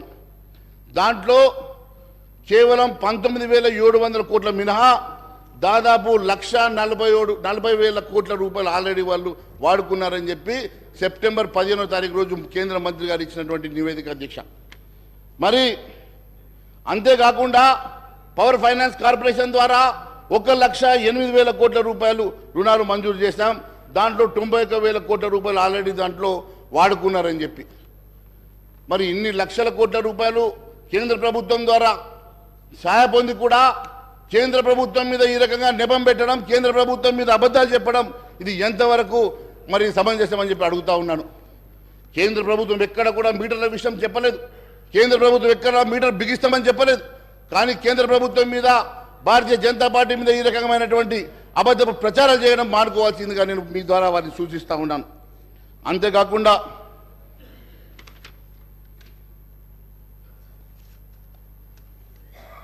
వారి మిత్రులు, వారి కేసీఆర్ గారి మిత్రులు ఇప్పుడు ఆంధ్రప్రదేశ్ రాష్ట్ర గౌరవ ముఖ్యమంత్రి జగన్మోహన్ రెడ్డి గారు మాత్రం అక్కడ మీటర్లు పెట్టుకున్నారు అధ్యక్ష. మీటర్లు పెట్టుకొని ఆ మీటర్లకు కూడా ఒక సంజాయిషి ఇచ్చుకున్నారు అధ్యక్ష. ఆయన ఇచ్చిన స్టేట్మెంట్ చెప్తా ఉన్నాను. వారికి ఒక జీవో ఇచ్చారు అధ్యక్ష, జీవో MS 22 తేదీ 1 సెప్టెంబర్ 2020 రోజు.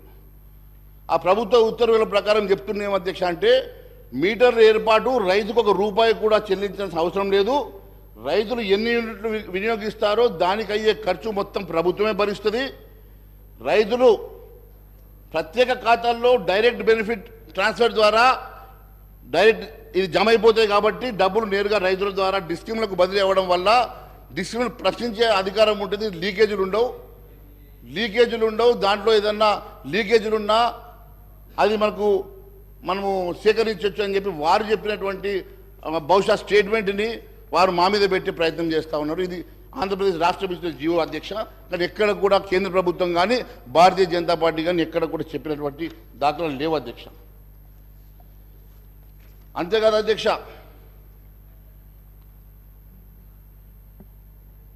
తెలంగాణ రాష్ట్రం ఈరోజు 6,71,757 కోట్ల రూపాయల అప్పు చేసి దాదాపుగా మనకొచ్చే రెవెన్యూలో 35% జీతాలకు శాలరీస్కి ఖర్చు అవుతా ఉంది అధ్యక్ష. రికరింగ్ ఎక్స్పెండిచర్ 34% రీపేమెంటు ఇంట్రెస్ట్లకు పోతుంది అధ్యక్ష. మరి 69% ఈ రకంగా ఖర్చు అవుతూ ఉంటే కేవలం మనకు మిగిలింది 31% అధ్యక్ష. మరి 31% రెవెన్యూ తోటి ఈ ప్రభుత్వం ఇవ్వాల్సినటువంటి సంక్షేమ కార్యక్రమం ఏ రకంగా ఇస్తుంది? ఎగ్జిస్టింగ్ ఉన్నటువంటి సంక్షేమ కార్యక్రమాలతో పాటు మీరు కొత్తగా ఇస్తామన్నటువంటి 6 గ్యారెంటీలు కూడా ఏ రకంగా ముందుకు తీసుకెళ్తారు అనేది పెద్ద ప్రశ్నార్థకంగా మారింది అధ్యక్ష. మరి ఏ రాష్ట్రంలోనైనా దాదాపు 69% మరి ఈ రకంగా ఖర్చు అయితే మనకు మిగిలే 31%లో మరి డెవలప్మెంట్ యాక్టివిటీస్ దాంట్లోనే, సంక్షేమ కార్యక్రమాలు వాటిలోనే ఈ రకంగా సంక్షేమ కార్యక్రమాలు డెవలప్మెంట్ యాక్టివిటీస్ 31% రెవెన్యూ తోటి ఏ రకంగా ముందుకు తీసుకెళ్తారో మరి గౌరవ ముఖ్యమంత్రి గారు కూడా చెప్పాల్సిందిగా మేము కోరుతా ఉన్నాం. 6 గ్యారెంటీ స్కీమ్లకు దాదాపు 70,000 ఖర్చు అయితే నిపుణులు చెప్తా ఉన్నారు. మరి 412 హామీల సంగతి మరి ఇంకా మర్చిపోయారు. రుణమాఫీ ఉన్నది, నిరుద్యోగ వృద్ధి ఉన్నది. ఈ రకంగా ఇన్ని రకాలుగా ఖర్చులున్నా మన దగ్గర ఉన్నటువంటి రెవెన్యూ మాత్రం అయ్యగారి ఆదాయం అంట భార్య పసుపు కుంకుమ సరిపోయేటట్టు ఈరోజు మనకు ఉన్నటువంటి ఆర్థిక పరిస్థితి కేవలం మనకు వీటికే సరిపోని పక్షంలో కొత్తగా మీరు తీసుకొచ్చేటువంటి సంక్షేమ కార్యక్రమాలు ఏ రకంగా ముందుకు తీసుకెళ్తారు? కొత్తగా మీరు కేవలం అధికారంలో రావడం కోసమే మీరు ఈ రకమైన హామీలు ఇచ్చారా, లేక నిజంగా ఇది ఎప్పుడన్నా కూడా స్టడీ చేసి మన ఆర్థిక పరిస్థితులు స్టడీ చేసి ఎప్పుడన్నా మరి ఆలోచించి మరి చేశారా ఒకసారి ప్రజలకు చెప్పాల్సిన అవసరం ఉంది అధ్యక్ష. కేవలం అధికారం రావాలని ఏదో ఒక రకంగా అధికారంలోకి వస్తే మేము కుర్చీలో కూర్చున్న తర్వాత ఆలోచిస్తామన్న ఆలోచనలతో మాత్రమే ప్రజల్ని మభ్యపెట్టడానికి మాత్రమే మరి మీరు ఇచ్చినటువంటి హామీలు కనబడతా ఉన్నాయి అధ్యక్ష. మరి ఈ రకంగా మన దగ్గర ఉన్నటువంటి వనరుల్లో 30% శాలరీలకు పోవడంతో పాటు ఇప్పటి వరకు ఇంకా 3 డిఎల్ ఇవ్వలేదు అధ్యక్ష. ఈ ప్రభుత్వ ఉద్యోగులకు ఇంకా 3 డిఎల్ పెండింగ్ ఉన్నాయి. కొత్తగా పిఆర్సీ కూడా వేయాల్సినటువంటి అవసరం ఉన్నది అధ్యక్ష. మరి కొత్తగా పిఆర్సీ వేసి కొత్తగా డిఎల్ ఇస్తే మరి మీకున్నటువంటి రెవెన్యూలో మళ్ళీ ఇంకా కొంత శాతం కూడా తగ్గుతుంది అధ్యక్ష. మన 30% మనకు మిగులు బడ్జెట్ తోటి ఏ రకంగా మీరు ఈ సంక్షేమ కార్యక్రమాన్ని ముందుకు తీసుకెళ్తారు ప్రజలకు చెప్పాల్సినటువంటి అవసరం ఉంది అధ్యక్ష. అంతేకాదు అధ్యక్ష, ఈ 6,71,757 కోట్ల అప్పుతో పాటు పెండింగ్ బిల్స్ గురించి ఎక్కడ ప్రస్తావన లేదు అధ్యక్ష. పెండింగ్ బిల్స్ కాంట్రాక్టర్లకు కానీ వేరే ఏజెన్సీస్ కానీ ఎంత ఉందో కూడా దాంట్లో ఇంకా మెన్షన్ చేయలేదు అధ్యక్ష. అవి కూడా ఒక కుదిబండంగానే మారబోతున్నాయి అధ్యక్ష. దాదాపు మరి 20,000 కోట్లను కొందరు అంటున్నారు. ఎంత ఉన్నాయో అది ఒకసారి మరి దాని మీద కూడా చర్చ చేస్తే బాగుంటుందని చెప్పి నేను అడుగుతా ఉన్నాను అధ్యక్ష. అంతేకాకుండా కాళేశ్వరం మీద గొప్పగా చెప్పారండి హరీష్ రావు గారు. కాళేశ్వరం మీద మేము ఒకటే అడుగుతా ఉన్నాం అధ్యక్ష. కాళేశ్వరం మీద మీరు తీసుకున్నటువంటి ఎస్పీవి ద్వారా తీసుకున్నటువంటి అప్పులు 9.69% వడ్డీ కమర్షియల్ వడ్డీకి తీసుకున్నారు. 9.69% కమర్షియల్ వడ్డీకి మీరు వడ్డీ తీసుకొని కాళేశ్వరం కడితే ఏ రెవెన్యూ దాంట్లో వస్తుంది కాబట్టి మీరు దాని నుంచి రీపేమెంట్ చేస్తారు. ఈ ఎస్పీవి అనేది ఒక బోగస్ ఎస్పీవా లేక నిజంగా ప్రభుత్వం దేనికోసం ఎస్పీవిని క్రియేట్ చేసింది? ఆ ఎస్పీవి క్రియేట్ చేస్తే మరి 9.69% తోటి వడ్డీతోటి కమర్షియల్ వడ్డీతోటి ఏ రకంగా మీరు రీపేమెంట్ చేయబోతున్నారో అవేమి చెప్పకుండా కేవలం బ్రహ్మాండంగా చేశాం. ఏం బ్రహ్మాండం చేశారు? బ్రహ్మాండంగా ఏం చేశారు? ఈ రాష్ట్రాన్ని కేవలం అప్పుల పాలు చేశారు. ఈ రాష్ట్రాన్ని పూర్తిగా ధ్వంసం చేశారు తప్ప ఈ రాష్ట్రానికి మీరు ఏం అభివృద్ధి పథంలో నడిపించారో చెప్పాల్సిన అవసరం ఉన్నది. కేవలం అంతేకాదు అధ్యక్ష, ఇంత గొప్ప ప్రాజెక్ట్ అయి ఉంటే నిజంగానే మరి కమర్షియల్ లోన్ పోవాల్సిన అవసరం లేకుండే కదా అధ్యక్ష. మరి వరల్డ్ బ్యాంక్ వెళ్ళి తీసుకురా వస్తుండే కదా. దానికంటూ ప్రాజెక్ట్ రిపోర్ట్ తయారు చేయరు. అప్పటికప్పుడు రాత్రి వాళ్ళకు ఆలోచన వస్తుందో కళ వస్తుందో తెల్లారికల్లా ప్రాజెక్ట్ ఒకటి కొత్త తయారు చేయాల్సిందే. ఇవన్నీ కాకుండా వాస్తవంగా ఒక ఆలోచనతో ప్రజలకు ఉపయోగపడేటువంటి కార్యక్రమాలు చేస్తే బాగుండేదని భావిస్తా ఉన్నాం అధ్యక్ష. అంతేకాకుండా ఈ ఎస్పీవికి క్రెడిట్ రేటింగ్ ఎంత ఉందో ఒకసారి మీ ద్వారా ముఖ్యమంత్రి గారిని కనుక్కోమంటున్నాను అధ్యక్ష. మరి కాళేశ్వరంకి ఇచ్చినటువంటి ఈ యూనిట్ మరి ఇంతకాలం లోన్ తీసుకున్నప్పుడు ఒక రేటింగ్ ఇస్తారు కదా అధ్యక్ష. మరి ఏ రేటింగ్ ఇచ్చారో కూడా అది ఒకసారి సభకు చెప్తే బాగుంటుంది అధ్యక్ష. మరి క్రెడిట్ రేటింగ్ అదే కాకుండా అధ్యక్ష, వీరు బ్రహ్మాండం అని చెప్తున్నటువంటి ఈ రాష్ట్రంలో దండనీయమైనటువంటి పరిస్థితి ఏంటంటే అధ్యక్ష, పూర్తిగా ప్రజలకు సంబంధించినటువంటి విద్యా వైద్యాన్ని విస్మరించారు అధ్యక్ష. పూర్తిగా విద్యా వైద్యాన్ని ఏ రకంగా విస్మరించారంటే అధ్యక్ష, భారతదేశంలోని అన్ని రాష్ట్రాల్లో చివరి స్థానంలో ఎడ్యుకేషన్ ఉందంటే ఇంతకన్నా సిగ్గుచెడు లేదని చెప్పి నేను తెలియజేస్తాను అధ్యక్ష. యావత్ భారతదేశంలో చివరి స్థానంలో ఈరోజు ఎడ్యుకేషన్ అలొకేషన్ ఉందంటే 7% అలొకేషన్ తోటి చివరిలో యావత్ భారతదేశంలో ఉందంటే ఇంతకన్నా ఘోరం ఇంకొకటి లేదు అధ్యక్ష. అదే మాదిరిగా హెల్త్ కూడా 29వ స్థానంలో చివరి నుంచి 4వ స్థానంలో ఉంది అధ్యక్ష. ఈ రకంగా పూర్తిగా మరి ప్రజలకు మరి సంబంధించినటువంటి విద్యా వైద్యాన్ని పూర్తిగా విస్మరించిన సంగతి నేను గుర్తు చేస్తా ఉన్నాను అధ్యక్ష. మరి ఈ రకంగా అంతేకాదు అధ్యక్ష, వీళ్ళు గొప్పగా చెప్పుకుంటున్నారు. కాగ్ గురించి చెప్పారు కదా అధ్యక్ష. అదే కాగ్ చెప్పినటువంటి నేను విషయం మీకు తెలియజేస్తా ఉన్నాను అధ్యక్ష. CAG expresses concern over Telangana government utilising borrowed amounts for repayment of public debts. ఎంత ఘోరం అధ్యక్ష అంటే అప్పులు కట్టడానికి కూడా అప్పులు తీసుకొచ్చి అప్పులు చేసిన డబ్బుతోటి అప్పులు కట్టేటువంటి దుర్భరమైనటువంటి స్థితిలో గత ప్రభుత్వం నడిపించిందంటే ఇంతకన్నా ఘోరం ఇంకొకటి లేదు అధ్యక్ష. వాళ్ళు చెప్తా ఉన్నారు అధ్యక్ష, చాలా గొప్పగా బ్రహ్మాండంగా చేశాం, బ్రహ్మాండంగా నిర్మాణం చేశాం. ఏం నిర్మాణం చేశారు అధ్యక్ష? బ్రహ్మాండంగా ధ్వంసం చేశారని చెప్తే బాగుండేది. బ్రహ్మాండంగా ధ్వంసం చేశారని చెప్తే బాగుండేది అధ్యక్ష. పూర్తిగా ఈ రాష్ట్రాన్ని అప్పుల పాలు చేసి ఒక పథకం ప్రకారం ఈ రాష్ట్రాన్ని అప్పుల పాలు చేసి వాళ్ళ కాంట్రాక్టర్ల జేబులు నింపుకున్నట్టు అవపడుతుంది అధ్యక్ష. ఇది తెలంగాణ రాష్ట్ర ప్రజానికం కోసం, తెలంగాణ ప్రజల కోసం మాత్రం ఇది ఏ ఉపయోగపడే కార్యక్రమమే చేయలేదు అధ్యక్ష. పూర్తిగా 10 సంవత్సరాలు ఈ రాష్ట్రాన్ని ధ్వంసం చేసి ఒక నియంత పాలనలో ఈ రాష్ట్రం నలిగిపోయిందన్న సంగతి నేను తెలియజేస్తా ఉన్నాను అధ్యక్ష. ఒక నియంత పాలనలో ఈ రాష్ట్రం పూర్తిగా అప్పుల పాలైపోయింది అధ్యక్ష. ఏ ఒక్క సంక్షేమ కార్యక్రమం కానీ అట్టడుగు బడుగు బలైన వర్గాలకు చెందినటువంటి వారికి ఏ ఒక్క ఉపాధి కల్పించలేదు ఈ ప్రభుత్వం అధ్యక్ష. గత ప్రభుత్వం కూడా ఈ రకంగానే నిరుద్యోగ భృతి ఇస్తామని చెప్పారు అధ్యక్ష. మరి ఇప్పుడు దాన్ని పెంచి 4,000 ఇస్తామని కొత్త ప్రభుత్వం చెప్తా ఉంది. మీరు పూర్తిగా ఇవ్వలేదు కాబట్టి మేము కూడా ఎగ్గొడితే బాగుంటుందని అనుకుంటే మాత్రం మేము భారతీయ జనతా పార్టీ ఊరుకునే సమస్య లేదు.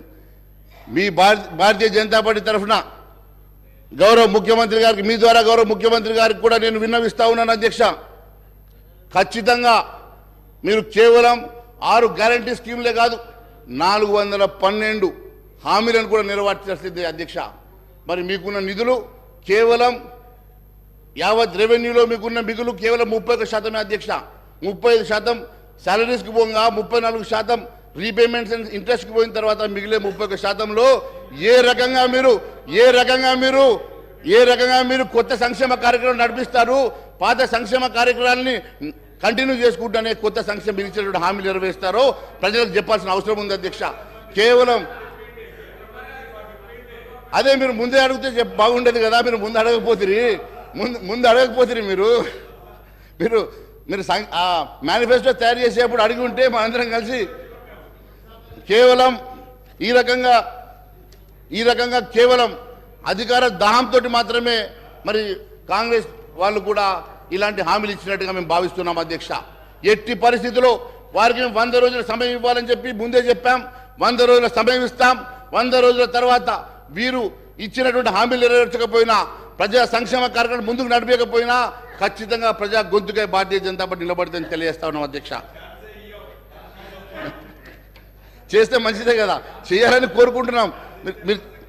మీరు చేస్తే మంచిదే అన్న, చేయాలని కోరుకుంటున్నాం మేము కూడా. అంతే కదా అధ్యక్ష. మరి వీటితో పాటు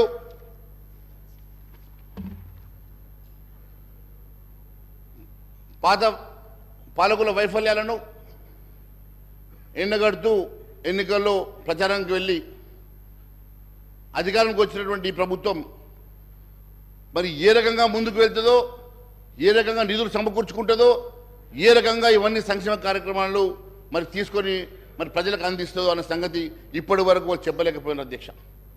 వారికి కావాల్సిన నిధులు ఇప్పుడు వాళ్ళ చేతిలో ఉన్నది కేవలం స్వల్పంగా నిధులు ఉన్నాయి, కావాల్సింది బారెడు ఉంది. ఉన్నది మూరెడు, కావాల్సింది బారెడు అన్నట్టు కేవలం వారి దగ్గర ఉన్నది తక్కువ నిధులు. వారి ఇవ్వాల్సినటువంటి సంక్షేమ కార్యక్రమం కానీ, ప్రజలకు ఇచ్చినటువంటి హామీలు కానీ మరి అవన్నీ నెరవేర్చాలంటే మరి ఏ రకంగా చేయగలుగుతారో మరి ప్రజలకు చెప్పాల్సిన అవసరం ఉంది, సభకు కూడా చెప్పాల్సిన అవసరం ఉంది అధ్యక్ష. ఎంతసేపు గతంలో చేసిన అప్పులు అని చెప్పి మనం చెప్తా ఉన్నాం అధ్యక్ష. మరి గతం చేసిన అప్పులు ఈ రకంగా ఇంత ఓపెన్గా మనం ఈరోజు సభ ద్వారా శ్వేతపత్రం ఇచ్చినాం కదా అధ్యక్ష. మరి కొత్త అప్పులు ఎట్లా పుడతాయి అధ్యక్ష? కొత్త అప్పుల కోసం రీపేమెంట్ షెడ్యూల్ ఎట్లా చూపిస్తాం అధ్యక్ష? మన దగ్గర రెవెన్యూ సర్ప్లస్ ఉంటేనే, రెవెన్యూ అనుకుంటేనే ఎదుటి వాళ్ళు మనకు నిధులు ఇస్తారు అధ్యక్ష, లోన్లు ఇస్తారు అధ్యక్ష. మరి మనమే పూర్తిగా అప్పుల్లో కూరుకుపోయి కట్టలేని పరిస్థితిలో, జీతాలు ఇవ్వలేని పరిస్థితిలో ఈ రాష్ట్రం ఉందని చెప్పినప్పుడు కొత్తగా నిధులు ఏ రకంగా సమకూర్చుకోగలుగుతారో కూడా చెప్పాల్సిన బాధ్యత ముఖ్యమంత్రి గారి మీద ఉంది అధ్యక్ష. మరి ఈ రకంగా మీరు మొత్తం శ్వేతపత్రం ఇచ్చేసి ఈ రాష్ట్ర ప్రజానీకానికే కాదు యావత్ దేశానికి మన ఆర్థిక పరిస్థితిని చూపించేసి ఈరోజు ఆర్థిక పరిస్థితి ఇంత ఘోరంగా ఉన్నదని చెప్పిన తర్వాత కొత్తగా మీరు ఏ రకంగా నిధులు సమకూర్చుకుంటారో కూడా ఒక పెద్ద ప్రశ్నార్థకంగా మారబోతుంది అధ్యక్ష. నేను ఒకటే తెలియజేస్తాను అధ్యక్ష, కేవలం అధికారం కోసమే మాట్లాడాం, అధికారం వచ్చాం, తర్వాత ఎట్లయితే చూసుకుందాం అన్నట్టుగా మీరు విరవిపోతే ప్రజలు గమనిస్తున్నారు అధ్యక్ష. ప్రజలు ఊరుకోపోయారు లేదు అధ్యక్ష. ప్రజలు ఖచ్చితంగా మీ వెంట పడతారు అధ్యక్ష. మీరు గ్రామాల్లో తిరగాల్సి ఉన్నది, గ్రామంలో తిరిగే రోజు మీకు అన్ని అర్థమైంది అధ్యక్ష. ఖచ్చితంగా తెలియజేస్తా ఉన్నాం. ఈ రకంగా కేవలం మీరు గత ప్రభుత్వాన్ని కార్నర్ చేయడానికో, ఆ పార్టీని కార్నర్ చేయడానికో చేసినటువంటి మరి ఈ చర్య వల్ల ఎంతవరకు లబ్ధి జరుగుతుందో నాకు తెలియదు, కానీ నష్టం మాత్రం చాలా పెద్ద నష్టం జరగబోతుంది అధ్యక్ష. అంతేకాకుండా మొన్న గౌరవ ముఖ్యమంత్రి గారు కూడా రిటైర్డ్ ఆర్బీఐ గవర్నర్ గారిని కూడా కలిసినట్టుగా మేము పేపర్లో చూసినాం. రఘురామ్ రాజన్ గారు కూడా ఒక స్టేట్మెంట్ ఇచ్చారు అధ్యక్ష. ఇంకా ఇప్పుడున్నటువంటి పరిస్థితుల వల్ల ఇంకా అప్పులు చేస్తే మన రాష్ట్ర ఆర్థిక పరిస్థితి మరింత క్షీణించిపోతుందని చెప్పేసి వారు చెప్పారు అధ్యక్ష. ఇప్పుడున్న పరిస్థితిలోనే బయటపడడం కష్టంగా ఉన్నటువంటి పరిస్థితి. ఇప్పుడు మళ్ళా కొత్తగా అప్పులు తీసుకుంటే ఈ రాష్ట్ర పరిస్థితి ఇంకా క్షీణిస్తుందని చెప్పేసి వారే చెప్పినట్టుగా పేపర్లు చూసాం అధ్యక్ష. మరి వారు అడ్వైజ్ తీసుకోవడానికి పిలిచినటువంటి వారే ఈ రకంగా మాట్లాడిందంటే మరి మీరు ఎక్కడ కూడా మీ మేనిఫెస్టోలో కొత్తగా అప్పులు తెస్తామని చెప్పలే, ఏ రకంగా సమకూర్చుకుంటామో చెప్పలే. కానీ ఈ సంక్షేమ కార్యక్రమాలని మాత్రం పూర్తిగా మేము నెరవేరుస్తామని మాత్రం చెప్పారు. ఎట్టి పరిస్థితుల్లో కొత్తగా అప్పు తీసుకురావడానికి వీల్లేదు. అన్నిటికన్నా ముఖ్యం ప్రజల మీద భారం మోపడానికి అసలే మేము ఒప్పుకొని లేదని చెప్పి తెలియజేస్తా ఉన్నాను. ఏదో ఒక రకంగా ప్రజల మీద భారం మోపుతాం, ట్యాక్సులు పెంచుతాం, ప్రజల్ని నడ్డి విరుస్తామంటే మాత్రం ఎట్టి పరిస్థితుల్లో భారతీయ జనతా పార్టీ ఊరుకున్న సమస్య లేదు. ప్రజా గొంతుగా మేము నిలదీస్తామని చెప్పి కూడా తెలియజేస్తా ఉన్నాను అధ్యక్ష. అంతేకాదు అధ్యక్ష, ఎక్కడ కూడా మీ మేనిఫెస్టోలో పెట్టలేదు. పెట్టకుండా కూడా మీరు అన్ని రకాలుగా హామీలు ఇచ్చారు. మేము కూడా ధైర్యం ఉంది, మీకు ధైర్యం ఉంది కాబట్టి, కానీ చేయాలి కదా. ధైర్యం అందరికీ ఉంటుంది, ధైర్యంతో పాటు చేయాలి, చేస్తే సంతోషం కదా. ఎన్ని ప్రజెంటేషన్లు ఇచ్చినా, ఎన్ని చర్చలు చేసినా దానివల్ల లాభం లేదు అధ్యక్ష. కేవలం ఏ రకంగా మీరు దీన్ని అధిగమిస్తారు, ఏ రకంగా ముందుకెళ్తారని సభకు చెప్పాలి అధ్యక్ష. మీరు ఏ రకంగా అధిగమిస్తారో, ఏ రకంగా ముందుకెళ్తారో చెప్పకుండా కేవలం ఒకరినొకరు దుంబెత్తు పోసుకోవడం కాదు అధ్యక్ష. మీరు కూడా మీ ద్వారా నేను స్పీకర్ గారికి కూడా నేను చెప్తా ఉన్నాను అధ్యక్ష, కేవలం ఒకవైపు అటువైపు చూడకండి అధ్యక్ష, మధ్యలో మేము కూడా ఉన్నాం, మా వైపు కూడా చూడమని. అప్పుడు కూడా నేను మరి మధ్యలో లేచి అడిగినాను అధ్యక్ష, నేను క్లారిఫికేషన్ ఇస్తానంటే మరి నాకు అవకాశం రాలేదు. సరే, ఏదైనా వాళ్ళిద్దరు కొట్లాట కోసం ఈ సభ లేదు అధ్యక్ష, వాళ్ళిద్దరు ఈగోస్ కోసం ఈ సభ లేదు అధ్యక్ష. ప్రజలు మొత్తం 3.5 కోట్ల ప్రజలు మన వైపు చూస్తూ ఉన్నారు అధ్యక్ష, సభ వైపు చూస్తూ ఉన్నారు, సభలో జరిగే చర్చను చూస్తూ ఉన్నారు అధ్యక్ష. ఖచ్చితంగా ఇక్కడ జరిగేటువంటి చర్చ ఒక అందరికి ఉపయోగపడే చర్చగా మారాలి. దీనికి కావాల్సినటువంటి ఏ అంశమైనా కూడా మీరు పారదర్శకతోటి ఏ రకంగా ఈ సమస్యను పరిష్కారం చేస్తారో, ఏ రకంగా ఈ సమస్య పరిష్కారానికి మీ దగ్గర ఉన్నటువంటి ప్లాన్ ఏందో, మీ దగ్గర ఉన్నటువంటి ప్రణాళిక ఏందో చెప్పకుండా కేవలం చేస్తాం చూస్తామంటే కుదరదు అధ్యక్ష. ఖచ్చితంగా సభకు తెలియజేయాల్సిన అవసరం ఉందని చెప్పి తెలియజేస్తాను అధ్యక్ష. ఇంకా గత ప్రభుత్వం కూడా ఆ ₹1,00,000 రుణమాఫీ 5 సంవత్సరాలైనా చేయలేకపోయింది. మరి మీరు ఇంకా ఉన్నాయి, బ్యాలెన్స్ ఉన్నాయి సార్, బ్యాలెన్స్ ఉన్నాయి, చేయలేదు. ఏడాది లోపల చేస్తామన్నారు, 5 ఏళ్ళైనా చేయలేకపోయింది, ఇంకా బ్యాలెన్స్ ఉన్నది, అందుకే చెప్తున్నా. కాబట్టి మీరు 2 లక్షల రుణమాఫీ 9వ తారీఖు డేట్ ఇచ్చిండ్రు అధ్యక్ష, 9వ తారీఖు డేట్ ఇచ్చిండ్రు. మరి ఫైనాన్స్ మంత్రి గారు లేరు ఇప్పుడు, మరి ముఖ్యమంత్రి గారు లేరు, ఫైనాన్స్ ఇద్దరు అదృష్టవంతులు లేరు అధ్యక్ష హాల్లో. మరి ఇద్దరు ఏ ఒక్కరున్నా కూడా సమాధానం చెప్తురేమో, కానీ పాపం ఒక అదృష్టవంతుడు అంటే పాపం ముఖ్యమంత్రి రాకపోయినా ముఖ్యమంత్రి భవనం వచ్చింది కదా, అందుకే అంటున్నా అదృష్టవంతుడు అని. ఏదో ఒకటైతే వచ్చింది అధ్యక్ష.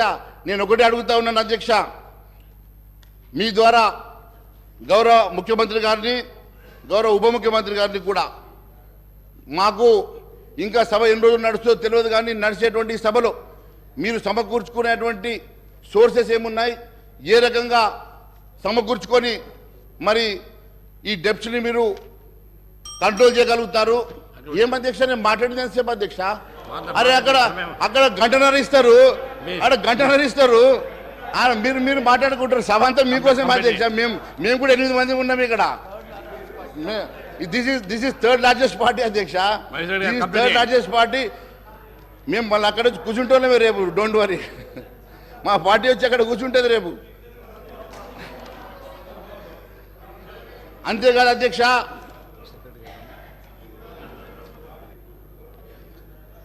ప్రజెంటేషన్ల వల్లనో చర్చల వల్లనో కాదు అధ్యక్ష, ఖచ్చితంగా మరి మీరు ఇవ్వాల్సినటువంటి అన్ని హామీలు కూడా ఖచ్చితంగా నెరవేర్చే వరకు మేము ప్రజా గొంతుగా నిలబడతామని మరొకసారి తెలియజేసుకుంటూ, అంతేకాదు అధ్యక్ష, వీటితో పాటు ఇంకా చాలా ప్రజా సమస్యలు కూడా ఉన్నాయి అధ్యక్ష.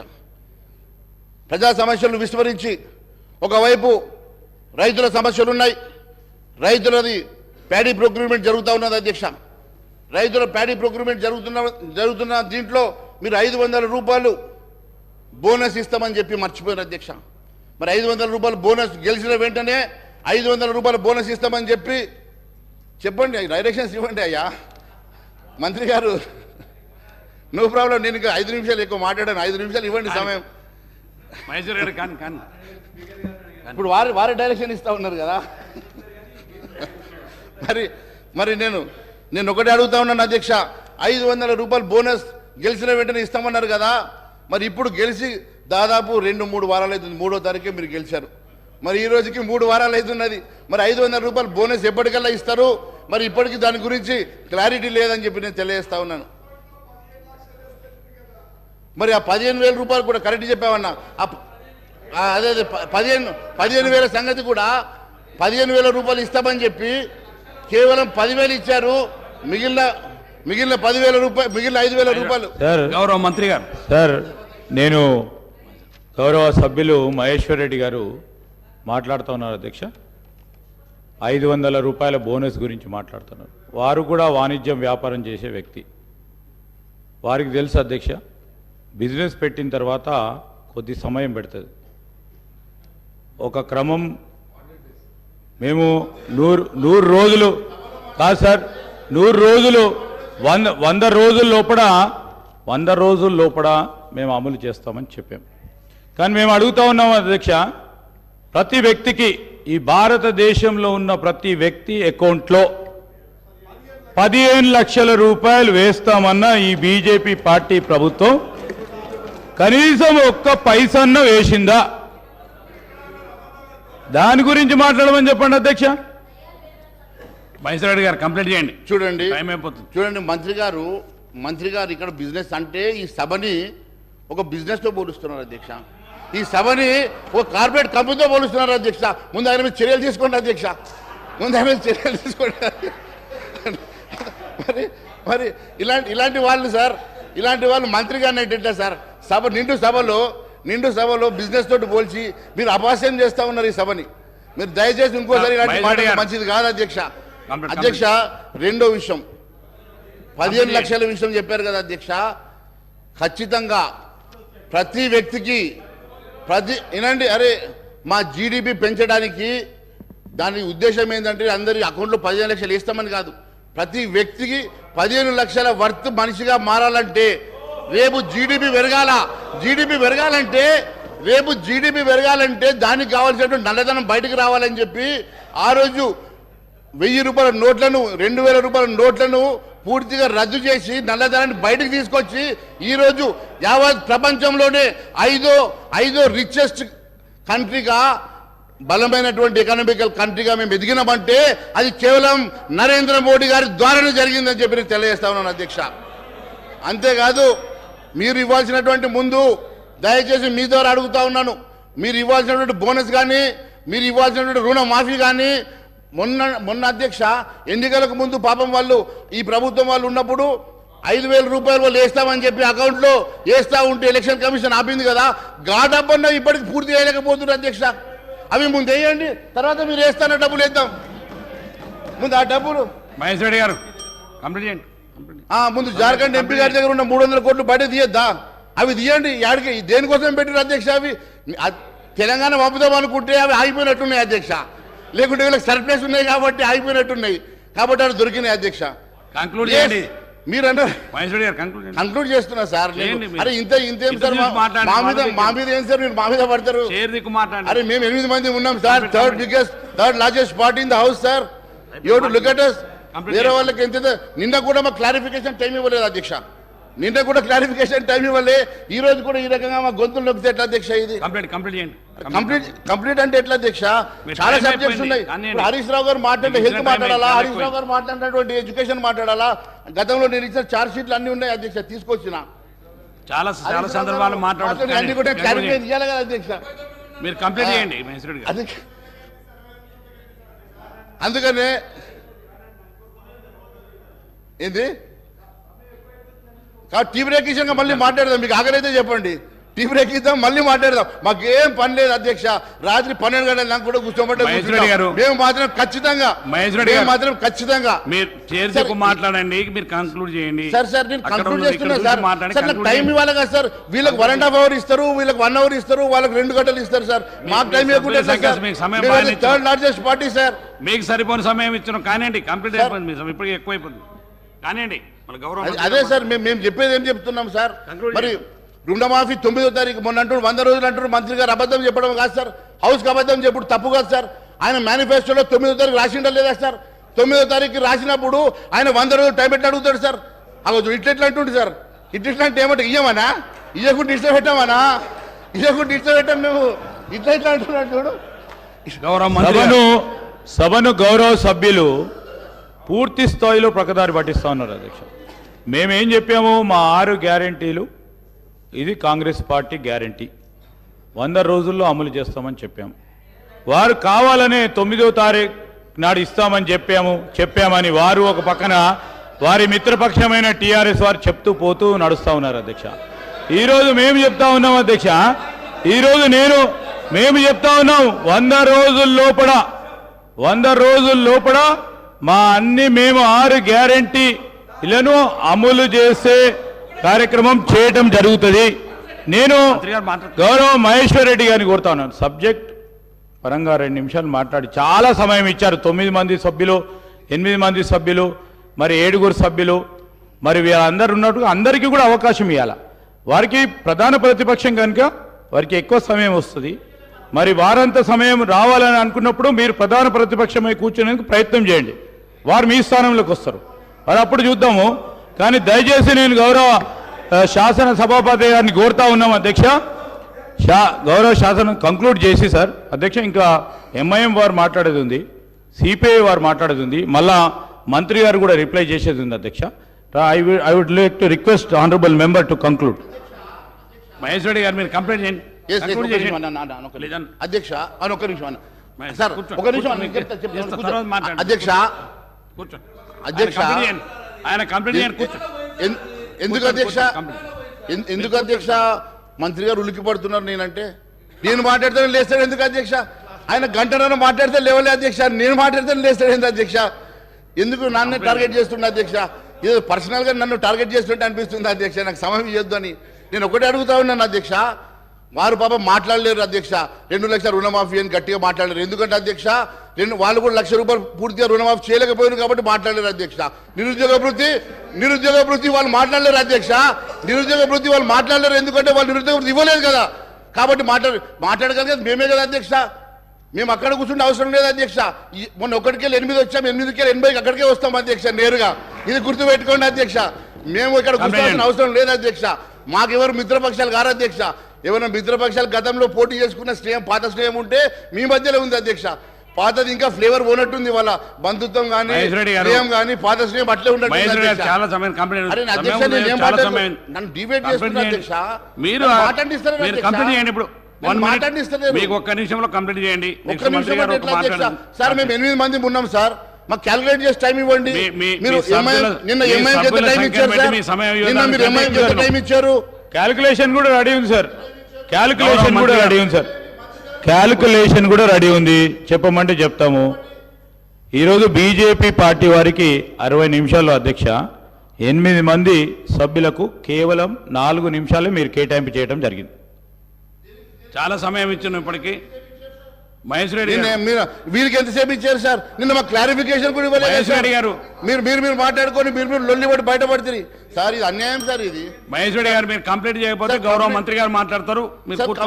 కంప్లీట్ అంటే ఒక్క నిమిషంలో మీరు కంక్లూడ్ చేసేయండి, ఒక్క సెకండ్ లో మీరు కంప్లీట్ చేయండి సార్. ఒక్క నిమిషంలో కంప్లీట్ అయితే సార్ కంక్లూజన్ చాలా సమయం ఇచ్చిన, మీ సమయంతో వృధా చేసుకుంటూ మీరు అక్కడ ఇక్కడ మాట్లాడి. సార్ నేను ఒకటే తెలియజేస్తాను అధ్యక్ష, మరి 9వ తారీఖు గురించి కూడా మిస్గైడ్ చేశారు అధ్యక్ష మంత్రి గారు.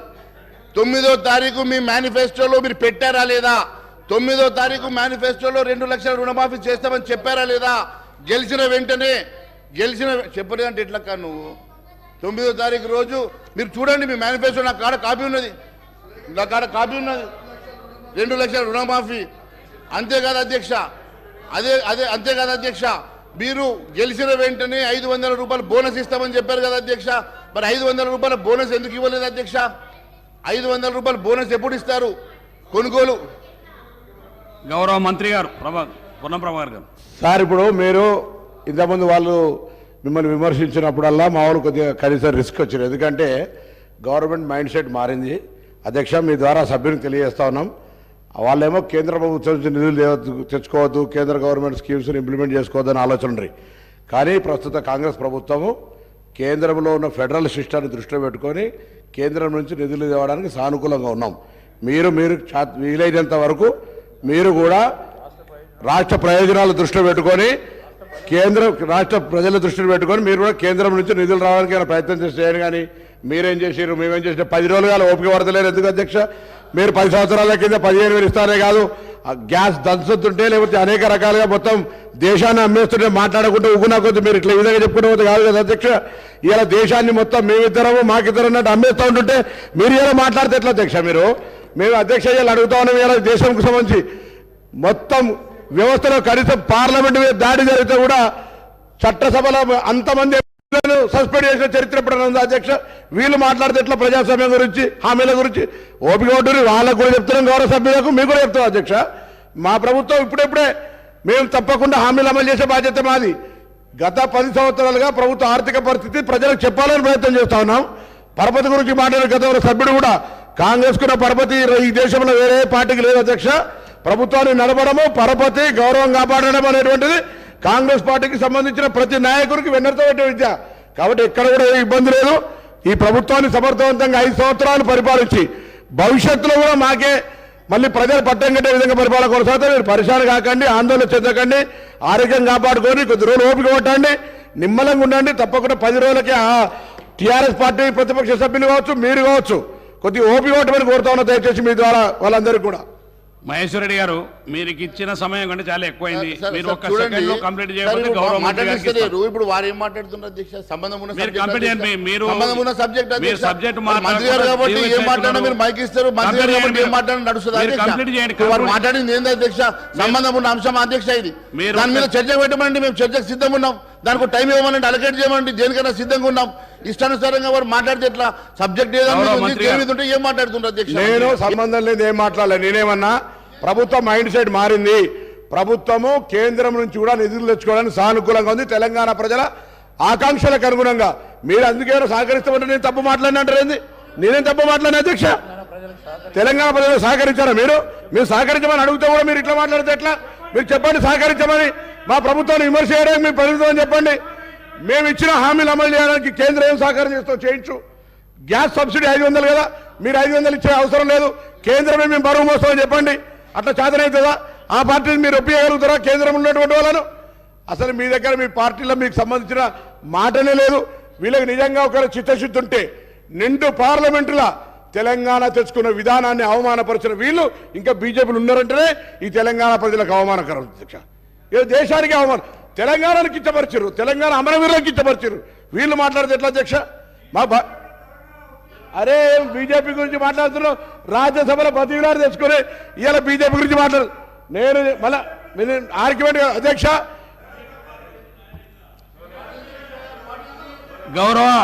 గౌరవ మంత్రి ఇరిగేషన్ శాఖ మంత్రి ఉత్తమ్ కుమార్ రెడ్డి గారిని మాట్లాడాల్సి కోరుతున్నాను. మీకు చాలా సార్లు సమయం ఇచ్చినాను, మీరు కంక్లూడ్ చేయట్లేరు. మీరు చైర్ దిక్కు మాట్లాడకుండా అక్కడ మాట్లాడకుండా మీ సమయాన్ని అంతా గౌరవ మంత్రి మీరు ఒక్క నిమిషంలో కంప్లీట్ చేయండి. ఒక్కటే సార్, నాకు అందరికి ఇచ్చండి, నాకు సమయం ఇవ్వండి. మీకు అందరికంటే ఎక్కువ సమయం ఇచ్చినాం. మీ సమయాన్ని మీరే వృధా చేసుకుంటున్నారు. చాలా సమయం ఇచ్చినాం. మీకు ఇవ్వాల్సిన దానికంటే ఎక్కువ సమయం ఇచ్చాము. ఒక్క నిమిషం మాట్లాడమంటే ఎట్లా సార్? మీకు మీ సంఖ్యాబలానికంటే మీకు 40 minutes పైన ఇచ్చినాం సార్. మీ సంఖ్యాబలం కంటే ఎక్కువ ఇచ్చినాం మీకు సార్. దాంట్లో ఏమనుమానం మీరు ఒక్క గౌరవ మంత్రి పొన్నం ప్రభాకర్ గారు, మీరు మీ సబ్జెక్ట్ మాట్లాడితే చెప్తున్నాను సార్. గౌరవ మంత్రి పొన్నం ప్రభాకర్ గారు పదే పార్లమెంటు దాడి గురించో ఇంకో దాని గురించో మాట్లాడితే దానికి ఒక చర్చకు పెట్టమనండి, మేము సిద్ధంగా ఉన్నాం. వారు చెప్పాలనుకున్నటువంటి అది పార్లమెంట్ మీద దాడి గురించి వాడు పదే మాట్లాడుతూ ఉన్నారు. దాని మీద చర్చకు పెట్టండి, మేము దానికి సిద్ధంగా ఉన్నాం. అంతేకాకుండా వారు వారు వారు వారు ఫస్ట్ లేరు సార్. సబ్జెక్ట్ అని చెప్పినప్పుడు సబ్జెక్ట్ చెప్పినప్పుడు వారు లేరు. దయచేసి వినండి. పొన్నం ప్రభాకర్ గారు, నేనేమన్నాను, మీకు నిధులు కావాలంటే కేంద్ర ప్రభుత్వం గతంలో ఇన్ని లక్షల కోట్ల నిధులు ఇచ్చింది, మన ఈ రాష్ట్ర ప్రభుత్వం కాదు ఇవ్వడానికి కూడా కేంద్ర ప్రభుత్వం ఖచ్చితంగా సిద్ధంగా ఉంటుంది. కాకపోతే ఈరోజు ఈ రాష్ట్ర ప్రభుత్వం చేసిన ఒక చరిత్రాత్మకమైన తప్పిదం ఏంటంటే సార్, ఈ రాష్ట్ర ప్రభుత్వం శ్వేతపత్రం పేరు మీద 6,50,000 కోట్ల రూపాయలు అప్పు ఉందని చెప్పి ప్రజానీకానికి కాదు యావత్ భారతదేశానికి చెప్పడం వలన ఈరోజు 70% మన వనరులు కేవలం సాలరీస్కి, రికరింగ్ ఎక్స్పెండిచర్స్కి, ఇంట్రెస్ట్లకు, రీపేమెంట్లకే వెళ్తే 30%లో ఈ రాష్ట్రం సంక్షేమ కార్యక్రమం నడపగలుగుతుందా? రేపు కొత్త లోన్లు తీసుకొస్తే వాటికి మరి రీపేమెంట్ చేయగలిగే శక్తి ఈ రాష్ట్రానికి ఉన్నదా అని చెప్పి రేపు అడుగుతారా లేదా? ఒక్కసారి మీరు ఆలోచన చేయండి అని అడుగుతా ఉన్నాను. మీ ఆర్థిక నిపుణులతో మాట్లాడండి. ఆర్థిక నిపుణులు దీన్ని ఒప్పుకుంటారా చెప్పండి. మీరు ఒక చిన్న బ్యాంకుకు వెళ్ళి 1 లక్ష రూపాయలు లోన్ అడిగితే 100 పేపర్లు అడిగేటప్పుడు ఈరోజు లక్షల కోట్ల రూపాయలు మీరు నిధులు తీసుకురావాలన్నా, లోన్ తీసుకురావాలంటే ఏ రకంగా రీపేమెంట్ చేస్తారో మరి రాష్ట్రాన్ని అడుగుతారు కదా. ఈ రకంగా మీరు యావత్ రాష్ట్రానికి సంబంధించినటువంటి పూర్తి మరి అంశాన్ని 6,50,000 కోట్ల రూపాయల అప్పులను తీసుకొచ్చి ఇలా మీరు ఈ రకంగా సభలో పెట్టి యావత్ దేశానికి మీరు చెప్పినంటే ఏ రకంగా మనం ముందుకెళ్తాం? ఏ రకంగా లోన్లు వస్తాయి? మేము మీతో రావడానికి సిద్ధంగా ఉన్నాం. మీకు ఈ రాష్ట్రానికి లోన్లు వచ్చినా, నిధులు వచ్చినా మాకు సంతోషమే. కానీ మీరు తీసుకురావడానికి గాల మరి కనీసం ఉన్నటువంటి హోప్ను కూడా మీరు పోగొట్టి ఈరోజు మీరు కేవలం కేంద్రాన్ని నిందిస్తామంటే ఊరుకునే సమస్య లేదు అధ్యక్ష. కేంద్ర ప్రభుత్వం గతంలో కూడా లక్షల కోట్ల రూపాయలు ఇచ్చినటువంటి చరిత్ర ఉన్నది. మొన్న గత 10 సంవత్సరాల్లో కూడా కొన్ని లక్షల కోట్ల రూపాయలు ఇచ్చి మరి ఈ రాష్ట్రాన్ని ఆదుకున్నటువంటి చరిత్ర ఉన్నది. రేపు మీకు కావాలంటే కూడా మరి ఖచ్చితంగా నిధులు ఇస్తారు, సమకూరుస్తారు. కానీ మరి మీరు ఇచ్చేటువంటి మరి ఈ రకమైనటువంటి నివేదికల వల్ల ఈ రాష్ట్రంలో కేంద్ర ప్రభుత్వమే కాదు ఏ ఒక్క ఫినాన్షియల్ ఇన్స్టిట్యూషన్ కూడా ముందుకు వచ్చే సమస్య ఉండదు. మనము పడే ప్రమాదం ఉండదని చెప్పి తెలియజేస్తా ఉన్నాను అధ్యక్ష. కేవలం మనము ఎవరినో దాడి చేయబోయి మన ఉన్నదాన్ని మనము ఎలుకల బాధకు ఇల్లు కాలబెట్టుకున్నట్లు ఎవరినో దాడి చేయబోయి ఈరోజు చేసినటువంటి ఒక తప్పిదం వల్ల రాష్ట్రమే నష్టపోయేటువంటి ప్రమాదం ఉన్నది అధ్యక్ష. నేను చెప్పేది దయచేసి నేను మంచిగా ఆలోచన చేసి మీరు స్వీకరించాల్సిందిగా కోరుతా ఉన్నాను అధ్యక్ష. నేను ఏ రోజు కూడా తప్పుగా నేను చెప్పడం లేదు అధ్యక్ష. అదే మాదిరిగా అధ్యక్ష మహేష్ రెడ్డి గారు మీకు ఇచ్చిన సమయం 40 మినిట్స్ పైన ఇచ్చాను, 45 మినిట్స్ ఇచ్చాను. మీరు ఇంకా వారి సంఖ్యాబలాన్ని బట్టి వారికి ఇచ్చినాం. ప్రధాన ప్రతిపక్షం 8 మంది సభ్యులకు మీ సమయాన్ని మీకు ఇచ్చినాం. గౌరవ మంత్రి గారు ఉత్తమ్ కుమార్ రెడ్డి గారిని ఇప్పుడు మాట్లాడు. ఉత్తమ్ కుమార్ రెడ్డి గారు. అధ్యక్ష, ఈరోజు సీనియర్ శాసనసభ్యులు హరీష్ రావు గారు మాట్లాడుతూ, మొన్న కేటీ రామారావు గారు మాట్లాడుతూ సివిల్ సప్లైస్ కార్పొరేషన్ మీద చేసిన, సివిల్ సప్లైస్ డిపార్ట్మెంట్ చేసిన కొన్ని విషయాలని నేను ఇంటర్వ్యూని ఎందుకు అవుతున్నానంటే ఆన్ రికార్డ్గా వారు చెప్పిన విషయాలు వాస్తవాలు కాదనే విషయానికి నేను ఈ సభ్యులందరూ కూడా ఈ క్లారిఫికేషన్ ఇస్తున్నాను. సివిల్ సప్లైస్ కార్పొరేషన్ బేసిక్గా రేషన్ బియ్యం ఇవ్వడానికి గతంలో చాలా కమోడిటీ ఇచ్చేది. ఈ ప్రభుత్వం వచ్చిన తర్వాత కేవలం బియ్యం ఇవ్వడానికే పరిమితమైంది. అదేవిధంగా ప్యాడీ ప్రొక్యూర్మెంట్కి ఇదివరకు కొంత ఎక్కువ క్వాంటిటీ ఇస్తుండే. గత 2-3 ఏళ్ల సంది కేవలం గత ప్రభుత్వం 1 కిలో బియ్యంకి పరిమితమైంది. గత 10 ఏళ్లుగా గత ప్రభుత్వం ఈ రేషన్ బియ్యం కింద సబ్సిడీ ఇవ్వనందుకు సివిల్ సప్లైస్ కార్పొరేషన్ యొక్క డెట్ వీళ్ళు అధికారంలో వచ్చినప్పుడు 3,300 కోట్లుంటే ఈరోజు 56,000 కోట్లకు పెరిగిందని చెప్పి నేను మనం చేస్తున్నాను. The det of civil supplies corporation has grown from 3,361 crores to 56,000 crores. కేవలం వీరు ఇవ్వాల్సిన సబ్సిడీ ఇవ్వనందుకే నేను మనం చేస్తున్నారు. మరి అదేవిధంగా నేను పూర్తి చేసినాక వాళ్ళు మాట్లాడమని చెప్పండి. అదేవిధంగా 56,000 కోట్ల అప్పు కాకుండా మహేష్ రెడ్డి గారు, నేను అయినాక మీరు మాట్లాడండి. నేను అయినాక మీరు మాట్లాడండి ప్లీజ్. అయినాక మాట్లాడండి. సరే, ప్యానల్ స్పీకర్ గారు, ఒక విషయము అంటే సివిల్ సప్లైస్ కార్పొరేషన్ నిరుపేదలకి బియ్యం ఇచ్చే కార్పొరేషన్కి గత ప్రభుత్వం 10 ఏళ్లలో 1 సంవత్సరం కూడా పూర్తి సబ్సిడీ విడుదల చేయనందుకు 56,000 కోట్లకు అప్పు పెరిగింది. 56,000 కోట్ల అప్పు పెరగడమే కాకుండా ఈరోజు సివిల్ సప్లైస్ కార్పొరేషన్ యొక్క నష్టాలు, లాసెస్, సివిల్ సప్లైస్ కార్పొరేషన్ గత ప్రభుత్వం యొక్క లెగసీ నష్టాలు 11,500 కోట్లు. సివిల్ సప్లైస్ కార్పొరేషన్స్లో వాళ్ళు వదిలిపెట్టిన నష్టాలు 11,500 కోట్లు. ఏ స్టేట్లో అదే అన్నిట్లో మీరు ఎట్లా అవుట్ స్టాండింగ్ పబ్లిక్ డెట్ వదిలిపెట్టినంటే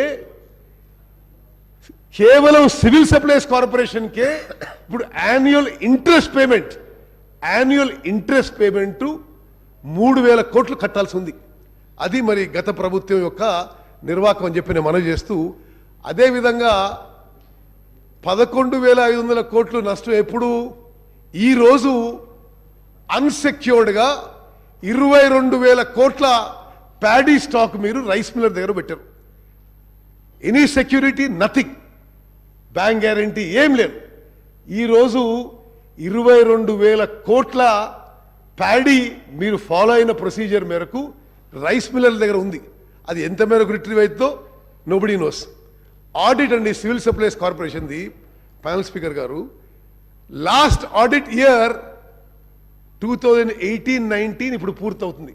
అంటే గత 4 ఏళ్ల సంది ఆడిట్ కూడా లేదని చెప్పి నేను మనవి చేస్తున్నాను.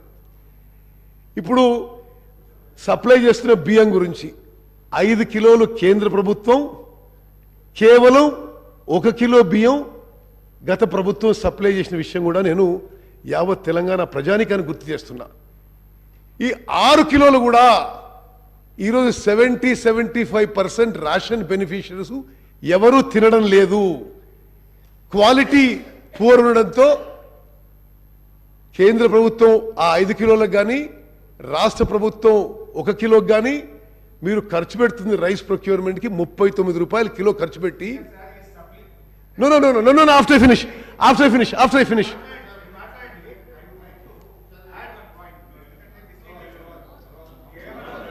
అరే నేను అయిపోయినా మాట్లాడేసాను కానీ మీరు గంట మాట్లాడితే సపడే కూర్చున్నాం. Let me complete. ఈ 6 కిలోల బియ్యం ఏది కేంద్ర మీకు ఇస్తాను, వారి మాట్లాడి మీరు మాట్లాడి కూర్చోండి, మీకు ఇస్తాను, వారు మాట్లాడి మీకు ఇస్తాను కూర్చోండి, వారిని మాట్లాడండి, తర్వాత మీకు ఇస్తాను కూర్చోండి, మీకు ఇస్తాను కూర్చోండి, మీకు ఇస్తాను హరీశ్రావు గారు కూర్చోండి. సరే, ఇప్పుడు ఈ 6 కిలోల బియ్యం అంటే ఒక్కొక్క కిలో బియ్యం కేంద్ర ప్రభుత్వం కానీ రాష్ట్ర ప్రభుత్వం కానీ 39 రూపాయల కిలోకి ప్రొక్యూర్మెంట్ చేసి ఈ రాష్ట్రంలో ఈరోజు ఆ రైస్ క్వాలిటీ ఎట్లుందంటే 70-75% రేషన్ బియ్యం ఈరోజు డైవర్ట్ అవ్వడం, మిస్యూజ్ కావడం, వేరే యూస్ జరగడం మీ అందరికీ తెలిసిన విషయమే. అది ఇప్పుడు సివిల్ సప్లైస్ డిపార్ట్మెంట్ మరి గత ప్రభుత్వంలో పనితీరు. అదేవిధంగా వీళ్ళు ఎంత పొలిటిసైజ్ చేశారంటే సివిల్ సప్లైస్ కార్పొరేషన్ ఇంత ఇండెట్ ఉన్న కర్ణాటక, తమిళనాడు రాష్ట్రాలు ఈ స్టాకులు మేము కొంత కొనుక్కుంటాం, నెలకి 2.5 లక్షల టన్నులు మీ దగ్గర బియ్యం కొనుక్కుంటుంటే స్టాక్ ఉన్నా సరే కేవలం పొలిటికల్ కారణాల వల్ల వారికి ఆ రైస్ అమ్మలేదనే విషయం కూడా నేను ఈ సభ దృష్టికి తీసుకొస్తున్నాను. అదేవిధంగా ప్రొక్యూర్మెంట్, ప్యాడీ ప్రొక్యూర్మెంట్ విషయంలో మరి చాలా విషయాలు మాట్లాడుతున్నారు.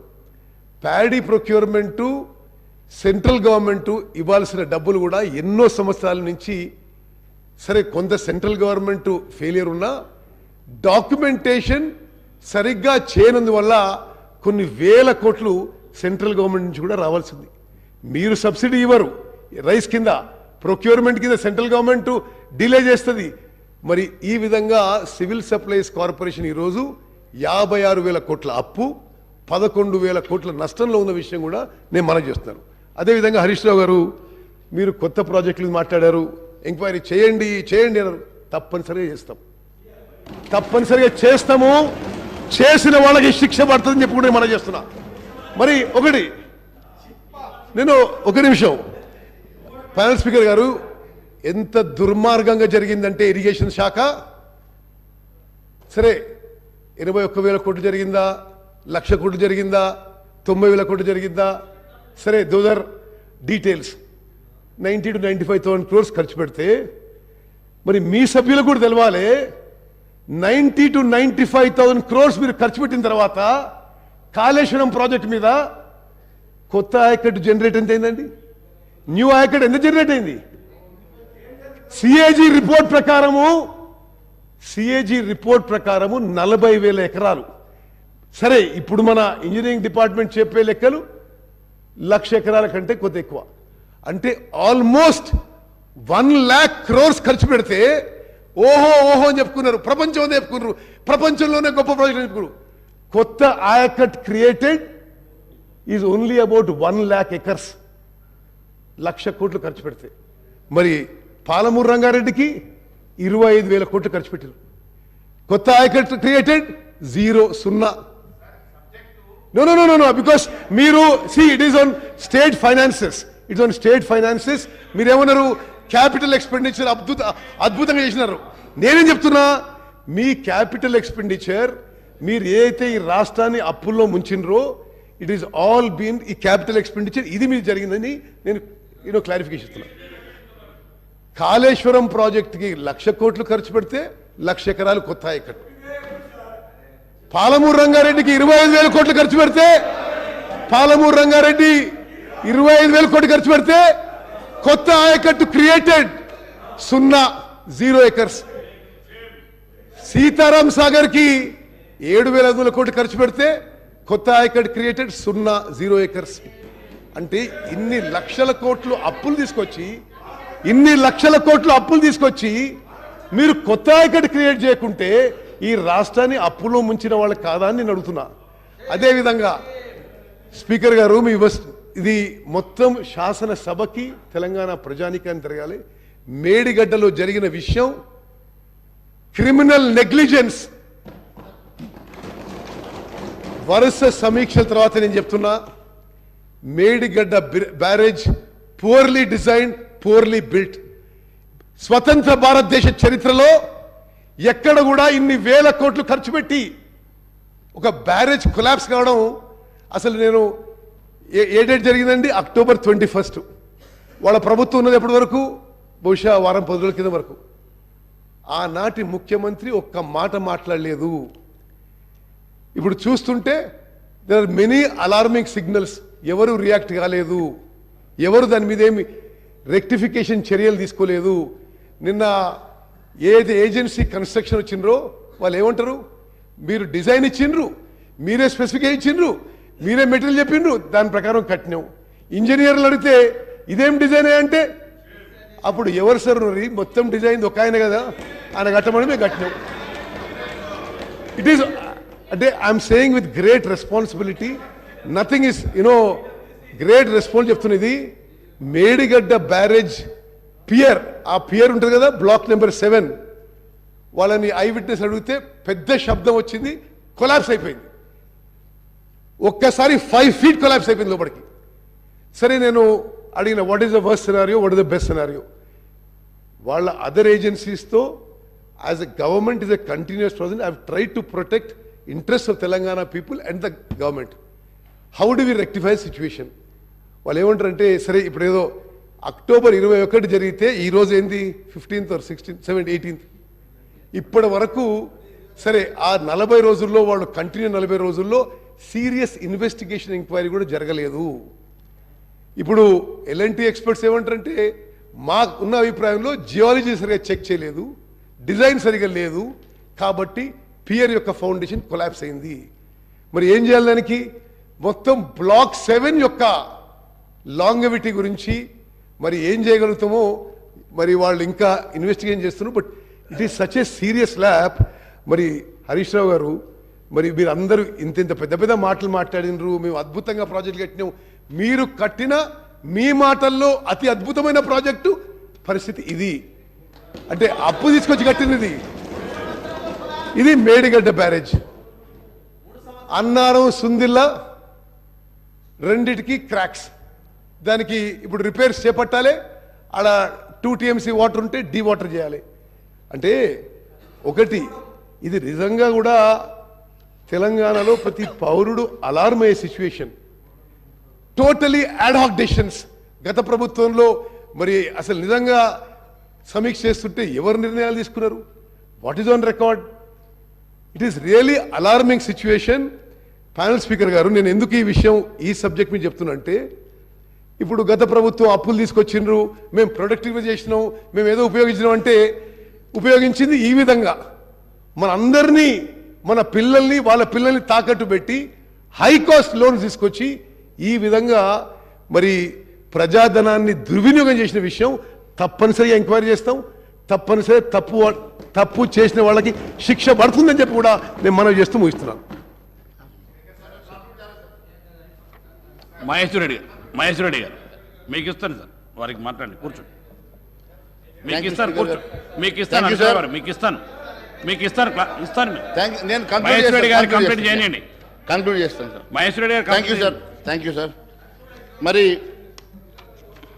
అధ్యక్ష, చివరిగా నేను కంక్లూడ్ చేసే ముందు మీరు ఇచ్చినటువంటి హామీల ప్రకారమే రైతు బంధు ఎప్పటికీ పూర్తి చేస్తారు, రైతులకు ఇవ్వాల్సినటువంటి 500 రూపాయల బోనస్ మరి ఇప్పుడు ఇమీడియట్గా ఈ సీజన్లో స్టార్ట్ చేస్తారా? 9వ తారీఖు, ఈ నెల 9వ తారీఖు మీరు ఇస్తామన్నటువంటి 9వ తారీఖు ఇస్తామన్నటువంటి రుణమాఫీ ఎప్పటిలో గల చేస్తారు? మరి ప్రభుత్వం ప్రజలకు క్లారిఫికేషన్ ఇవ్వాల్సినటువంటి అవసరం ఉంది అధ్యక్ష. అంతేకాదు అధ్యక్ష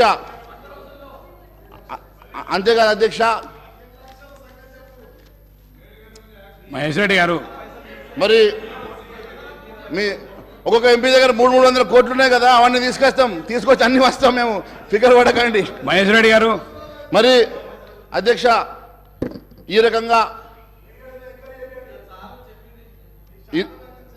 మీరు కంక్లూడ్ చేసేయండి. యా, మీకు ఇచ్చి ఇన్నిసార్లు సమయం అదే మాదిరిగా చేస్తున్నారు, కంక్లూడ్ చేస్తున్నారు. సమయాన్ని వృధా చేస్తున్నారు. అదే మాదిరిగా గౌరవ ముఖ్యమంత్రి గారిని మీ ద్వారా అడుగుతా ఉన్నాను అధ్యక్ష, కనీసం మన రెవెన్యూ పెంచడానికి గత ప్రభుత్వం అమ్మినట్లు మరి హైదరాబాద్ చుట్టూ భూములు అమ్మాలనుకుంటున్నారా? మరి అంతేకాకుండా, ఎందుకంటే గతంలో భూములు అమ్మేటప్పుడు వారితో పాటు నేను కూడా ఉద్యోగం చేసిన అధ్యక్ష, వారితో పాటు నేను కూడా ఉన్నాను కాబట్టి వారికి తెలుసు. మరి అంతేకాకుండా మరి చాలా అంశాలలో వారు మాట్లాడారు. ఐటీ సెజ్కి సంబంధించిన భూములు ఇలా రెసిడెన్షియల్ భూములుగా మారాయి, కమర్షియల్ భూములుగా మారి కోట్ల రూపాయలకు అమ్ముడుపోతూ ఉన్నాయి. దీని మీద వేల కోట్ల రూపాయల కుంభకోణం ఉందని చెప్పి వారి గతంలో చెప్పిన మాట నాకు గుర్తున్నది అధ్యక్ష. మరి వాటి మీద మరి చర్యలు తీసుకుంటారా? అదే మాదిరిగా ప్రభుత్వ భూములను ఐడెంటిఫై చేస్తారా? వాటన్నిటికి కూడా మరి సేఫ్ గార్డ్ చేయడానికి ఏమైనా కార్యాచరణ చేస్తారా? మరి వారితో పాటు ఈ రెవెన్యూ పెంచుకోవడానికి కానీ, లేకపోతే రేపు మీరు ఇచ్చినటువంటి హామీలు అంటే రాష్ట్ర ప్రజలకు రావాల్సినటువంటి సంక్షేమ కార్యక్రమాల కోసం మీరు మొబిలైజ్ చేయాలనుకున్నటువంటి దాంట్లో మా వంతు సహాయ సహకారం ఉంటే కూడా మా పార్టీ తరఫున మేము ఖచ్చితంగా మీకు సాయం చేయడానికి మేము సిద్ధంగా ఉంటాం, ఖచ్చితంగా మేము తెలియజేస్తూ ఉన్నాం. మరి అంతేకాకుండా మీరు ఇచ్చినటువంటి ప్రతి హామీ నెరవేర్చాలని చెప్పేసి మీ ద్వారా ముఖ్యమంత్రి గారిని కోరుతూ, ప్రజల సంక్షేమమే ముఖ్యం, ప్రజలకు అందుకోవాల్సినటువంటి సంక్షేమ కార్యక్రమం ప్రజలకు అందే విధంగా చర్యలు తీసుకోవాల్సిందిగా కోరుతా ఉన్నాను. Thank you sir. Shri Akbaruddin Owaisi గారు, మీకు ఇస్తాను, మీ క్లారిఫికేషన్ ఇస్తాను, మీకు సమయం ఇస్తాను. హరీశ్రావు గారు, ఓవైసీ గారిది అయిపోయి మీకు ఇస్తాను. ఆనరబుల్ స్పీకర్ సార్, క్లారిఫికేషన్ ఇస్తాను సార్, ఇస్తాను మీకు క్లారిఫికేషన్కు టైం ఇస్తాను. ఓవైసీ గారిది అయిపోయిన తర్వాత మీకు ఇస్తాను, కూర్చో.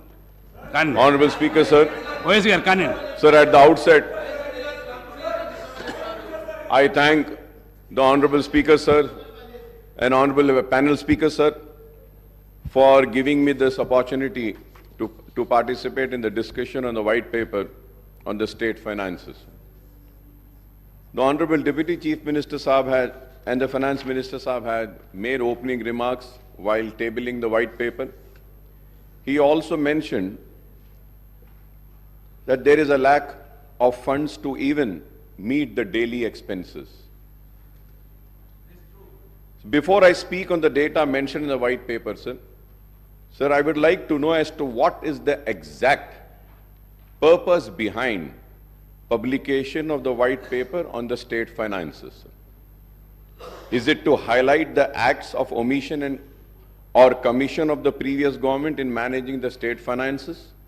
Or is it to lay the blame on the previous government for allegedly mismanaging the state finances and creating a grim situation where it is becoming difficult for the new government to implement its poll promises, including the 6 guarantees, the 5 declaration, and obtain other promises, sir? Unless there is clarity on the objectives behind the white paper, any discussion on the same will not be useful, sir. Sir, Honorable Panel Speaker, sir, whatever be the reasons or motive behind the release of white paper on the state finances, sir, I would request those on the treasury benches not to give out message that Telangana has become a bankrupt and a debt-ridden state with no finances left to carry on the day-to-day activities. Yes, I am a politician. मैं सियासतदान हूं जरूर, लेकिन मेरे सियासी मकासद, मेरे सियासी कामयाबियों से बढ़कर अगर कोई चीज है तो मेरे लिए मेरा मुल्क है, मेरी रियासत है और मेरे लिए मेरा तेलंगाना। मेरे मकासद, मेरी कामयाबी बाद में, मेरे तेलंगाना की कामयाबी सबसे पहले। मैं ये चाहता हूं those on the treasury benches and the opposition benches may have political scores to settle with one another, but this does not give a good message across the country, more so to those in residency Andhra Pradesh who were opposed to the formation of Telangana state, sir. Sir, there were leaders such as Kiran Kumar Reddy who were claiming that the Telangana would be a failed state, financially bankrupt state, state steeped in darkness due to power crisis, state without drinking water, and state with no finances for payment of staff and salaries, sir. I was the member then in the Andhra Pradesh Legislative Assembly. I have seen with my own eyes and I am witness to it. A PowerPoint presentation was also made. तो मैं ये चाहूंगा कि there is a very thin line. Yes, as a politician we need to support and we need to protect our political interest. But at the same time, it's not just mine. It's the responsibility of all of us sitting here to first come forward and protect the interest of the state and see that the integrity and the credibility of state is not lost. But I'm saddened, sir, today when I see all these debate. I also understand why does the white paper talk about the resources spent in Telangana region in United Andhra Pradesh, sir. Sir, we may have political differences and divergent views of state finances, but let us not give the message that Telangana is not a viable state. Telangana is a viable state, sir. Let us make it loud and clear for the investors and the people coming here that this state is viable. You are welcome. Please come. We have power. We have water. We have lands. We want you to come and establish your industries, sir. Sir, the state has borrowed money and added to its debt, but the state has made progress and development in all sectors beside providing welfare to all the sections of society, sir. Sir, I was just seeing the white paper, sir. So I'm talking about the government of India, sir. India budgets versus expenditure. But we could have mentioned about the depth of the central government also, sir. Sir, which has increased. Honorable ex-MP is also here, and Honorable CM Saab also has been a member of parliament. If I am wrong, please correct me, sir.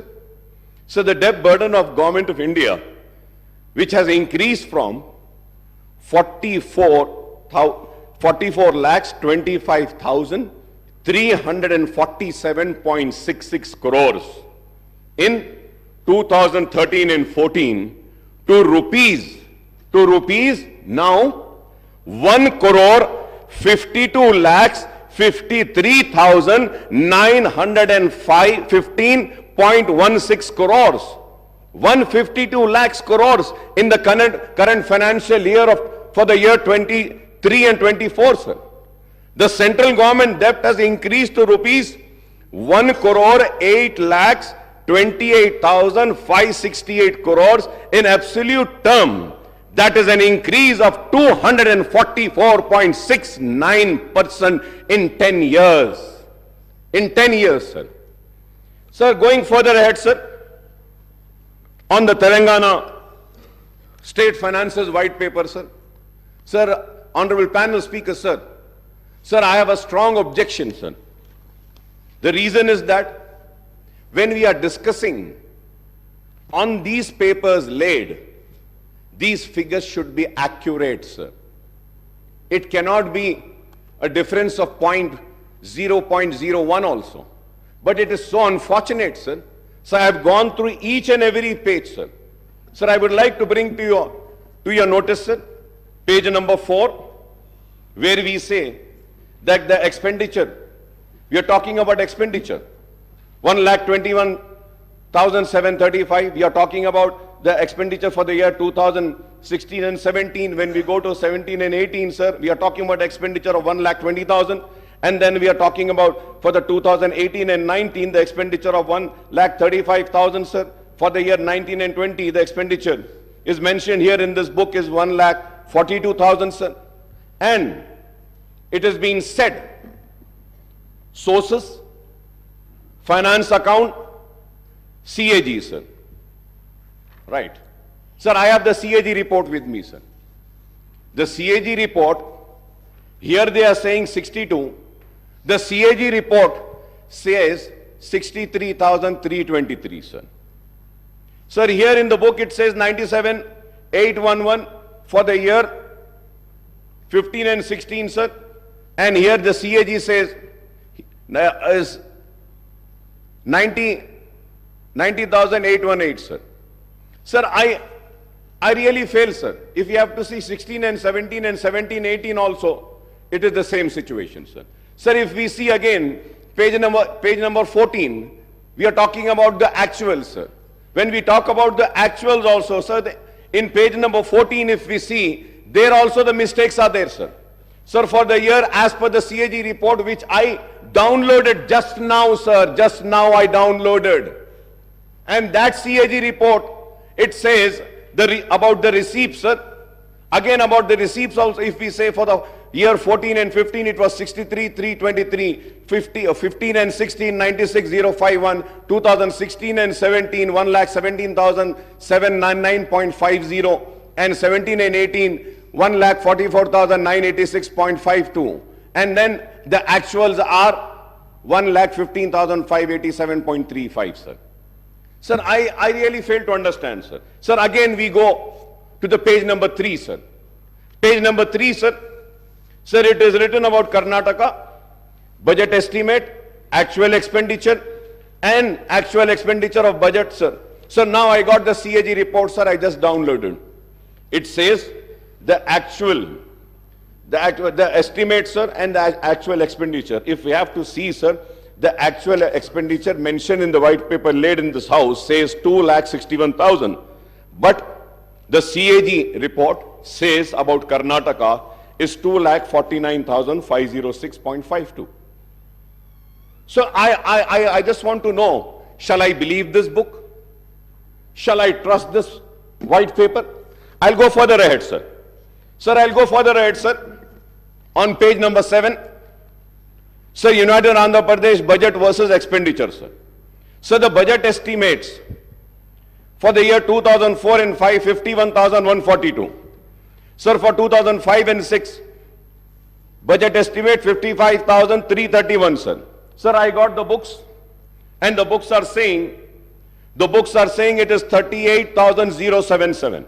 Sir, for the 2006 and 7, this white paper is saying 63,528, but the actual is 48,653, sir. Sir, I'll go further ahead, sir. मैं और आगे बढ़ता हूं, sir. Sir, when I see this, resources spent in Telangana region in United Andhra Pradesh, sir. Sir, इस पे मैं तफसील से बोलने से पहले, sir. Sir, now अगर हम देखते हैं सर कंबाइंड स्टेट का, if we have to see for 2004 and 5 and 5 and 6, यहीं पर आपकी किताब में in the same book the figures are not matching. I just read the figures earlier and I turned the page and see the figures for the same year. Now what I see is that the combined state total expenditure for the year 2004 and 5, it is again saying 47,153. For 2005 and 6, it is saying 48,306. Sir, and again, combined state 2006 and 7, 56,648, that is wrong. 2007 and 8, 74,875, that is wrong. 2008 and 9, 80,804, that is wrong. 2009 and 10, 85,075, that is wrong. 2010 and 11, 1,06,36, that is also wrong. Now let me go further ahead, sir. Sir, और एक चीज sir, important, sir, here on page number 4, sir, page number 4, the first table, sir, it is saying right from for the year 2014 and 15 se leke 2022 se 23 tak, sir, it says budget estimate total, sir, 14,87,834, expenditure 12,24,877. Sir, now let us go to the resources spent in the Telangana region, United Andhra Pradesh, right from 1956. 1956 से लेकर हम 57 financial years को लेते हैं, the total amount, combined state total expenditure is 1,94,945. 11,94,945, sir. Sir, again if we go, अगर हम पीछे जाते हैं पेज नंबर 4 पे सर, तो हमको देखना चाहिए कि तेलंगाना में हम क्या खर्चे हैं. How much? That's what. जो आंध्र प्रदेश में नहीं हुआ 10 साल में तेलंगाना में हो गया, जो 57 इयर्स में नहीं हुआ. अब अगर हम फिर अगर देखते हैं सर कि Telangana, sir I am telling you कि आपके फिगर्स कुछ सही नहीं है साहब इसमें. Please please. अकबरुद्दीन ओवैसी जी, जो कर्नाटका एस्टिमेट्स का जो पेज नंबर 5 में कर्नाटका जो डेटा के बारे में कुछ कहा, again I am quoting official record of Karnataka state budget. I'm going to place this record in front of the house.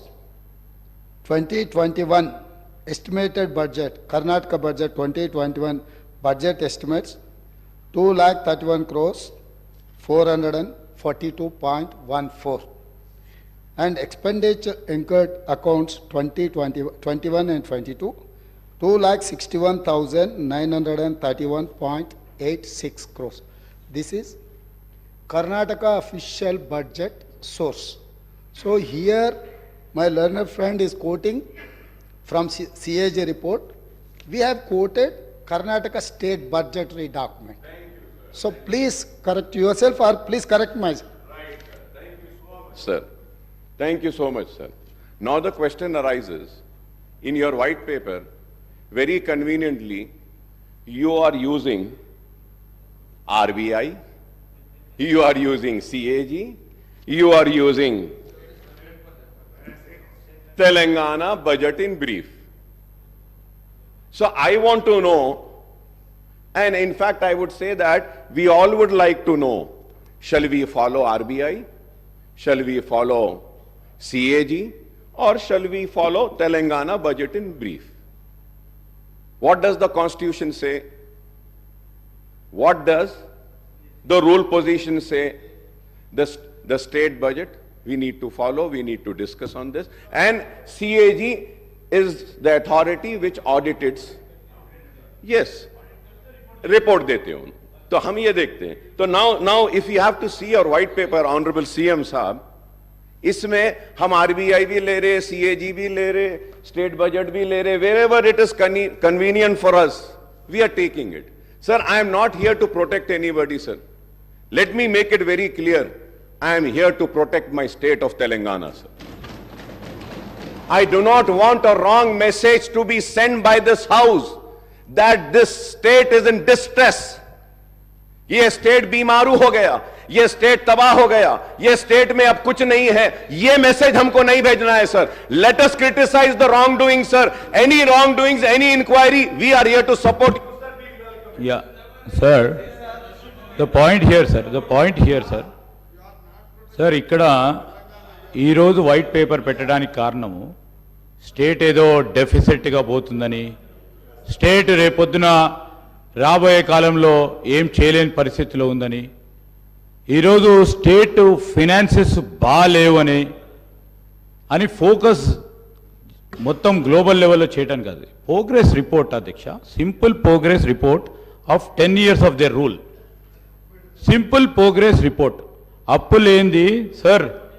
అప్పులు చెయ్యంది ఏ రాష్ట్రం ముందుకు పోలేదు. అప్పులు సరియైన విధానంలో ఖర్చు పెట్టినరో లేదో చెప్పటానికే ఈ రాష్ట్ర జనాభాకి, ఈ రాష్ట్ర ప్రజలకు చెప్పటానికి ఉన్నాం. రేపొద్దుగాల కూడా, రేపొద్దున tomorrow we stand here not to showcase, here we are here to see our state and put forward state as a developed state tomorrow. Sir, here I would like to tell you, and honorable member who is a senior member too, we are here to put a progress report of the last 10 years, sir. We will take this state from here as the first state of India in terms of developmental statistics. We will prove it after 5 years. This is Honorable Speaker, sir. Sir, I thank Legislative Affairs Minister Saab for his words. This was what I want, sir. This was what I was wanting. I am not wanting a wrong message to go out of this house. Thank you very much. And we are also there. We will support you to make the state #1 state in the country. We will lend our support. Our criticism is going to be constructive. If I am criticizing this book, it is not that I am coming for TRS or BRS, sir. No, sir. I am just trying to correct this. From last 25 years, sir, I stand and I scream and I shout and I say that for God's sake, for heaven's sake, give us the right figures. But the bureaucrats sitting there who are supposed to be very learned, very educated, they fail to give proper information, they fail to give us the right figures. And action should be initiated on those such bureaucrats who mislead this house. We are led by the information provided by the bureaucrats and the department. Let it be the Honorable Chief Minister, let it be the leader of the opposition, let it be any floor leaders, let it be any legislatures. We follow the book and what has been tabled in the house. So let us make sure that whatever is being tabled is accurate and right. And any time if it is found to be wrong, an action will be initiated against those officers. This is what I want, sir. This is what I want. But it is so sad, sir. When I go further ahead also, sir, again when I go on the outstanding debt trend, sir, page number 18, what is it saying, sir, from the year 2014, 15, 15, 16 se lekar 23, 24 tak, sir. Sir, this table is saying that this source is RBI. The source is RBI. My source is this. My source is this. And my source is CAG. What does the CAG say, sir? Sir, for every year, here it is saying 2014 and 14-15, 72, 658. So 14-15, sir, it is 83,845, sir. Net increase of 22,135.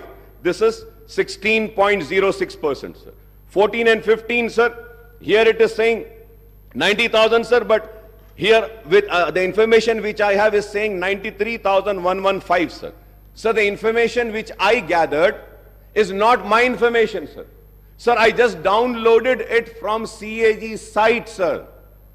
Kindly go through, sir. With all responsibility, I'm saying this, sir.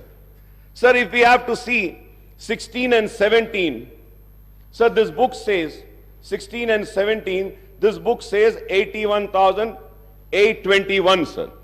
But as per my information, sir, the actual is 1,27,828, sir. Sir, 17 and 18, 1,60,269 is in the book. And CAG says 1,27,000, sir. 17 and 18, sir. 17 and 18, 1,60,000. The CAG says 1,52,000 and change, sir. 18 and 19, the white paper says 190, sir. The CAG says 1.75 change, sir. And 19 and 20, if you have 20 and 21, sir, the outstanding debt in this white paper is saying 2,71,000, sir. 2021. The CAG is saying 2,44,019, sir. Sir, again, 21 and 22, 3,14,000 this book is saying. Well, the CAG is saying 2,83,000, sir. So now I just, sir, if I am wrong, I may be corrected, sir. I am a person who wants to be corrected. I want to be corrected, sir. Sir, I want to know which book should I follow, which figures should I see. I will see the same figures, sir. CAG देखना है, CAG देखूंगा. नहीं, ये book आपकी सही है, तो मैं इसको देखूंगा. Sir, again, if we have to go, sir, on the page number 29, sir, expenditures on salary and pension, sir. Salary and pension, sir. What is this book saying, sir, and what is the CAG saying? The CAG, आप देखते हैं, sir, for the year 18 and 19, the total salaries and pensions are 32,378.19. And what does the white paper says? 38,210. Sir, CAG says for the year 19 and 20, total salaries and pension 34,289. The white paper says 39,147. For the year 2021, salaries and pensions, the CAG says 36,161. This book says 41,819. Sir, the CAG says for 21-22, 44,403.08. The white paper says 48,809. Sir, 22-23, the CAG says 51,082. The white paper says 55,925. So I just want to know who's right. Please correct me, who's right. अब ये पूरे इसमें, sir, it took so much of time to go through, to study. और अब सवाल ये है, हम अगर बहस करें और हम अगर किसी की नाकामी का जिक्र करें तो कैसे करें, कौन से फिगर्स को लेके करें? So going. Sir, as far my knowledge goes, I also stand corrected. I was just talking to the secretary.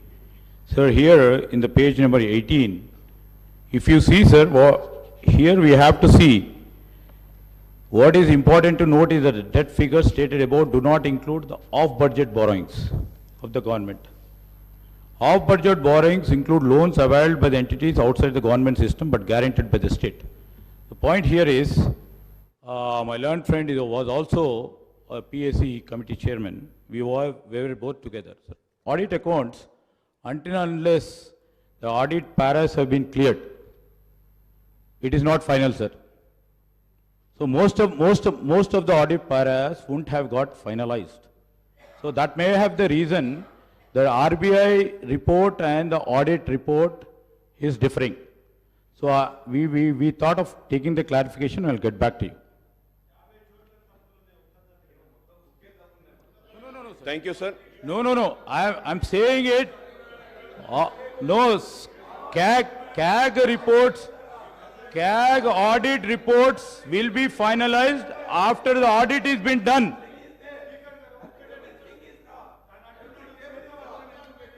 Honorable Speaker, sir. It's well taken, sir. I take what Honorable Legislature Minister Saab had said, sir. But Honorable Minister Saab, please, I don't want to go in that argument because there are many other things which needs to be discussed. Sir, I just want to mention one thing. Kindly, sir, please see page 7 in table number 3 and page 10 in table number 5. Same financial figures are different, sir. अब यहां भी auditing होना बाकी है क्या साहब?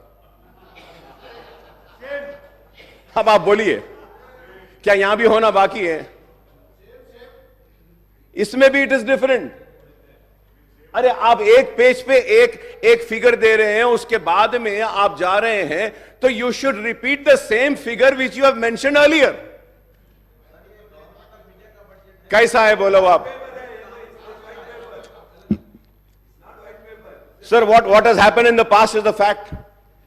And you have inherited the state finances with a change of government in the state. Now it is the responsibility of the new government to take the state forward. As also, sir, about depth also, sir. Page 18, table 8, we are telling the figures which are accounted, sir. Honorable Speaker, sir, I want to correct. Sir, on page 18, table 8, we are talking about the figures which are already accounted, not estimated. Please see the budget brief book, sir. I will send it to you, sir. So, anyway, I don't want to go into that because there are many other issues. But this shows the seriousness. This shows the seriousness, and this also shows what message we are sending out. I do not want to go into that. What is that message? People are very intelligent to understand, sir. Sir, when I spoke on the governor's address, I had requested the new government to come up with a white paper on financial implications of the poll promises, guarantees and declaration of Congress, and the time frame proposed by the new government for implementation of all promises, guarantees and declaration. I was expecting that in this white paper. Though that white paper will also be there. I was searching for it, but I couldn't search. So probably next session, I expect that, sir. I understand that the guarantee, declaration and other promises are unconditional without laying down any restrictions on eligibility of the beneficiaries, sir. I am using this word once again, sir, for the record, sir.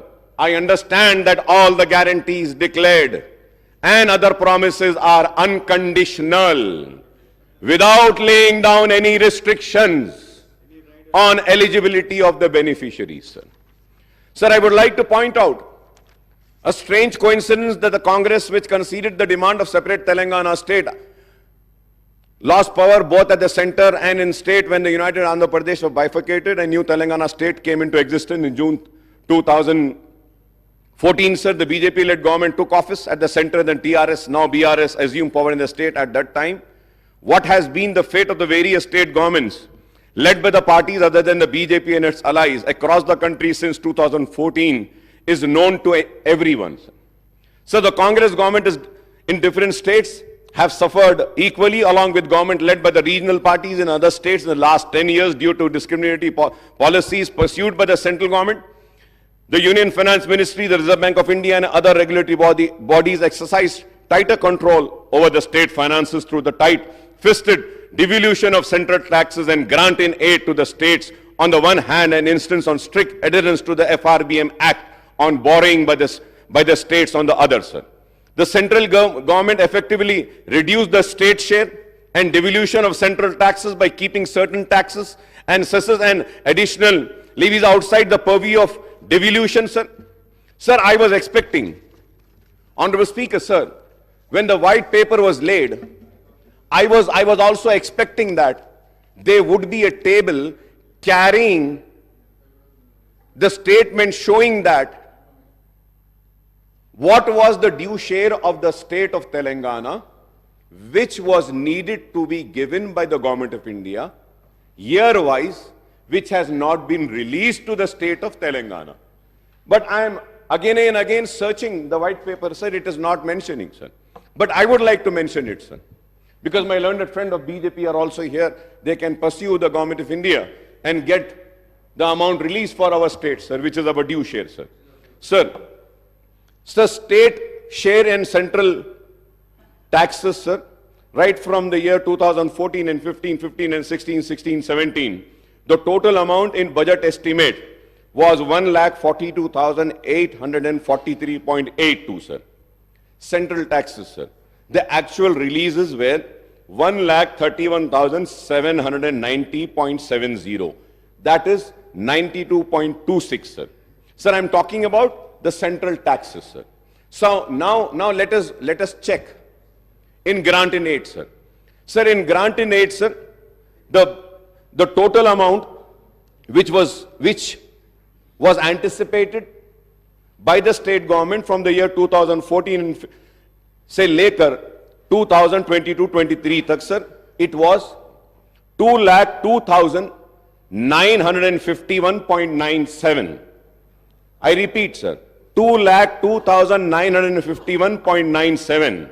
But the actual releases by the government of India is only 91,368.71, sir. तो जब हम ये देखते हैं, sir, if we have to calculate the total releases, sir, it is only 45%. The due share of Telangana, which was denied by the government of India, is 1,11,583, sir. If I am wrong, I may be corrected. 55%.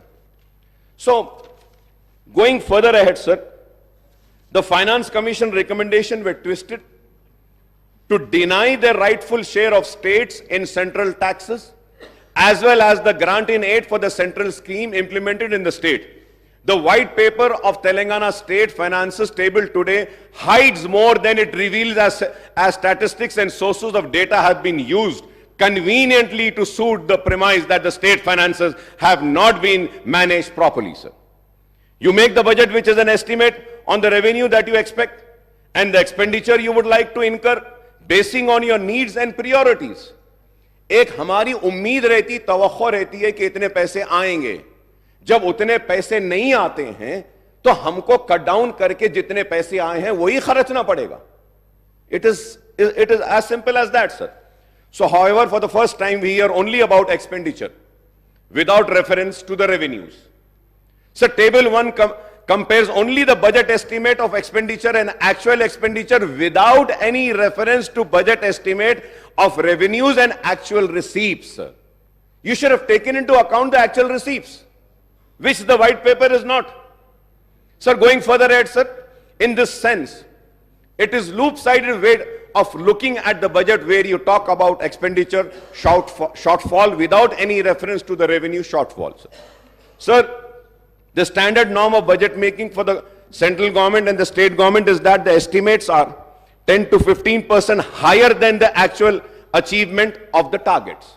Again, I would say, if I am wrong, I may be corrected, sir. So the white paper, table 3, compares the United AP budget estimate of the expenditure versus actual expenditure. Sir, this comparison looks loop-sided because it gives the data of the 10 years period prior to AP reorganization. A better comparison would have been with the residuary Andhra Pradesh state after the bifurcation, that is for the 10 years period from 2014 and 15 to the 23-24. That is 5 years of TDP and 5 years of YSR rule, sir. Unnecessary, sir. The white paper compares the resources spent in Telangana region in United Andhra Pradesh right from 96 to 57 to 2013 and 14, showing the figures of Telangana share, which are simply, I would say, sir, they have no reference to the actual expenditure incurred in Telangana region. That's what I'm saying. How can you make it 41%? 1956 में क्या था population? आप कैसा देख सकते हैं? 1960 में क्या था? क्या उस वक्त की आंध्र प्रदेश की असेंबली में was any book or any finances tabled in the house? That this much amount has been spent on Telangana, this much on Andhra, this much on Rayalaseema? No. How did we arrive to this figure, sir? The assets and liabilities of United AP were divided among the residuary AP and new Telangana state based on a 2011 population ratio of two regions, that is 58.32% of residuary AP and 41.68% of Telangana state. How can you revoke the combined AP state figures by enmarking 41.68% proportion of Telangana region, what is the population ratio of Seema-Andhra and Telangana in 96 and 57 to 2010 and 11 is a question which needs to be answered. I hope that Honorable Chief Minister Saab or the Finance Minister Saab would give an answer to this, sir. So this is how the bureaucrats play with the credibility of their political bosses by passing off the cooked up figures, sir. They don't give the right figures, sir. The source is shown as budget document in the United AP for this data. Can you show one budget document of United AP where the cited data is shown in Telangana? For Telangana, it is shown. The white paper talks about the trends in actual revenue receipt, again without reference to budget estimate of the revenue receipts. Again, the white paper cites the actual outstanding debt trend without reference to estimates and making comparison with the FRBM norm.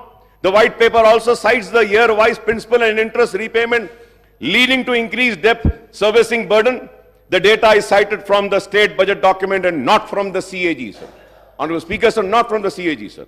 So the white paper lists out the government guarantees, loans raised by the special purpose vehicle, corporation and serviced by the government, and the loans raised by SPVs and serviced by them, and non-guarantee loans which are raised and serviced by SPs and corporations and institutions. So the white paper also lists out the status of financial progress of ongoing works in various departments under capital expenditure, sir. So it also gives out the abstract of payment status and other pending bills of the state government. The white paper also refers the expenditure of salaries and pension of the government employees. However, the white paper does not talk about the expenditure incurred on subsidies under revenue accounts, sir. Sir, I have the list of the subsidies also, sir. I have I did some homework and I came, sir. So 2018 and 19, 19 and 20, 20, 21, 21, 22, 22, 23.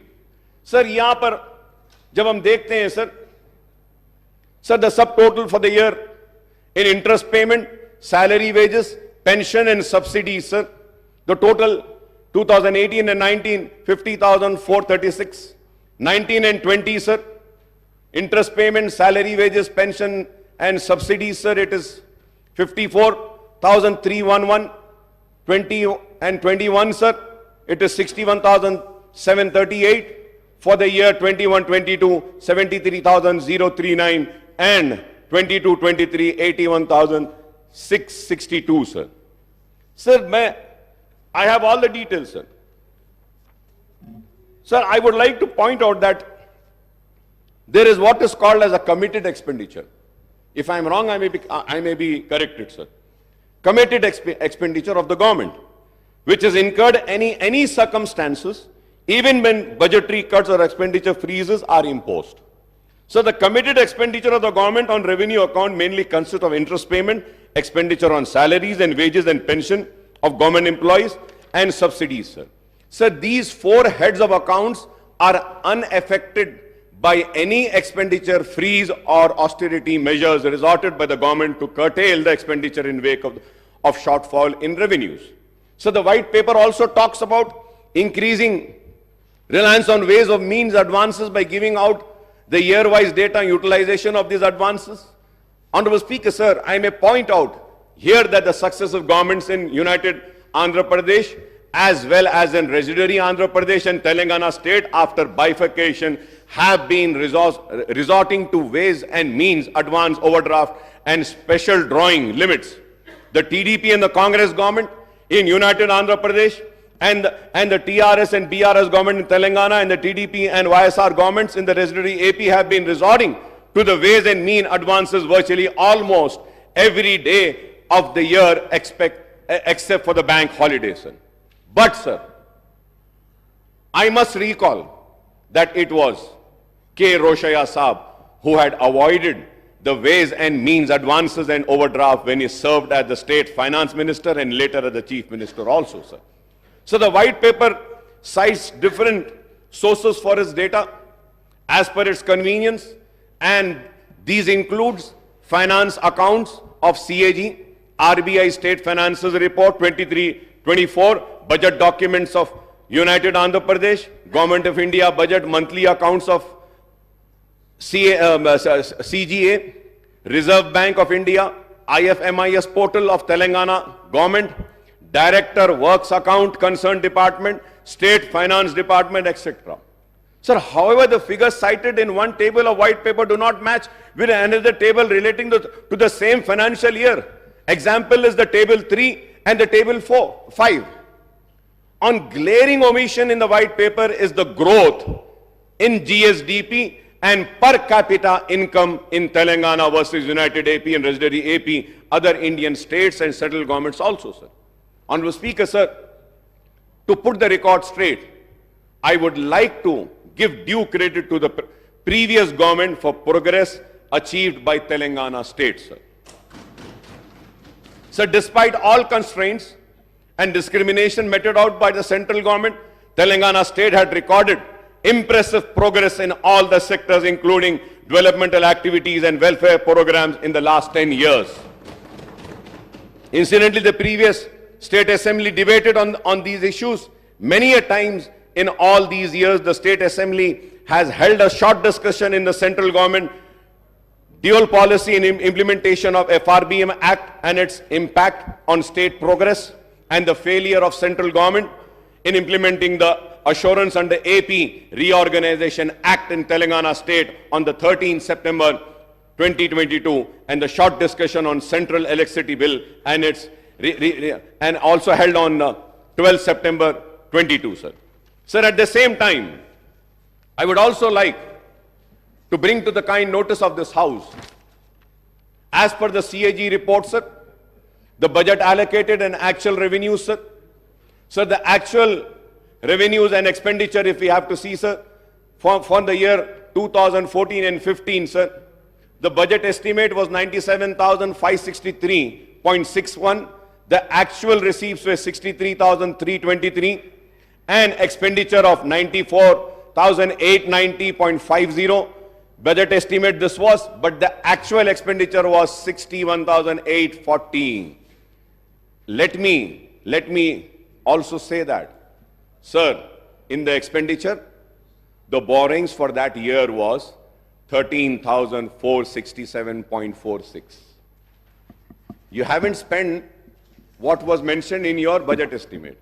For the year 15, 16 and 16 and 17, sir, your actual expenditure was 1,14,397. But let me remind and bring to this kind notice of this House is that in that 16,000 and 23,000 were loans.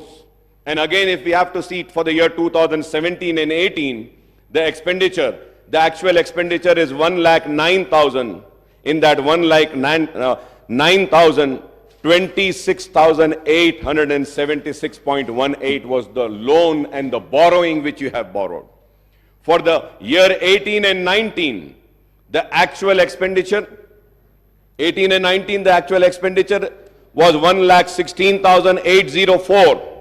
But let me remind and say that 23,470 was the borrowing in this expenditure, sir, in the actual expenditure. For the year 19 and 20, again, the actual expenditure was 1,23,809.09. But in this expenditure, the actual expenditure, the loan and the borrowing was 24,081.87. For the year 2021, again, the actual expenditure was 135,731. The borrowings were 33,191. Sir, again, if we have to see, sir, again, sorry, sir, it is not 33. The borrowings was 45,638. Sir, if we have to see again for the year 21 and 22, the real actual expenditure is 1,66,747. But the borrowings was 47,690. And if we have to see for the year 22-23, the actual expenditure was 1,70,849.27. The borrowings were 32,119.05. So the actual borrowings from the year financial year 2014 and 15, as per the CAG report, says 2,77,987, sir. So now if we have to again budget estimate agar dekh lete hain, the expected is that for the year, for October 2023, it is 38 lakhs 234.94. तो अगर इसको भी मिला लेते हैं तो 3 लाख चिल्लर कुछ होता है. Sir, going further ahead, sir, during the last session of the Second Assembly on the 6th of August 23, short discussion was held on Telangana state formation, progress achieved in own states, sir, from the Congress side. My friend and Honorable Finance Minister and Deputy Chief Minister Batti Vikrama had participated in the debate and expressed his views on the progress registered in the states since 2014. Everyone knows that under what circumstances the state came into being, and there were apprehensions about its financial viability as it solely depends on economic activities and revenues generated in Hyderabad metropolitan region. And also let us not forget that we had COVID for 2 years continuous. The world was held, सारी दुनिया रुकी हुई थी, बंद हो गई थी, लेकिन उसके बाद भी हमारे स्टेट में काम हुआ और काम करने की कोशिश हुई. The new state faced many challenges, right from grave power electricity crisis, the distress in farm sector, to the specter of fall in revenues due to bifurcation of lack of resources for taking of welfare schemes on the large scale. I think the state has overcome all these obstacles and hurdles and emerged as a model young state in the country, overtaking the several other bigger states in social and economic indices, sir. Sir, incidentally, the new Finance Minister Saab has released 2 booklets on Telangana economy and Telangana state at a glance on 13th of December, which I have, sir. This book, sir. So this booklet gives the data on the progress achieved by the state since 2002 to 14. Sir, I don't know. अगर ये book गलत थी और white paper सही था तो या तो इसको रिलीज नहीं करना था या उसको रिलीज नहीं करना था, रोक लेना था. दोनों को रिलीज कर दिए, sir. According to the provisional estimates of Telangana gross state domestic product GSDP at the current prices in 22-23 is rupees 13,13,391 crores with a growth rate of 16.3%, which is higher than the India's growth rate of 16.1%. So per capita income PCI of Telangana at current prices at 22-23 is rupees 3,12,398, which is rupees 1,40,122, higher than the national per capita income of rupees 1,72,276. So Telangana ranked third. Telangana ranked third among the state and union territories according to the Ministry of Statistics and Program Implementation in per capita income in the country, sir. The sectoral analysis shown that the agriculture and allied sector achieved a growth of 15.8%, the industrial sector clocked a growth of 10%, and service sector witnessed a remarkable growth of 20.6% in 22-23, which is again higher than overall India's growth at 17.3%. Sir, the GSDP, Honorable Speaker, sir, the GSDP of Telangana has grown from 5,05,849 crores in 2014 and 15 to rupees 13,13,391 crores in the year 22-23, sir, recording a compound annual growth rate of 12.7%, sir. Similarly, the per capita income of the state has risen from rupees 1,24,104 in 2014 and 15 to rupees 3. और उस दिन आपने clarification नहीं दिया, speaker साहब. मैं एक बात पुरजोर अल्फाज में कहना चाहता हूं कि असेंबली के हर सेशन में अगर किसी मेंबर ने ड्रग्स के खिलाफ आवाज उठाई है, चाहे वो ड्रग्स हो, चाहे वो व्हाइटनर्स हो या कुछ भी हो, टैबलेट्स हो, तो वह MIM थी और मैं था, बार बार उठाता था। मैं वेलकम करता हूं और रियासती हुकूमत ने जो फैसला लिया है, जो इक़दामात उठा रहे हैं ये ड्रग्स के ये लानत को खत्म करने के लिए, इसके लिए हम हमारा मुकम्मल ताउन आपको देंगे। हम चाहते हैं कि हमारी आने वाली नस्ल इस लानत से दूर रहे। हम चाहते हैं कि हमारा आने वाले फ्यूचर जनरेशन को ये जो तबाह बर्बाद करने की एक साजिश है उसको हम रोकें। इसके लिए जो भी हमारे तरफ से ताउन होना है हम ताउन करेंगे। उस दिन मैं क्लैरिफिकेशन में यह भी पूछना चाहता था कि धरनी पोर्टल का क्या होगा। मैं उम्मीद करता हूं कि आपने जो वादा किया धरनी के ताल्लुक से उसको अमलावारी जल्द अज जल्द करेंगे। मैं ये भी कहना चाहूंगा कि राशन कार्ड बहुत से लोगों के पास नहीं है, उनके नामों का इंक्लूजन नहीं हो रहा है, तो आप मौका दीजिए ताकि उनके नामों का इंक्लूजन हो सके। और मजलिस इत्तेहादुल मुस्लिमीन की नुमाइंदगी पर हमने मंजूर करवाया था कि पेंशन की एज को कम करवाया था, वो भी पेंडिंग है एप्लीकेशन, बिलखुसूस वो सिंगल मदर और जो है उनकी पेंडिंग है। मैं उम्मीद करूंगा कि आप इस पे भी देखेंगे। मोहतरम स्पीकर साहब, मैं आखिर में यह कहते हुए रुखसत होता हूं और यह कहना चाहता हूं कि बार बार हम चीखते रहे, चिल्लाते रहे, मुतालबा करते रहे, औकाफ की जायदादों का तहफ्फुज कीजिए, औकाफ की जायदादों का तहफ्फुज कीजिए। आज पूरी जायदादें तबाह हो रही हैं, आज भी तबाह हो रही हैं। अगर मुसलमानों की औकाफी जायदादों को अगर बचा लिया जाए और जिस पर्पस के लिए वक्फ किया गया है अगर वो पर्पस सर्व हो जाए तो मुसलमानों के किसी की मदद की जरूरत नहीं है, किसी की पैसे की जरूरत नहीं है। वो वक्फ बोर्ड के पैसों से ही हम मुसलमानों की तालीम का काम कर सकते हैं, बेरोजगारी को दूर कर सकते हैं, हम बेवाओं की मदद कर सकते हैं, यतीमों की मदद कर सकते हैं। तो मैं आपसे कहूंगा कि वक्फ बोर्ड पर तवज्जो दीजिए। हमारे मुतालिबे पर CBCID की इंक्वायरी का ऐलान किया गया था, तो CBCID की इंक्वायरी को टेबल करिए।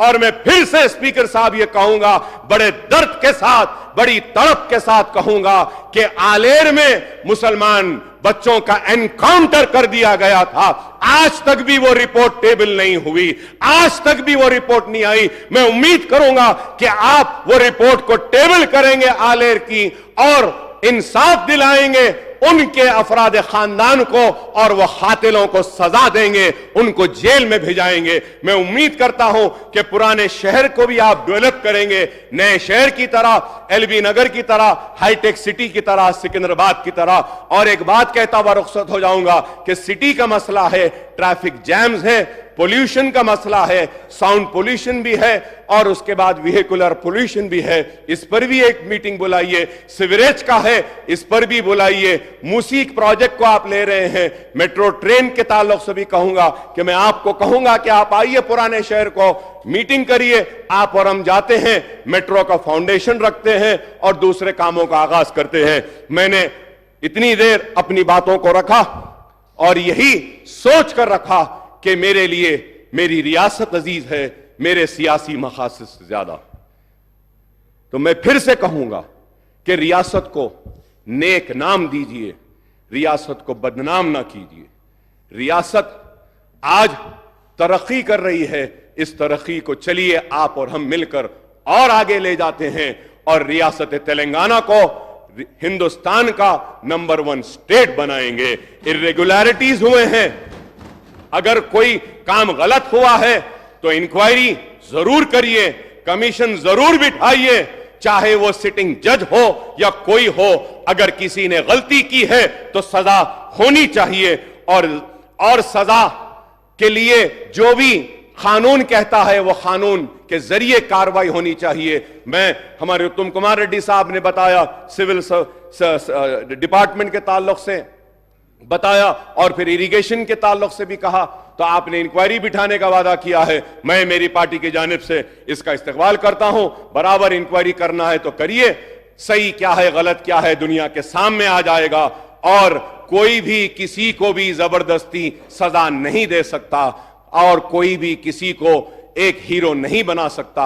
मुझे उम्मीद है कि हर एक के साथ इंसाफ होगा, मुसलमान के साथ इंसाफ होगा, एससी के साथ होगा, एसटी के साथ होगा, बीसीज के साथ होगा, हमारे हिंदू भाइयों के साथ होगा, मुसलमान के साथ होगा, सिख के साथ होगा, ईसाई के साथ होगा, पारसी के साथ होगा, और हम सब मिलके इस स्टेट को आगे बढ़ाते हैं। आई thank you very much for giving me this opportunity. बहुत बहुत शुक्रिया स्पीकर साहब। ముఖ్యమంత్రి ఎంఐఎం సభాపక్ష నాయకుడు ఈ ప్రభుత్వం ప్రవేశపెట్టిన తెలంగాణ రాష్ట్ర ఆర్థిక శ్వేతపత్రానికి సంబంధించి ఆర్థిక శాఖ తయారు చేసిన నివేదిక మీద కొన్ని దగ్గరలో మీరు బడ్జెట్ నుంచి అంకెలు తీసుకున్నారు, కొన్ని దగ్గరలో సిఏజీ నుంచి అంకెలు తీసుకున్నారు, ఇంకొన్ని దగ్గర ఆర్బీఐకి సంబంధించిన సమాచారాన్ని పొందుపరిచిండ్రు. మేము దేన్ని పరిగణలోకి తీసుకోవాలని వారు అనుమానాలు వ్యక్తం చేసిండ్రు. అధ్యక్ష, ఈ ప్రభుత్వము వాస్తవ పరిస్థితులను ప్రజల ముందలు పెట్టి తెలంగాణ రాకంటే ముందు ఉన్న పరిస్థితులను, తెలంగాణ వచ్చిన తర్వాత 10 సంవత్సరాలలో ప్రజలు ఎన్నుకున్న గత ప్రభుత్వం తీసుకున్న నిర్ణయాలు, ఆ నిర్ణయాల వల్ల వచ్చిన ఫలితాలు, దుష్ఫలితాలను ప్రజల ముందు పెట్టి ప్రజాస్వామిక పద్ధతిలో ఈ చట్టసభలో చర్చించి వాస్తవాలను ప్రజలకు వివరించి భవిష్యత్ కార్యాచరణను తీసుకోవాలన్న ఆలోచనతోటే సమర్థవంతమైన ప్రతిపక్షంగా మీ సలహాలు సూచనలు తీసుకొని ప్రజలకు మంచి చేయాలన్న ఉద్దేశంతో నిస్సహాయులకు సహాయాన్ని అందించడమే కాకుండా నిజమైన అర్హులకు మాత్రమే సంక్షేమాన్ని అందించి అర్హులైన వాళ్లకు అవకాశాలు కల్పించి ఈ రాష్ట్రాన్ని బలమైన రాష్ట్రంగా నిర్మించాలన్న ఆలోచనతోటి ఈ దేశంలో ఉండే మిగతా రాష్ట్రాలతోనే కాదు ప్రపంచంతో పోటీ పడే విధంగా తెలంగాణ రాష్ట్రాన్ని నిర్మించాలనేదే మా ప్రభుత్వం యొక్క లక్ష్యము, ఉద్దేశము. అధ్యక్ష, రెండవది, వారు అడిగిన అనుమానాలను నివృత్తి చేయాల్సిన బాధ్యత సభాపక్ష నాయకుడిగా నా మీద ఉంది. బడ్జెట్ ఎస్టిమేట్స్ కానీ యాక్చువల్ ఎక్స్పెండిచర్ని మనము చర్చించాల్సి వచ్చినప్పుడు వివిధ బడ్జెట్లను మేము కొలబద్దగా తీసుకొని అక్కడి నుంచి సమాచారాన్ని సేకరించినాం. మేము కాగ్ రిపోర్ట్స్ను ఎక్కడ తీసుకున్నామంటే రెవెన్యూ రిసీట్స్ అండ్ ఎక్స్పెండిచర్ని మెన్షన్ చేయాల్సి వచ్చినప్పుడు కాగ్ నివేదికలను తీసుకున్నాం.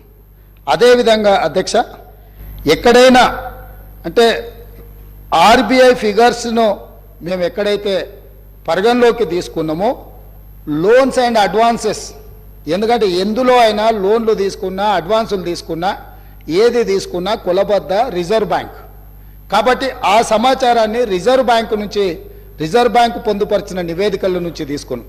అదేవిధంగా శాలరీస్ అండ్ పెన్షన్స్ ఆ టేబుల్స్ను వాడినప్పుడు మేము రెగ్యులర్ అంటే కాగ్ నుంచి ఏదైతే నివేదిక తీసుకున్నామో రెగ్యులర్ ఎంప్లాయీస్కు సంబంధించిన వాటిని మాత్రమే కాగ్ నుంచి తీసుకున్నాం.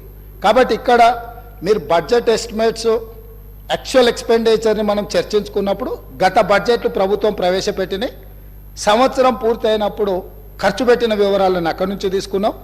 వీటి మీద నివేదికలు అవి సరైన విధంగా ఖర్చు అయినాయా, ప్రభుత్వం సరైన ఉద్దేశంతోనే ఖర్చు పెట్టిందా, లేకపోతే ప్రభుత్వం అంచనాలు ప్రభుత్వం పెట్టిన ఖర్చు సహేతుకంగా ఉందా లేదా, ఒకవేళ లోపభూయిష్టంగా ఉంటే ప్రభుత్వం తప్పిదాలు ఏంటి అనేది కాగ్ నివేదిక ఇస్తుంది. అట్లాంటి నివేదికలను అట్లాంటి వాటిని మనము కాగ్ నుంచి తీసుకున్నాం. మనం చేసే అప్పులు ఇప్పుడు ఉదాహరణ ఒక విషయం నేను చెప్పదలుచుకున్నా అధ్యక్ష. రిజర్వ్ బ్యాంక్ దగ్గర ప్రతిరోజు ఒక నివేదిక మనకు వస్తుంది. ఆ నివేదిక ప్రకారము ప్రతిరోజు మనం ఎంత ఖర్చు పెడుతున్నాము, మన దగ్గర ఎంత ఉన్నది, లేకపోతే మన అవసరాలు ఏమున్నాయని చెప్పి రిజర్వ్ బ్యాంకు మనకు నివేదిక ఇస్తుంది అధ్యక్ష. దాని ప్రకారం తెలంగాణ రాష్ట్రం వచ్చినప్పుడు నేను ఈ బుక్లో పొందుపరిచిన అధ్యక్ష మా ప్రభుత్వము దీని ఒకసారి నేను ఆ పేజీ నెంబర్ వాటి వివరాలను చెప్తాను, ఒకసారి వాటిని చూసుకోమని నేను సభ్యులకు తెలియజేస్తూ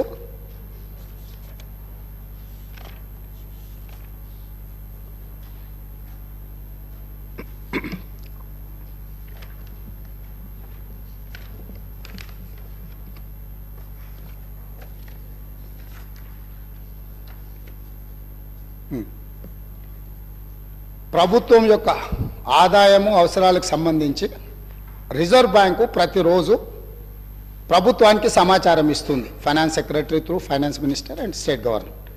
ఇందులో 2014 రాష్ట్రం ఏర్పడిన రోజు ప్రతిరోజు మనం ఏ రకంగా వాడుకున్నాం సంవత్సరం పూర్తి అయిన తర్వాత చెప్తారు.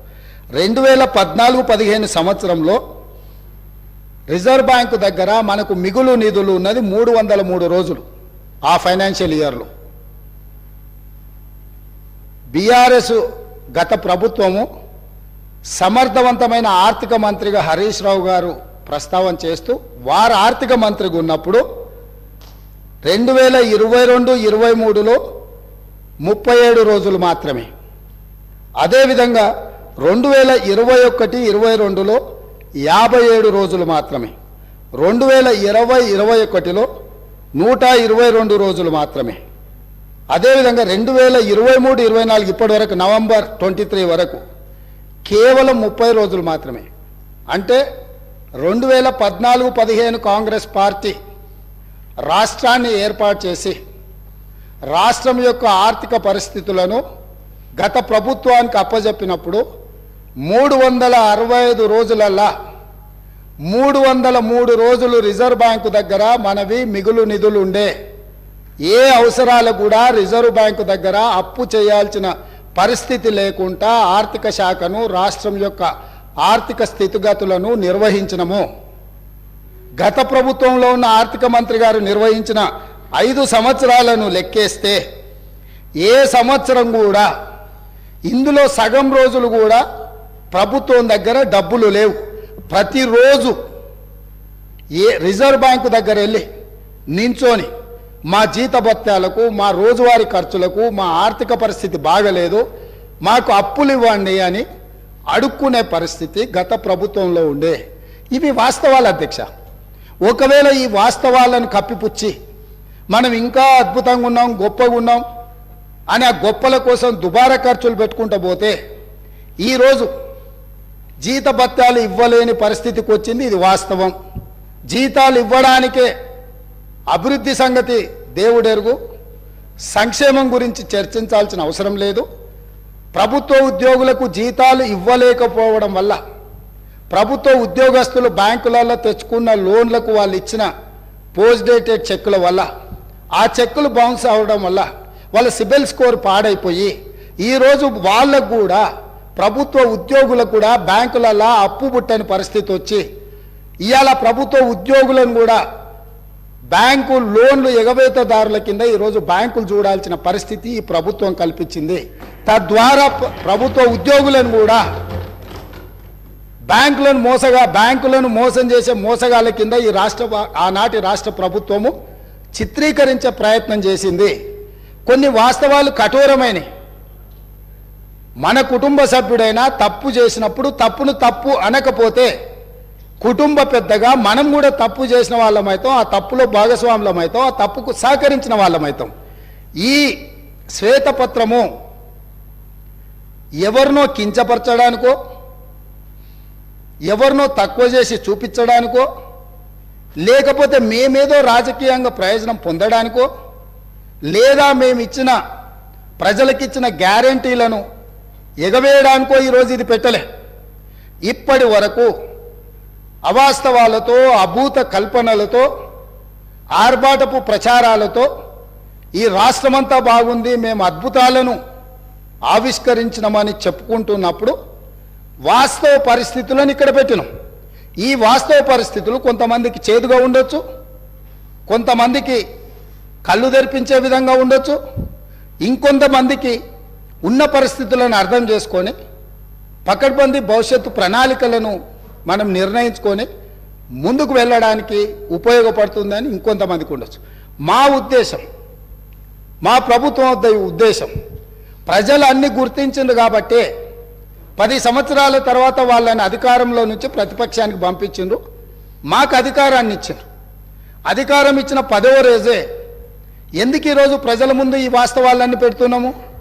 ప్రజలకు నిజాలు చెప్పి మనకున్న పరిస్థితిని వివరించి కష్టమైన ఈ ప్రభుత్వం నిస్సహాయులకు సహాయాన్ని అందిస్తుంది, అర్హులైన వాళ్ళకు అవకాశాలు ఇస్తుంది, మీకు అండగా నిలబడుతుంది అని చెప్పడానికి ప్రభుత్వం ప్రయత్నం చేస్తుంది అధ్యక్ష.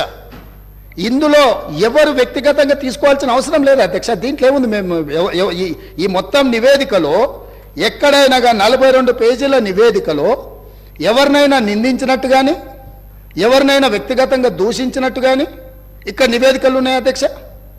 మాజీ మంత్రి గారు మాట్లాడతారు పక్క రాష్ట్రాల నుంచి, పక్క రాష్ట్రంలో పనిచేసిన నుంచి సమాచారం సేకరించిందని. ఇదేనా పద్ధతి అధ్యక్ష? 10 సంవత్సరాల నుంచి తెలంగాణ నిర్మాణం కోసం అహర్నిశలు కష్టపడి పనిచేసిన మన రాష్ట్ర అధికారులను ఈ రకంగా అవమానించడం కరెక్టా అధ్యక్ష? ప్రతి శాఖ యొక్క నివేదిక ఆ శాఖ యొక్క ప్రిన్సిపల్ సెక్రటరీ ప్రాపర్ ఫార్మేట్లో ఫిలప్ చేసి సంతకాలు పెట్టి ఆర్థిక శాఖకు పంపించిన తర్వాత ఆర్థిక శాఖ కార్యదర్శి గారు, వారితో పనిచేసిన కార్యదర్శి గారు, అతనే మారలేదు అధ్యక్ష, వారు సంతకం పెట్టి ప్రభుత్వానికి ఇచ్చిన నివేదికనే ఈ నివేదిక. కాబట్టి వారికి ఏమైనా అనుమానాలు ఉండి వారిలాగానే మిగతా వాళ్ళు కూడా వ్యవహరిస్తారని ఏమైనా అపోహలు ఉంటే తొలగించుకోండి. కొత్త ప్రభుత్వం ఏర్పడ్డప్పుడు వేలాది మంది మమ్మల్ని వచ్చి కలుస్తారు అధ్యక్ష. మేము మీలాక కక్షాపూరితంగా కలవడానికి వచ్చిన వాళ్ళను అగౌరవపరిచే విధంగా, అదేవిధంగా వాళ్ళని తక్కువ చేసి చూపించే విధంగా ఇట్లా చేయము అధ్యక్ష. ఒకవేళ అట్లనే అనుకుంటా అధ్యక్ష, ఒక్క మాట అడగదలుచుకున్నా, మీరేదో వివరాలు బయట పెడతామని అంటారు, నేను ఒక ఫోటో మీకు చూపించదలుచుకున్నా అధ్యక్ష. ఈ ఫోటో చూడండి. వీరు ఇక్కడ పక్కన ఉన్నాయన డాక్టర్ వైఎస్ రాజశేఖర రెడ్డి గారు కీర్తిశేషులు. ఈ పక్కన ఉన్నది ఎవరో మీకు తెలుసు కదా అధ్యక్ష. వీరు ఆ రోజు స్వయంగా వెళ్ళి ఆనాటి ముఖ్యమంత్రి గారిని వ్యక్తిగతంగా కలిసి వాళ్ళ మధ్యలో ఏం చర్చ జరిగిందని నేను వివరాలలో జోలికి వెళ్ళదలుచుకోలేదు అధ్యక్ష. ఈరోజు నన్ను ఎవరైనా ముఖ్యమంత్రిగా ఈ రాష్ట్రానికి బాధ్యత తీసుకున్న తర్వాత ఎన్నో రకాల సంస్థలు, వ్యవస్థలు, వ్యక్తులు వాళ్ళు మమ్మల్ని వచ్చి కలుస్తారు. అది మర్యాదపూర్వకంగా కలుస్తారు. మేము కూడా ప్రధానమంత్రి గారిని కలవాలని, ఈ దేశ ప్రధానమంత్రిని కలవడం ముఖ్యమంత్రిగా నా మంత్రివర్గ సహచరుల యొక్క బాధ్యత అని చెప్పి ఈ రాష్ట్రం నుంచి కేంద్రంలో మంత్రిగా వ్యవహరిస్తున్న కిషన్ రెడ్డి గారికి నేనే స్వయంగా ఫోన్ చేసిన. సిద్ధాంతపరంగా మేము భారతీయ జనతా పార్టీని విభేదిస్తాం, కానీ రాష్ట్ర ముఖ్యమంత్రిగా నా కర్తవ్యము నా రాష్ట్రానికి, మన రాష్ట్రానికి కావాల్సిన నిధులను తెచ్చుకోవాలన్నప్పుడు రాష్ట్ర కేంద్ర ప్రభుత్వాల మధ్యన సత్సంబంధాలు ఉండాలి అని మేమే ఒక అడుగు ముందుకేసి కేంద్ర మంత్రి కిషన్ రెడ్డి గారికి నేను స్వయంగా ఫోన్ చేసిన. మీరు ఒకసారి ప్రధానమంత్రి గారితో మాట్లాడండి, మనం వెళ్ళి కలుద్దాము, మనకు రాష్ట్రానికి సంబంధించిన ఏమైనా నిధులు తెచ్చుకునేది ఉంటే డెఫినెట్గా చేద్దామని. ఎందుకు మేము బేసిజాలకు పోదలుచుకోలేదు. స్వార్థపరమైన రాజకీయ ప్రయోజనాలని ప్రభుత్వం ఆశించడం లేదు. తాత్కాలికమైన లాభాల కోసము మేము ఎలాంటి దుందుడుకు చర్యలకు మేము పాల్పడదలుచుకోలేదు అధ్యక్ష. అందుకే ఈరోజు మీరందరూ, మనమందరం ఈ సభలో చర్చ ఇదే కాకుండా విద్యుత్ శాఖకు సంబంధించి మా సాగునీటి పారుదల శాఖ మంత్రి గారు కూడా ఈ సమావేశాలలోనే శ్వేతపత్రాలు విడుదల చేయదలుచుకున్నాం. ఎక్కడైనా ఎప్పుడైనా ఎవరైనా కొత్తగా బాధ్యతలు చేపట్టినప్పుడు మనకున్న పరిస్థితులను ప్రజలకు వివరించడం ద్వారా, వాళ్ళ నమ్మకాన్ని, విశ్వాసాన్ని చురగొనడం ద్వారా, ప్రతిపక్షాల వైపు నుంచి సహకారం, సలహాలు, సూచనలు తీసుకోవడం ద్వారా బలమైన రాష్ట్రంగా నిర్మించాలనేదే మా ఉద్దేశము. కాబట్టి ఇప్పటికైనా గతంలో చేసిన తప్పులనే మళ్ళీ మేము వితండవాదంతో మీ మీద దాడులు చేస్తామనే విధానాన్ని ప్రతిపక్ష పార్టీ వదులుకోవాలి. వాళ్ళకి ఏమైనా బాధ ఉండొచ్చు, ఇక్కడి నుంచి అక్కడికి వెళ్ళినప్పుడు సహజంగా ఉంటుంది, దుఃఖం కూడా ఉంటుంది. కొంతమందికి జీవితంలో నెరవేరని కోరికలు ఉంటాయి. తండ్రిని కూడా అడ్డు తొలగించుకొని కుర్చీలో కూర్చోవాలనేటోళ్ళు కూడా ఉంటారు. ఔరంగజేబ్ స్టోరీలు ఇవన్నీ మనం చూసినాం కదా అధ్యక్ష చరిత్రలో. సో వీటన్నిటిని దృష్టిలో పెట్టుకొని వాళ్ళ కుటుంబంలో ఉండే తగాదాలను తీసుకొచ్చి సభలో ప్రస్తావించడం ద్వారా సభ యొక్క ఔన్నత్యాన్ని, గౌరవాన్ని తగ్గించే విధంగా వ్యవహరించొద్దు. ఈ ప్రభుత్వం జిమ్మెదారితో ఇక్కడ ఉన్నది. ఈ ప్రభుత్వం జిమ్మెదారితో ఇచ్చిన మాటను నిలబెట్టుకుంటుంది. ఈ ప్రభుత్వం సహేతుకమైన సలహాలు, సూచనలు ప్రతిపక్షాలు ఇచ్చినప్పుడు తప్పకుండా స్వీకరిస్తుంది. మిత్రుడు అక్బరుద్దీన్ ఓవైసీ గారు ఏవైతే అంశాలను లేవనెత్తిండో చాలా విషయాలు వాళ్ళు లేవనెత్తిండ్రు, మా అధికారులు నోట్ చేసుకున్నారు. తప్పకుండా ఆ అంశాలను అన్నిటిని కూడా మేము పరిగణలోకి తీసుకుంటాం, పరిష్కరిస్తాం. మేము ఓపెన్గా మేము సెక్రటేరియట్లోనే ప్రజలకు తెరిచినాం. ఈ రాష్ట్రాన్ని ప్రజలు, ఈ రాష్ట్రంలో ప్రభుత్వాన్ని ఎన్నుకున్నది సచివాలయం నుంచి ప్రజలకు సుపరిపాలన అందించడానికి. అందుకే అక్కడ మంత్రులను కూర్చోబెట్టినాం. మంత్రులను వచ్చి ప్రజలు కలిసేటట్టు, ప్రజా సంఘాలు వాళ్ళ నివేదికలు ఇచ్చేటట్టు, వాళ్ళ పెండింగ్ సమస్యల్ని చర్చించడానికి ప్రగతి భవన్నే కాదు, ఇవాళ ప్రజాభవన్గా మార్చినాం. సచివాలయాన్ని ప్రజలకు అందుబాటులోకి తీసుకొచ్చినాం. మేము బాధ్యత తీసుకుని వెంబడే హైదరాబాద్ మీద రివ్యూ చేయాలనుకున్నప్పుడు हम लोग जिम्मेदारी से यहाँ हैदराबाद क्षेत्र से जो पार्लियामेंट में 7 MLA से हम लोग बुलाए सचिवालय पे. हमारे पॉलिटिकल डिफरेंसेस में भी देर, मगर जब हम तरक्की करना है, आगे हैदराबाद शहर को हिंदुस्तान में सबसे बड़ा अच्छा शहर बनाने के लिए हमारे दोस्तों से हम गुजारिश किए, भाई आप साथ आ जाओ, जो चाहिए, जो पेंडिंग है, जो हैदराबाद तरक्की के लिए हम जिम्मेदारी से जो करना है हम जिम्मेदारी उठाएंगे, आपके साथ लेंगे. हम सरकार चलाने के लिए आज जिम्मेदारी से यहां से मैं हमारे MIM पार्टी को चुनाव में जो है आपका मर्जी आपकी है, हमारा मर्जी हमारी है. जो पार्टी हमारा चुनाव लड़ना है हमारे तरीका से लड़ेंगे. मैं जो हैदराबाद शहर ये देश का निशान है, वो हैदराबाद शहर का नाम पूरा दुनिया में रोशनी करने के लिए हम लोग कोशिश करेंगे. वहां पर आपके मदद जरूर लेंगे, कोई शक नहीं है. ड्रग्स के बारे में आप सामने आके 2 कदम आके हमारे मदद दी, हम धन्यवाद कर रहे हैं, क्योंकि ड्रग्स को इराडिकेट करना है हमारा जिम्मेदारी है. हमारे बच्चे हैं, हमारे परिवार है. जो पंजाब को देखने के बाद भी हम नहीं सुधरे तो दुनिया कोई भी अपने को माफ नहीं करने वाले. इसीलिए यहां से मैं जिम्मेदारी से यकीन से मैं वादा कर रहा हूं, ये सरकार को अच्छा चलाने के लिए, ये पूरा तेलंगाना में जितना जनता है उनके भला के लिए, उनके वेलफेयर एंड डेवलपमेंट के लिए, खासकर माइनॉरिटी, वो may be Christian minority, Muslim minority, Sikh minority और any other minority. Minority majority में कोई अंतर नहीं है. माइनॉरिटी के जो फंडामेंटल राइट्स हम बचाए, हम सेक्युलर फैब्रिक है. ये सेक्युलर फैब्रिक बचाने के लिए ये देश में कुर्बानी की है महात्मा गांधी जी ने, इस देश में कुर्बानी की है, शहीद हुए इंदिरा गांधी जी ने, इस देश में शहीद हुए राजीव गांधी जी ने, इस देश में सोनिया गांधी जी और राहुल गांधी जी ने पदवी त्याग किए. कभी प्रधानमंत्री राष्ट्रपति मौका मिले तो भी दूसरों को, जो जिम्मेदारी लोगों को, वो कुर्सी पे बिठाए. इसीलिए यकीन से मल्लिकार्जुन खड़गे जी के नेतृत्व में दलित, आदिवासी, गिरिजन, ओबीसी, माइनॉरिटी महिलाओं के भला के लिए कांग्रेस पार्टी आगे सरकार चलाएंगे. आप लोग कभी भी 24 घंटा कभी भी आपको कुछ सरकार को सुझाव देना है तो हम लोग वेलकम कर रहे हैं. धन्यवाद अध्यक्ष.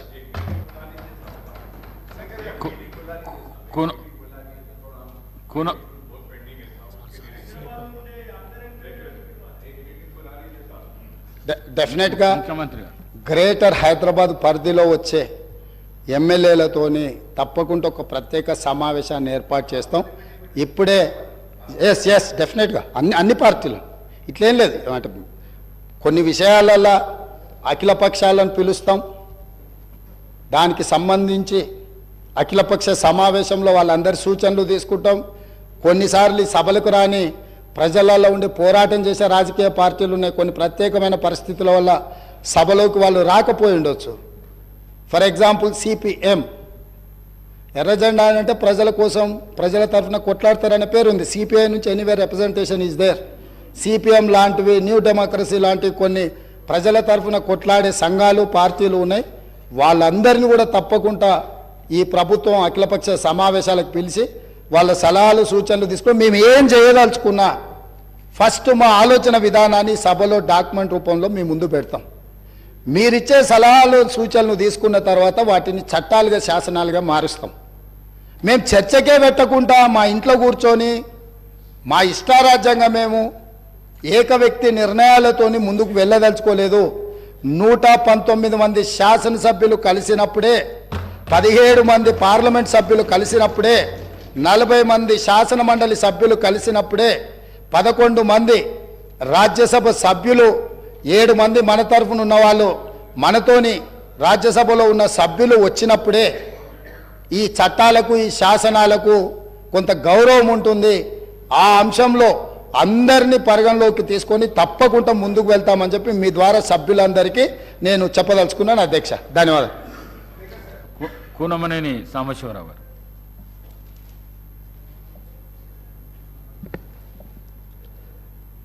అధ్యక్ష ధన్యవాదాలు. రాష్ట్రంలో అంటే ఉమ్మడి రాష్ట్రం 1956 నుంచి 2014 వరకు దాదాపు 57 సంవత్సరాలు మొత్తం ఉమ్మడి రాష్ట్రంలో అప్పు, తర్వాత విడిపోయిన తర్వాత 72,658 కోట్లు. ఈ 10 ఏళ్ల కాలంలో 6 లక్షల, ఈ ఫిగరు అక్బర్ గారు చెప్పినట్లుగా ఒక పేజీలో ఒక రకంగా ఉంది, 13వ పేజీలో ఒక 612 కోట్ల 343 కోట్లని 6,12,343 కోట్లు ఉంది. చివరి పేజీలో 6,71,757 కోట్లుగా ఉంది. సరే, ఏదేమైనా ఆ అప్పు 72,658 కోట్ల నుంచి ఈ 10 ఏళ్ల కాలంలో దాదాపు 6 లక్షల కోట్లకు పెరిగింది. ఈ అంశానికి సంబంధించి వైట్ పేపర్ రిలీజ్ చేయడానికి సంబంధించి అక్బర్ గారు ఇంకొంతమంది సరే వారి వారి అభిప్రాయాలు చెప్పారు. నా అభిప్రాయం ఏంటంటే, ముందుగా చాలా ఎనామలీస్ జరిగాయి. లెక్కలకు సంబంధించి ఒక్కో పేజీలో అది ఆర్బీఐయా లేకపోతే సిఏజీనా లేకుంటే ఇతర ఏజెన్సీ నుంచా, దేని నుంచి తీసుకున్నా సరే సెల్ఫ్ కాంట్రడిక్టరీగా కొన్ని లెక్కలు తేడాలు ఉన్నాయి. భవిష్యత్తులో ఇటువంటి ఇంపార్టెంట్ వైట్ పేపర్ని ఈ ఆగస్టు సభ ముందు పెట్టేటప్పుడు మరిన్ని జాగ్రత్తలు తీసుకోవాల్సిన అవసరం ఉంది. అధికారులు కూడా సరే మనం ఎంత దాన్ని సెల్ఫ్ సపోర్టివ్గా చెప్పుకున్నప్పటికి కూడా ఇటువంటి తప్పులు చేయటం వల్ల దాని ఇంపార్టెన్స్, ఈ శ్వేతపత్రం ప్రవేశపెట్టిన దాని వెనుకున్నటువంటి గొప్ప ప్రాముఖ్యతను కోల్పోయే ప్రమాదం ఉంటుంది. అందువల్ల దయచేసి భవిష్యత్తులో ఆ జాగ్రత్తలు తీసుకోవాలని కోరుతా ఉన్నాను. రెండో అభిప్రాయం ఏంటంటే, ఇక్కడ ఈ శ్వేతపత్రం ప్రవేశపెట్టడం వలన మన రాష్ట్ర గౌరవం దెబ్బతింటుందని, రాష్ట్రంలో ఉన్నటువంటి లోపాలు లేకపోతే ఆర్థిక బలహీనతలు బయటకు వస్తాయని, తద్వారా దేశంలో ఇతర రాష్ట్రాల ముందు పలచన అవుతామని, లేకుంటే రిజర్వ్ బ్యాంక్ దగ్గర నుంచో లేకపోతే ఇంకా ఇతర వచ్చే రుణాలు తగ్గిపోతాయని, లేకపోతే మన పెద్ద పెద్ద ఇండస్ట్రియలిస్ట్స్ వాడు రాలేరేమోనని ఇటువంటి అనేక అభిప్రాయాలనండి అపోహలనండి వ్యక్తం చేశారు. నాకు తెలిసి అది ఎవరైనా సరే శ్వేతపత్రం అనేది ఈ ప్రభుత్వమే కాదు, అనేక సాంప్రదాయాలు ఉన్నాయి. మన రాష్ట్రంలో ఏం జరుగుతుందనేది స్పష్టంగా తెలంగాణ ప్రజలందరికీ కూడా తెలవటం మంచిది. ఎవరిది గత ప్రభుత్వం తప్పు లేదనుకోండి, వాళ్ళు కూడా సపోర్టివ్గా ఇది మా తప్పు లేదని రుజువు చేసుకోవచ్చు. ఒకవేళ తప్పు ఉన్నా సరే నిర్వహణలో లోపాలు జరిగినాయి అనుకోండి, నిర్వహణలో లోపాలు భవిష్యత్తులో జరగకుండా చేసుకోవచ్చు. అందువలన అది శ్వేతపత్రం ప్రవేశపెట్టడంలో పొరపాటు అనే అభిప్రాయాన్ని నేను అంగీకరించట్లేదు. ఆ విధంగా చూస్తే మరలా రేపు బడ్జెట్ పెడతాం, బడ్జెట్ ప్రవేశపెట్టినప్పుడు ఈ లెక్కలను చూపెట్టాల్సిందే కదా, మొత్తం చేసిన అప్పులెంతో చూపెట్టాలి కదా. అప్పులతో పాటు మనం గ్యారంటీ ఉన్నటువంటి అప్పులు చూపెట్టాలి కదా, అప్పుడు దాయలేం కదా. ఈ కార్పొరేట్ ఇప్పుడున్నటువంటి కంప్యూటరైజ్డ్ ఏజ్లో ఇంకేదో దాస్తాము ఎవరికో తెలియకుండా అనేది అటువంటి ఆలోచనలు ఉండవలసిన అవసరం లేదనేది నా అభిప్రాయం. ఇక ముఖ్యంగా శ్వేతపత్రానికి సంబంధించి లెక్కలు డొక్కలు వీటన్నీ చాలా విన్నాం. దానిలో అసలు ఇష్యూ డైవర్ట్ అయిందనేది నా అభిప్రాయం. ఈ లెక్కలు కరెక్ట్ ఉన్నాయా, ఏ లెక్కలు కరెక్ట్ ఉన్నాయా, అది రాంగా ఈ రాంగా, ఆ పేజీలే ఉంది ఈ పేజీలే ఉంది, ఇవన్నీ జరిగినాయి. దీనివల్ల it lost its importance, it lost its human touch. ఇది మనం అర్థం చేసుకోవాల్సింది. అసలు అప్పులు చేయటం తప్పనేది కాదు. సరే, ఎంత పరిమాణంలో చేశారు? కేంద్రంలో దాదాపు చాలా 100 లక్షల కోట్లు ఈ బీజేపీ పాలనలో చేయటం జరిగింది. అంతకుముందు 50 లక్షల కోట్లు అంత ఉండేది అప్పులు. అంటే అది వాళ్ళు చేశారు కదా, మనం చేయకూడదు. ఎవరు చేసినా తప్పని నేను ఆర్జోలకి వెళ్ళట్లేదు. చేసిన అప్పులు దేనికి ఖర్చు పెట్టారు, చేసినటువంటి అప్పులు ఏ ప్రయోజనాలని సాధించడానికి ఉపయోగించారు. అది ఏ ప్రభుత్వం అయినా మనది చట్టం ఒకటి, మన భారతదేశ వ్యవస్థ, మన రాష్ట్రాల్లో ఉన్నటువంటి పరిపాలన వ్యవస్థ ఎలా అయిందంటే ఒక మోసపోసిన పద్ధతుల్లో.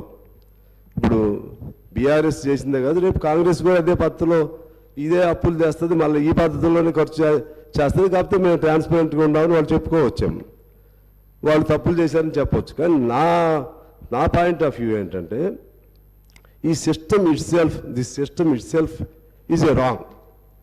So always any budget, any expenditure must be human-centric. Human touch must be involved in any expenditure.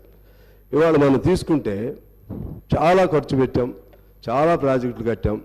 కానీ ఈ రాష్ట్రంలో దేశ లెక్కలు వేరే ఉన్నాయి. దానిలో భాగంగా తీస్తే మన హ్యూమన్ ఇండెక్స్ ఎక్కడున్నాం అంటే ఆకలి సూచికలో ఎక్కడున్నాం. దేశంగా చూస్తే 101వ స్థానంలో ఉన్నాం. Part of our country we to maybe stood at that level. ఉద్యోగాలు చూస్తే ఎన్ని ఉన్నాయి, తిండి లేని వాళ్ళు ఎంతమంది ఉన్నారు, పౌష్టికాహారం లేని వాళ్ళు ఎంతమంది ఉన్నారు, అదేవిధంగా చాలని జీతాలతో బతుకుతున్న వాళ్ళు ఎంతమంది ఉన్నారు, ఇవన్నీ చూడాలి కదా సార్. ఇవేమీ లేకుండా ఆ ఇరిగేషన్ ప్రాజెక్ట్ కట్టాం, లేకపోతే చార్మినార్ నిర్మించాం, తాజ్మహల్ నిర్మించాం, ఇంకేదో కట్టాం. తాజ్మహల్ నిర్మిస్తే తాజ్మహల్ కోసం రాళ్ళెత్తిన కూలీలు ఎవరని శ్రీశ్రీ అడిగాడు. అంటే అసలు కింద జనం మనం ఏది చేసినా అది జనాలకు అందుతుందా లేదా, జనాల బతుకుల్లో బాగు జరిగిందా లేదా, ఆకలి బాధలతో అర్ధాకలితో కూలినాలి చేస్తున్నటువంటి వాళ్ళు సంపద సృష్టిస్తుంటే ఆ సంపదను అప్పుల పేరుతో మనం వాడుకుంటున్నాం. ఆ అప్పులు తిరిగి వెళ్తున్నాయా కిందకి? ఒకసారి మనం ఏ ప్రభుత్వం అయినా సరే, నేను ఆ ప్రభుత్వం ఈ ప్రభుత్వాన్ని కాదు, మనం చూసే ఆలోచన విధానం మారాలనేది నా అభిప్రాయం. ఆ విధంగా ఆలోచన చేయకపోతే ఇంకా నువ్వు ఎన్నేళ్ళు ఇటువంటి అప్పులు చేస్తున్నా సరే పైకి సూపర్ఫిషియల్గా అభివృద్ధి కనపడతా ఉంటుంది. కానీ కిందికి వెళితే మరలా ఎక్కడ వేసిన గొంగళి అక్కడే ఉంటుంది. మనం ఒకసారి చూసుకుంటే ఆకలి చూసి చూడండి, అదేవిధంగా మానవ జీవన విధానం చూడండి, లేకపోతే జీవన పరిణామాలు చూడండి, ఎక్కడ చూడండి మన పరిస్థితులు ఇలాగే ఉంటున్నాయి. ఇవాళ మీరు చూసుకుంటే రాష్ట్రంలో ఎంతమంది అంటే అవుట్సోర్సింగ్, అలాగే కాంట్రాక్ట్ కార్మికులకు సంబంధించి అప్పుడు కేసీఆర్ గారు ఓ మాట చెప్పారు. మరి అది మేనిఫెస్టోలు పెట్టారు లేదా, మళ్ళీ నేను దాని జోలికి వెళ్ళను, మళ్ళీ అది కాంట్రవర్సీ అయింది. నేను దాని జోలికి వెళ్ళను. కానీ ఈ repeatedly said that when we achieve our Telangana there won't be any outsourcing system and there won't be any contracts workers system. So ఈ repeatedly as per my knowledge is concern. కానీ ఇవాళ ఆ అవుట్సోర్సింగ్ అదేవిధంగా కాంట్రాక్ట్ వర్కర్ సిస్టమ్ వలన శ్రమను దోపిడీ చేస్తున్నారు. It is situated not only in Telangana, it is present elsewhere in India. The system it self became a wrong. దాన్ని ఎట్లా ఎంతకాలం శ్రమ వాళ్ళది, సంపద ఇంకొకటిది, కష్టం ఒకటిది, ఫలితం ఒకటిది. ఒక్కడికి ఇచ్చే జీతంతో ముగ్గురికి నలుగురికి జీతాలు ఇస్తున్నారే, దాన్ని ఎలా మార్చాలి అది ఆలోచన చేయమని నేను కోరుతా ఉన్నాను. ఆ క్రమంలోనే మీరు తీసుకుంటే చాలామంది, కొన్ని లక్షల మంది ఆ విధంగా ఉన్నారు. అలాగే పిల్లలు పౌష్టికాహారం లోపంతో ఇప్పటికీ అనేక మంది మరణిస్తున్నారు. అర్ధాకలతో అనేక మంది ఉండటమే కాదు, నేను నిన్న మా కొత్తగూడెంలో చూశాను.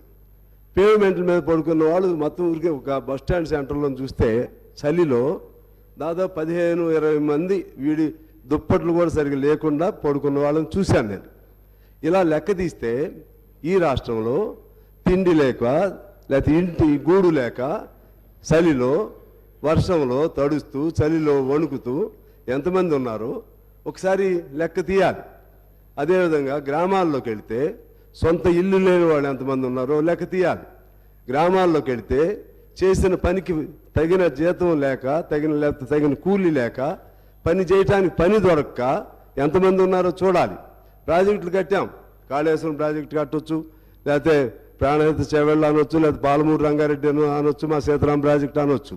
కానీ ఇన్ని ప్రాజెక్టులు కట్టితే డబ్బులన్నీ ఒక చోటకే మనం ఫోకస్ అవుతుంటే మరి మిగిలిన వాళ్ళకి ఎప్పుడు వాళ్ళ షేర్ వాళ్ళకి ఎప్పుడు వస్తుంది? మొత్తంగా చూస్తే యాజ్ ఏ హోల్ డెవలప్మెంట్ ఇండెక్స్లో పెదగొచ్చు మనం, పెర్ క్యాపిటల్ ఇన్కమ్ పెదగొచ్చు మనం, అలాగే ఎస్జిడిపిలో మనం రేటింగ్ బాగానే ఉండొచ్చు. కానీ అల్టిమేట్గా కిందకి ఎప్పుడు వెళ్తుంది? కిందకి వెళ్ళాల్సిన trickle down theory, A famous economist proposed that trickle down theory, it has been a total failure. That means ఎవడో అక్కడ పరిశ్రమ పెడితే కిందకి బొట్టుగా అందిద్ది. ఎప్పుడు బొట్టు అందిద్ది? ఇప్పుడు ఈ దేశానికి 75-76 ఏళ్ళు స్వతంత్రం వచ్చింది. ఇంకా నేను అనేది ఓవరాల్గా చెప్తున్నాను. ఇక్కడ మీరు దీనికి సంబంధించి చెప్పాలని అనొచ్చాము ఒకళ్ళిద్దరు. దీనికి సంబంధించి రిలేటెడే ఇన్ని అప్పులు అవుతున్నాయి, ఇన్ని లక్షల కోట్లు అప్పులు అవుతున్నాయి. ఈ లక్షల కోట్లు ఎటుపోతున్నాయి అనేది మా పాయింట్. ఈ డబ్బంతా ఎటుపోతుంది అంటే ఒకడు కష్టపడితే ఇంకోడు సుఖంగా ఉంటాడా? ఇవాళ చాలా లెక్కలు చెప్పిన తర్వాత చెప్తాను నేను దానికి సంబంధించి. ఆ విధంగా ఇవాళ అప్పు లేనటువంటి, నేను అడుగుతున్నా, ఆ అప్పు ప్రభుత్వ అప్పే కాదు, అసలు అప్పు లేని వ్యవస్థ ఏముంది ఇప్పుడు మన తెలంగాణలో? సింగరేణి తీసుకోండి. సింగరేణి ఒకనాడు చాలా గొప్ప సంపన్నవంతమైనటువంటి సంస్థ సింగరేణి. అది ప్రభుత్వానికి సంబంధం లేదని అనొచ్చు, కార్పొరేషన్ కాబట్టి వాళ్ళ అప్పులు వాళ్ళు అనొచ్చు.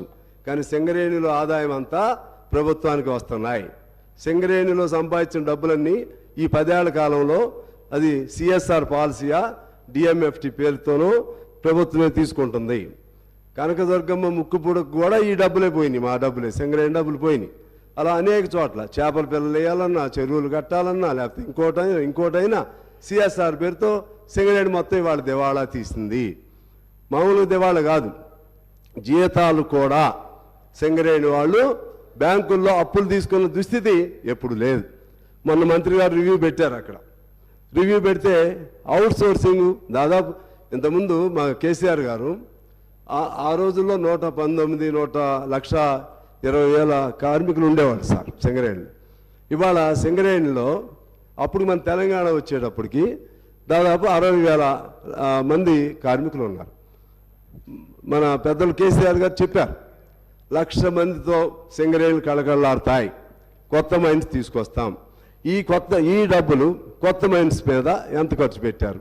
ఒక్క మైన్ ఎందుకు రాలేదు? 60,000 మంది సింగరేణి కార్మికులు ఇవాళ 39,000 మందికి ఎందుకు దిగిపోయారు? అది అనేది ఒక కేసీఆర్ గారు లేకపోతే ఆ పాత ప్రభుత్వాన్ని కాదు, మొత్తం వ్యవస్థ మన ప్రయారిటీస్లో తేడా రావటం వల్ల అది ఉపయోగం జరగట్లేదు అనేది నా పాయింట్. ఇవాళ దాదాపు పర్మనెంట్ కార్మికులు ఎంతమంది ఉన్నారు? సింగరేణి కార్మికులు అంతమంది ఉన్నారు. జీతాలు బ్యాంకుల్లో తీసుకొస్తున్నారు. అది సింగరేణి ఆ విధంగా పేపర్ మీద మాత్రం ఉంటుంది, డిపాజిట్స్ ఉన్నాయి, ఆస్తులు ఉన్నాయి, లెక్కలన్నీ ఉన్నాయి. మరి జీతాలు ఎందుకు అప్పులు తీసుకురావాలి బ్యాంకుల్లో? సింగరేణి అవుట్, ఆర్టీసీ అవుట్, మన పవర్ సెక్టార్ అవుట్. ఇట్లా ఇందాక ఉత్తమ్ గారు చెప్పారు, అది మన సివిల్ సప్లైస్ అది అవుట్. అన్ని అప్పులే, అన్ని కార్పొరేషన్లు అప్పులే. అది గవర్నమెంట్ సంబంధం లేదన్న పాయింట్ అది కాదు. అవన్నీ కూడా ఉన్నాయి సాంశివరావు గారు.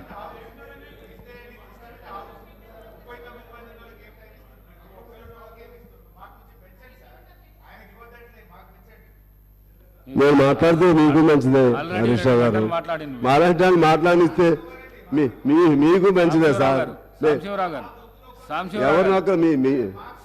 గారు ఓకే, మీరు విడిగా మాట్లాడుకోండి సార్. నేను మాట్లాడేటప్పుడు ప్రతిసారి మీకు మీరు హరీష్ రావు గారు, సాంశివరావు గారు ముగించండి దయచేసి ప్లీజ్. నేను మాట్లాడేటప్పుడు మీకు అభ్యంతరం ఎందుకు? నేనేమన్నాను మిమ్మల్ని?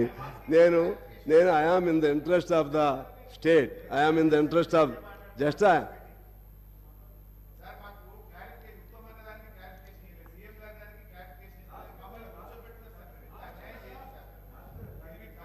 అలాగే అధ్యక్ష, ఇవాళ మనం చూస్తే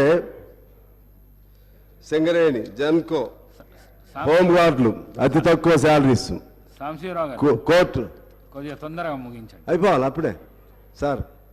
ఇప్పుడు నేను మొదటే మిమ్మల్ని రిక్వెస్ట్ చేశాను, బిగినింగ్ డేనే. నేను ఒక్కడే ఉన్నా, మా వాళ్ళందరిది అన్ని కమ్యూనిస్టుల తరపున, అంత పేదవాళ్ళ తరపున, అంత కార్మిక వర్గం తరపున ఎక్కువ మాట్లాడేది నేను ఒక్కడే సార్. అందుకని కాస్త నాకు టైం ఇవ్వండి దయచేసి. నేను స్పెసిఫిక్గా మాట్లాడుతున్నా. అలాగే ఇవాళ ఈవెన్ జర్నలిస్టులు, పేద జర్నలిస్టులు చాలామంది ఉన్నారు. వాళ్ళకి సంబంధించి ఒక పాలసీ లేదు. ఇక్కడ మన అసెంబ్లీలో అవుట్ సోర్సింగ్తో పనిచేసే వాళ్ళు కొన్ని వందల మంది ఉన్నారు, వాళ్ళని పట్టించుకునే వాళ్ళు లేరు. వ్యవసాయ కార్మికులు వేలాది మంది ఉన్నారు. హమాలీలు, ఆటో, క్యాబ్, భవన నిర్మాణం, పాఠశాలలో తాత్కాలిక ఉపాధ్యాయులు, అలాగే ఆర్టీసీ, హోంగార్డ్స్, వీళ్ళందరూ లెక్క తీస్తే దాని మీద ఒక శ్వేతపత్రం తీయాలని మీ ద్వారా నేను కోరుతా ఉన్నాను. హమాలీలు కానీ, అసంఘటిత రంగం కానీ, ఇటువంటి క్యాబ్ డ్రైవర్లు కానీ, వాళ్ళ బతుకులు బాగు చేయగలిగితే తెలంగాణ బాగవుతుంది నా అభిప్రాయం. ఈ పెట్టే అప్పుల్లో కొంత వాళ్ళకి కంట్రిబ్యూట్ చేస్తే వాళ్ళ బతుకులు బాగవుతాయనేది నేను కోరుకుంటూ ఉన్నాను. అలాగే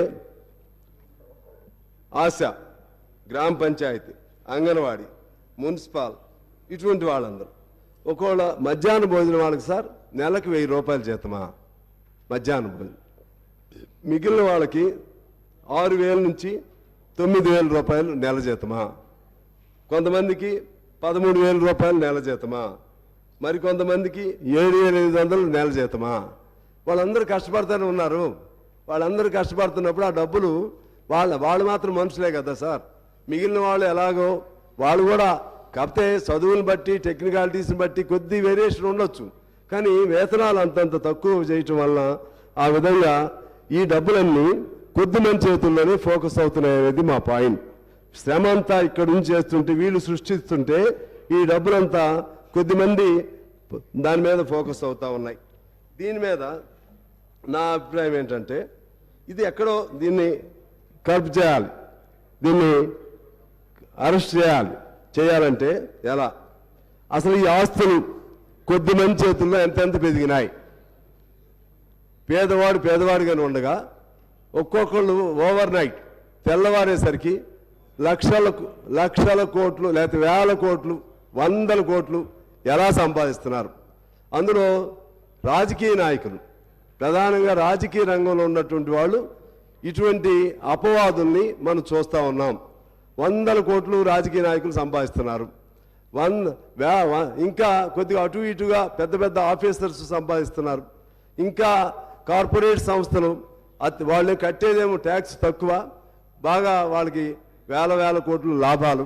ఈ విధంగా అసమానతలు, అంతరాలు పెరుగుతూ ఉంటే దీన్ని ఎక్కడ కంట్రోల్ చేయాలో ఆలోచన చేయాల్సిన అవసరం ఉంది. ఈ క్రమంలోనే నేను మీకు ఒక ఆక్స్ఫామ్ నివేదిక ప్రకారం ఇండియాలో 1% ప్రజల చేతుల్లో దాదాపు 50% సంపద ఉంది. 1% ప్రజల చేతుల్లో. మిగిలిన 10% మొత్తం ప్రజల చేతుల్లో 80% సంపద ఉంది. అంటే సంపద మొత్తం కేవలం కొద్ది మంది చేతుల్లోనే పేరుకుపోయి ఆ విధమైనటువంటి అసమానతలు పెరుగుతా ఉన్నాయి అధ్యక్ష. దీన్ని ఎక్కడో చోట మన తెలంగాణలో అయినా సరే, మిగిలిన చోట ఏమో నాకు తెలియదు, ఇక్కడ నుంచి let us start from our Telangana. Let us start thinking of all those inequalities to eradicate such inequalities. ఎట్లా, how to bring all those people at least some qualitative change to the qualitative change.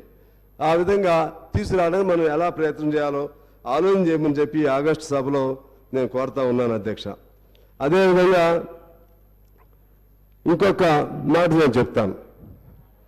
ప్రఖ్యాత ఆర్థిక శాస్త్రవేత్త Thomas picket ఆయన ఒక పుస్తకం రాశాడు, ఒక నివేదిక. That is from British Raj to billionaire Raj అనే పేరుతో ఒక నివేదిక రాశారు. బ్రిటిష్ రాజ్ కాలం నుంచి ఇప్పుడు వరకు ఎలా ట్రాన్స్ఫార్మ్ జరుగుతూ ఉన్నాయి, ఆస్తులు ఎలా పెరిగిపోతూ ఉన్నాయి. 1930 ప్రాంతంలో 1% ప్రజల చేతుల్లో కేవలం 21% సంపద ఉంటే, నేటికి ఇంతకుముందు నేను చెప్పినట్టుగా 1% ప్రజల చేతుల్లో 50% సంపదకి వచ్చేసింది. అంటే ఇప్పటికి మనకు దేశానికి స్వాతంత్రం వచ్చిన తర్వాత, స్వాతంత్రానికి రాకముందు సమానత్వం ఉండేది కొద్దిగా. స్వాతంత్రం వచ్చినాక అధికారాల్లోకి వచ్చిన తర్వాత అధికార పార్టీ పెద్దలో, లేకపోతే ప్రతిపక్షాల పెద్దలో, లేకపోతే టోటల్గా రాజకీయ వ్యవస్థలో కరప్షన్ హై లెవెల్కి, హై పీక్కి వెళ్ళిపోయింది.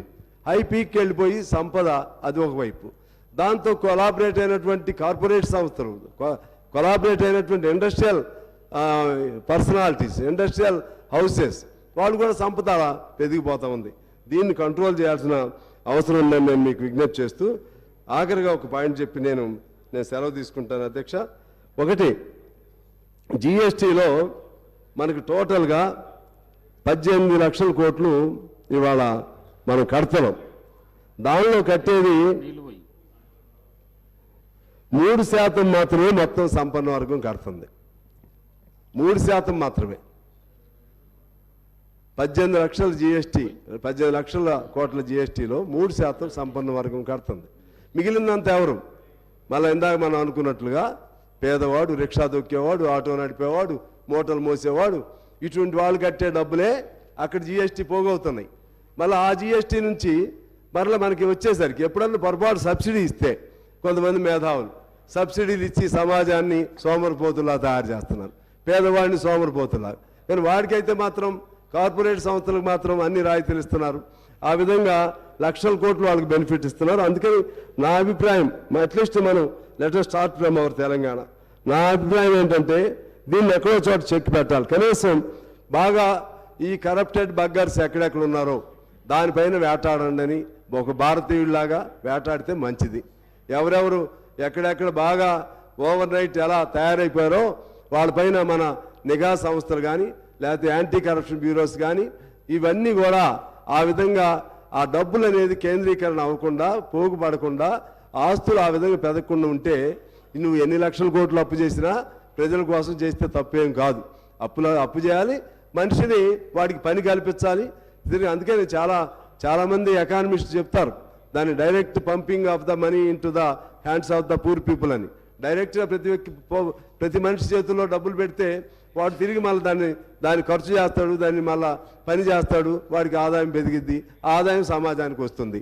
అందువలన ఆ విధంగా మంచి ఆలోచన చేసి మన తెలంగాణలో అసంఘటిత రంగం, ఈ పేద వర్గాలు, వీళ్ళందరికీ సంబంధించి వీళ్ళ బ్రతుకులు ఎలా బాగు చేయాలో ఒక ఆలోచన చేసే విధంగా ఒక శ్వేతపత్రం విడుదల చేస్తే బాగుంటుందనేది నా అభిప్రాయంతో నేను సెలవు తీసుకుంటున్నాను. రేవూరి ప్రకాష్ రెడ్డి గారు. Sir 1 minute. అధ్యక్ష, గౌరవనీయులు ఉత్తమ్ గారు, గౌరవనీయులు ఉత్తమ్ కుమార్ రెడ్డి గారు ఇందాక ఒక 2 విషయాలు వారు నా పేరు ఉచ్చరించి వారు మాట్లాడినారు. Just I would like to clarify అధ్యక్ష. నేనేమి కామెంట్ చేయదలుచుకోలేదు, ఆరోపణలు చేయను. Just I would like to rectify the records. Uttam Kumar Reddy garu మాట్లాడుతూ ఏమన్నారంటే గత ప్రభుత్వం కేవలం 1 కిలో బియ్యం మాత్రమే ఇచ్చింది అని చెప్పి ఒక సత్యదూరమైనటువంటి విషయాన్ని చెప్పినారు అధ్యక్ష. యాక్చువల్గా రాష్ట్రంలో ఉండేటువంటి 89,99,000 కార్డులలో కేంద్ర ప్రభుత్వం ఇచ్చేది 56 లక్షల కార్డులకు మాత్రమే ఇస్తుంది. మిగతా 34 లక్షల కార్డులకు మొత్తం 6 కిలోలు కూడా రాష్ట్ర ప్రభుత్వ ఖజానా నుంచి మనమే అచ్చంగా ఆ 6 కేజీల బియ్యం ఇచ్చినమనేటువంటి విషయాన్ని మీ ద్వారా సభ దృష్టికి తెస్తా ఉన్నా అధ్యక్ష. ఉత్తమ్ గారు ఏం చేసిందంటే మొత్తం ఇదేదో కేంద్రమే ఇస్తుంది, 1 కిలో బియ్యం మాత్రమే రాష్ట్ర ప్రభుత్వం ఇచ్చిందని చెప్పే విషయం చేసినారు. ఇది పూర్తిగా సత్యదూరమైనది. రెండో విషయం అధ్యక్ష, 54 లక్షల కార్డులకేమో 1 కిలో బియ్యం ఇచ్చాం, మిగతా 34 లక్షల కార్డులకు మొత్తం 6 కిలోల బియ్యం రాష్ట్ర ప్రభుత్వ నిధుల చేతనే ఇచ్చాం. ఇక కరోనా సమయంలో అధ్యక్ష, కరోనా సమయంలో చూసినట్టయితే 2 సంవత్సరాల పాటు ఉచితంగా 10 కిలోల బియ్యం ఇచ్చిన విషయాన్ని కూడా మీ ద్వారా సభ దృష్టికి తెస్తా ఉన్నారు అధ్యక్ష. ఒకరు మనుషుల గురించి చెప్పమంటున్నారు. మొత్తం 2,90,00,000 మంది మనుషులకు మనం బియ్యం ఇస్తే ఇందులో 1,85,00,000 మందికి కేంద్ర ప్రభుత్వం 5 కిలోలు ఇచ్చింది, మిగతా కిలో మనం ఇచ్చాం. ఆ 5 కిలోలు కూడా వాళ్ళు 3 రూపాయలకి ఇస్తే మనం రూపాయికే ఇచ్చాం. మిగతా 1,05,00,000 మందికి మొత్తం రాష్ట్ర ప్రభుత్వ నిధుల చేత 6 కిలోల బియ్యం రూపాయి కాడికి ఇచ్చినటువంటి విషయాన్ని మీ ద్వారా తెలియజేస్తా ఉన్నా. రెండో విషయం, వారు ఇన్ని కోట్లు ఖర్చు పెడితే కాళేశ్వరంలో పారింది తక్కువ, అది నెక్స్ట్ ఇరిగేషన్ మీద వచ్చినప్పుడు నేను డీటెయిల్గా చెప్తాను. కానీ just I would like to rectify the record. వారు ఒక మాట ఏమన్నారంటే, మీరు నేను ఇక్కడ మంత్రి గారి దృష్టికి తెచ్చేది ఏంటంటే, కల్వకుర్తి ప్రాజెక్టు మీ హయాంలో నిర్మించారు, ఆయకట్టు ఏమి ఇయ్యలేదు. 75-80% నిధులు ఖర్చు పెట్టినా ఆయకట్టు రాలేదు. కానీ ఈరోజు మేము వచ్చిన తర్వాత ఆ పనులు పూర్తి చేసి 3,50,000 ఎకరాలకు ఆయకట్టుకు మేము నీళ్ళు ఇచ్చాం. సో అట్లనే పాలమూరు ఎత్తిపోతల్లో ఇలా ట్రంక్ పూర్తయింది, పంపులు పూర్తయినాయి, రిజర్వాయర్లు పూర్తయినాయి. మీరు కెనాల్స్ తవ్వితే మీకు కూడా ఆయకట్టు వచ్చేటువంటి అవకాశం ఉంటుంది. అట్లా మీరు ఈ రకంగా మా స్వీపింగ్ రిమార్క్స్ వద్దు, నేను డీటెయిల్గా మీరు డిస్కషన్ పెట్టినాడు మొత్తం సవివరంగా కూడా మేము చెప్తాం అధ్యక్ష. లాస్ట్ పాయింట్ అధ్యక్ష, గౌరవ ముఖ్యమంత్రి గారు కూడా ఒక విషయాన్ని ఇప్పుడు సభలో మాట్లాడినారు అధ్యక్ష. జస్ట్ అది కూడా నేను I would like to set right the record అధ్యక్ష. నేనేమి ఆరోపణలు చేయడానికో ప్రత్యేకంగా మళ్ళీ కొత్త విషయాలు చెప్పడానికో కాదు అధ్యక్ష, only to rectify the records అధ్యక్ష. పేజ్ నెంబర్ 32లో అధ్యక్ష గౌరవ ముఖ్యమంత్రి గారు అందులో నుంచే వారు నా పేరు తీసుకొని విషయం చెప్పారు అధ్యక్ష. ఏమన్నారంటే, మనం 2014-15 రాష్ట్రం వచ్చినాడు 303 రోజులు మన రాష్ట్రం సర్ప్లస్ ఉండేది. కానీ మరి హరీష్ రావు గారు ఫైనాన్స్ మినిస్టర్ అయిన తర్వాత పూర్తిగా సర్ప్లస్ దినాలు తగ్గినాయి అని చెప్పారు అధ్యక్ష. కానీ ముఖ్యమంత్రి గారు కానీ ఇవాళ అందరూ కూడా ఏం చేస్తారంటే కన్వీనియంట్ అంశాలు తీసుకుంటున్నారు. ఎక్కడైతే మేము పాజిటివ్గా ఉన్నామో దాన్ని విస్మరిస్తూ ఉన్నారు. 2014-15లో 303 రోజులుంటే మా ప్రభుత్వం వచ్చిన 2015-16లో 364 రోజులు సర్ప్లస్ ఉన్నాం. మరి ఆ విషయాన్ని ఎందుకు చెప్పారు? 2016-17లో 304 రోజులు సర్ప్లస్ ఉన్నాం. 2017-18లో 245 రోజులున్నాం. 2018-19లో 250 రోజులున్నాం. ఎక్కడైతే తగ్గిందో అది కరోనా వచ్చిన తర్వాత, కరోనా 2 సంవత్సరాలు కరోనా వల్ల ఏర్పడ్డ ఆర్థిక మాంద్యం, ఒకవైపు పెద్ద నోట్ల రద్దు, రెండవ వైపు కరోనా లాంటి ఒక మహమ్మారి వచ్చిన తర్వాత ఈ దేశం, ఈ ప్రపంచం, అన్ని రాష్ట్రాల ఆర్థిక వ్యవస్థ చిన్నాభిన్నమైన తర్వాత మాత్రమే తగ్గిందనే విషయాన్ని మీ ద్వారా సభ దృష్టికి తెచ్చే ప్రయత్నం చేస్తున్నాం అధ్యక్ష. అయితే అధ్యక్ష, ముఖ్యమంత్రి గారు కేంద్ర ప్రభుత్వంతో కలవద్దా అన్నారు. మీరు కేంద్రంతో కలవండి, కేంద్రంతో మాట్లాడండి, అవసరమైతే అఖిల పక్షాన్ని తీసుకుపోండి, మేము కూడా మీ వెంట వస్తాం. రాష్ట్రానికి న్యాయబద్ధంగా రావాల్సిన ప్రతి పైసా కోసం మీకు మేము సహకరిస్తాం, మీ వెంట మేము ఉంటాం. మీరు కేంద్ర ప్రధానమంత్రిని కలవండి, కేంద్ర మంత్రులను కలవండి. ఆ ప్రక్రియలో మేమేదైనా సహకారం పార్లమెంట్లో మా పార్లమెంట్ సభ్యులు చేయాలన్నా, మేము చేయాలన్నా కూడా చేయడానికి సిద్ధంగా ఉన్నామని మీ ద్వారా తెలియజేస్తున్నాం. రేవూరి ప్రకాష్ రెడ్డి గారు. అధ్యక్ష, అవకాశం ఇచ్చినందుకు ధన్యవాదాలు తెలియజేసుకుంటూ,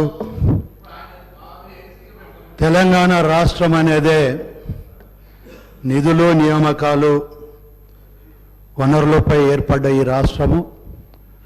ఈ రాష్ట్రం ఏర్పాటు కావడానికి తెలంగాణ 4 కోట్ల ప్రజల యొక్క కృషి, 1400 మంది యువకుల యొక్క బలిదానంతో వచ్చిన తెలంగాణ.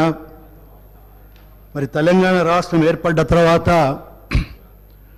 టీఆర్ఎస్ ఈరోజు బీఆర్ఎస్ అధికారంలోకి వచ్చిన తర్వాత, అధికారం వచ్చే ముందు రాష్ట్ర ఆర్థిక పరిస్థితి, తెలంగాణ రాష్ట్రం ఏర్పడేటప్పుడు ఆర్థిక పరిస్థితులు ఏ విధంగా ఉన్నాయి, మరి 10 సంవత్సరాల తర్వాత ఈరోజు ఏ పరిస్థితి ఉన్నది అనేది ప్రజలకు వాస్తవాలు వివరించి, మరి రాబోయే రోజులలో ఇంతకుముందు గౌరవ ముఖ్యమంత్రి వారు చెప్పినట్టుగా ప్రతిపక్షాల యొక్క సూచనలు, మేధావుల సూచనలు తీసుకొని ఈ దేశంలోనే రాష్ట్రంను ఒక ఉన్నతమైన స్థానంలో నిలపాలనే ఒక ప్రయత్నంలో భాగమైన విషయాన్ని కూడా మనం అందరం కూడా గుర్తించవలసిన అవసరం ఉంది అని చెప్పి ఈ సందర్భంగా మనం చేస్తున్నాం. పెద్దలు కల్వకుంట్ల చంద్రశేఖరరావు గారు ఉద్యమం సందర్భంగా మాట్లాడుతూ కొన్ని విషయాలు చాలా స్పష్టంగా చెప్పడం జరిగింది అధ్యక్ష. ఒకటి, మనది మిగులు రాష్ట్రము, తెలంగాణ రాష్ట్రం ఏర్పాటు కావడం వల్ల ఒక బంగారు భవిష్యత్తును ప్రజలకు అందించగలుగుతాము అని చెప్పడమే కాకుండా తెలంగాణ రాష్ట్రం ఏర్పడ్డ తర్వాత మరి ఒక దళిత ముఖ్యమంత్రిని చేస్తానని చెప్పి మరి మాట తప్పను మడవ తిప్పను అన్న పెద్ద మనిషి మరి ఏ విధంగా తాను ఎన్నికల సందర్భంలో కానీ గతంలో ఉద్యమం సందర్భంలో మాట్లాడిన మాటలను ఇచ్చిన వాగ్దానాలకు విరుద్ధమైన పరిపాలన అందించడమే కాకుండా రాష్ట్ర ఆర్థిక పరిస్థితిని కూడా మరి ప్రజల భవిష్యత్తుకు ఉపయోగపడ్డదా, కొందరు వ్యక్తుల యొక్క ఆర్థిక పరిస్థితులు బాగుపడడానికి దోహదపడ్డదా అనేదే ఇక్కడ మనం పరిశీలించవలసిన అవసరం ఉంది అని చెప్పి ఈ సందర్భంగా మనం చేస్తున్నాను. అప్పు చేయడం తప్పు అని నేను అనడం లేదు, ఏ వ్యక్తి కూడా అప్పు చేయడం తప్పు అని చెప్పి ఎవరు కూడా అనరు అని చెప్పి ఈ సందర్భంగా మనం చేస్తున్నాం. కానీ చేసిన అప్పును మనము ప్రజల యొక్క ఆర్థిక పరిస్థితులు అభివృద్ధి చెందడానికి, రాష్ట్ర ఆర్థిక పరిస్థితులు అభివృద్ధి చెందడానికి, మరీ ముఖ్యంగా ఉత్పత్తి వ్యయాన్ని పెంపొందించడానికి, అదే కాకుండా సంక్షేమ కార్యక్రమాల ద్వారా ప్రజల జీవన ప్రమాణాన్ని పెంపొందించడానికి దోహదపడితే ఎవరు దీన్ని వ్యతిరేకించవలసిన అవసరం లేదు, దాన్ని మనము ఆమోదించవలసిన అవసరం ఉంది అని చెప్పి ఈ సందర్భంగా మనవి చేస్తున్నాను అధ్యక్ష. కానీ ఇవాళ మనం చూస్తున్నాం, పేరు ప్రతిష్టల గురించో లేకుంటే వాళ్ళ యొక్క వ్యక్తిగతమైన స్వార్థం గురించో చేసిన అప్పును ఖర్చు పెట్టినప్పుడే ఈ సమస్య ఉత్పన్నమవుతుందనే విషయాన్ని మీ దృష్టి తీసుకొస్తున్నా. ఒకసారి మనం చూస్తే రాష్ట్రం ఏర్పాటప్పుడు జరుగుతున్న ఏర్పాటులో ఆంధ్ర తెలంగాణ విడిపోయినప్పుడు మన అప్పులు చూస్తే 72,658 కోట్ల అప్పు ఉంటే ఈరోజు సరే వివిధ రకాల యొక్క అప్పులను మనం పరిగణలోకి తీసుకున్నప్పుడు 6,12,343 కోట్ల అప్పు ఉన్నదనేది మనకు శ్వేతపత్రం ద్వారా మనకు వివరంగా మనకు తెలియజేస్తున్న విషయాన్ని మన దృష్టికి తీసుకొస్తున్నాం. ఒక మాటలో చెప్పాలి ఎవరంటే ఈరోజు ఈ రాష్ట్రంలో ఉన్న ప్రతి ఒక్క వ్యక్తి మీద, అదేవిధంగా పుట్టబోయే బిడ్డ మీద కూడా 1,58,000 అప్పు ఎత్తిన ఘనత గత ప్రభుత్వాన్ని అని చెప్పక తప్పదు అనే విషయాన్ని మీ దృష్టికి తీసుకొస్తున్నా. అదే కాకుండా మనం చూస్తే మరి పెద్దలు గౌరవనీయులు హరీశ్వరరావు గారు మాట్లాడుతూ రాష్ట్ర ఆర్థిక పరిస్థితి అన్ని విధాలు అభివృద్ధి చేసినాం. అదే కాకుండా మనం చూస్తే రాష్ట్ర ఆర్థిక పరిస్థితి మరి పరిపుష్టిగా ఉన్న రాష్ట్రము, సంపద సృష్టించామని చెప్పి కూడా చాలా ఘనంగా చెప్పారు. కానీ ఒక విషయాన్ని మనం చూస్తే ఇవాళ మన రాష్ట్ర రెవెన్యూ యొక్క అభివృద్ధిని కూడా మనం చూస్తే తెలంగాణ రాష్ట్రం ఏర్పాటు కాకముందు ఏదైతే ప్రతి సంవత్సరము యావరేజ్గా మనం చూసినప్పుడు 14.9% పెరుగుదల ఉంటే మరి ఈ 10 సంవత్సరాల్లో కూడా రాష్ట్ర రెవెన్యూ పెరిగిన శాతాన్ని కూడా మనం చూస్తే అదే 14.9% ఉన్న మాట వాస్తవం అవునా కాదా అనేది ప్రతి ఒక్కరు మనం గుర్తించవలసిన అవసరం ఉంది అని చెప్పి ఈ సందర్భంగా మనం చేస్తున్నాం. అదే కాకుండా మనం చూస్తే మరి ఆ రోజు 72,658 కోట్ల అప్పుతో ఉన్నది, ఈరోజు 6,12,000 కోట్ల అప్పులతోటి మరి ఉన్నది అని అంటే మరి గతంలో 14-15 కన్నా ముందు ఆ రోజు రాష్ట్రంలో వడ్డీల రూపాయన కానీ అసలు రూపాయన చెల్లించింది 6,954 కోట్ల అధ్యక్ష. కానీ ఈరోజు పరిస్థితి ఏంది అని అంటే ప్రతి సంవత్సరము 37,939 కోట్లు వడ్డీ కానీ అప్పు కానీ చెల్లించే పరిస్థితి ఉన్నది. అంటే మన రాష్ట్ర రెవెన్యూలో 34% వరకు దాని భాగస్వామ్యం ఉన్నది అని అంటే మరి మన ఆర్థిక పరిస్థితి ఎంత అధ్వానమైన పరిస్థితులు ఉన్నదో మనం ఒకసారి అర్థం చేసుకోవాల్సిన అవసరం ఉంది అని చెప్పి ఈ సందర్భంగా మనం చేస్తున్నాం. అదే కాకుండా ఒకసారి చూస్తే మనం అధ్యక్ష ఇవాళ కాళేశ్వరం ప్రాజెక్ట్ చాలా గొప్పగా ప్రతి సందర్భంలో చెప్పేవాళ్ళు. కేసీఆర్ గారు అయితే మరి పత్రికా సమావేశంలో కూడా ఒక సందర్భంలో ఒక పత్రికా సోదరుడు ఉండి మరి కాళేశ్వరం ప్రాజెక్టులో అవినీతి జరుగుతుంది, నాణ్యత లోపం జరుగుతుంది అని చెప్పి మరి ప్రతిపక్ష పార్టీలు మాట్లాడుతున్నాయి అని చెప్పినప్పుడు ఒక అసభ్య పదజాలంతో ప్రతిపక్ష పార్టీని దూషించడమే కాకుండా వారికి తలకాయ లేదు మెదడు లేదు అని పద్ధతిలో మాట్లాడమే కాకుండా మరి తను ప్రతి రక్త బొట్టును తన ఆలోచనను ఉపయోగించి ప్రాజెక్టులను రూపకల్పన చేయడం జరిగిందనే విషయాన్ని కూడా చాలా స్పష్టంగా చెప్పిన విషయాన్ని కూడా మనం ఇక్కడ గుర్తు చేసుకోవాల్సిన అవసరం ఉంది. ఇవాళ ప్రజాధనం ఎంత దుర్వినియోగమైంది, లక్షలలో అయిందా, లక్షల కోట్ల అయిందా అనేది కాదు. ప్రజల సొమ్ము 1 రూపాయి దుర్వినియోగమైనా అది ప్రజలకు మనం ద్రోహం చేసిన వాళ్ళ మీద అనే విషయాన్ని ఇక్కడ గుర్తుపెట్టుకోవాల్సిన అవసరం ఉంది. ఇవాళ చాలా గొప్పగా చెప్పిన ప్రాజెక్టు మనం ఒకసారి చూస్తే ఇవాళ మేడిగడ్డ ప్రాజెక్టు పరిస్థితి ఏంటి అధ్యక్ష? ఇవాళ మేడిగడ్డ ప్రాజెక్టు కుంగిపోతున్నది.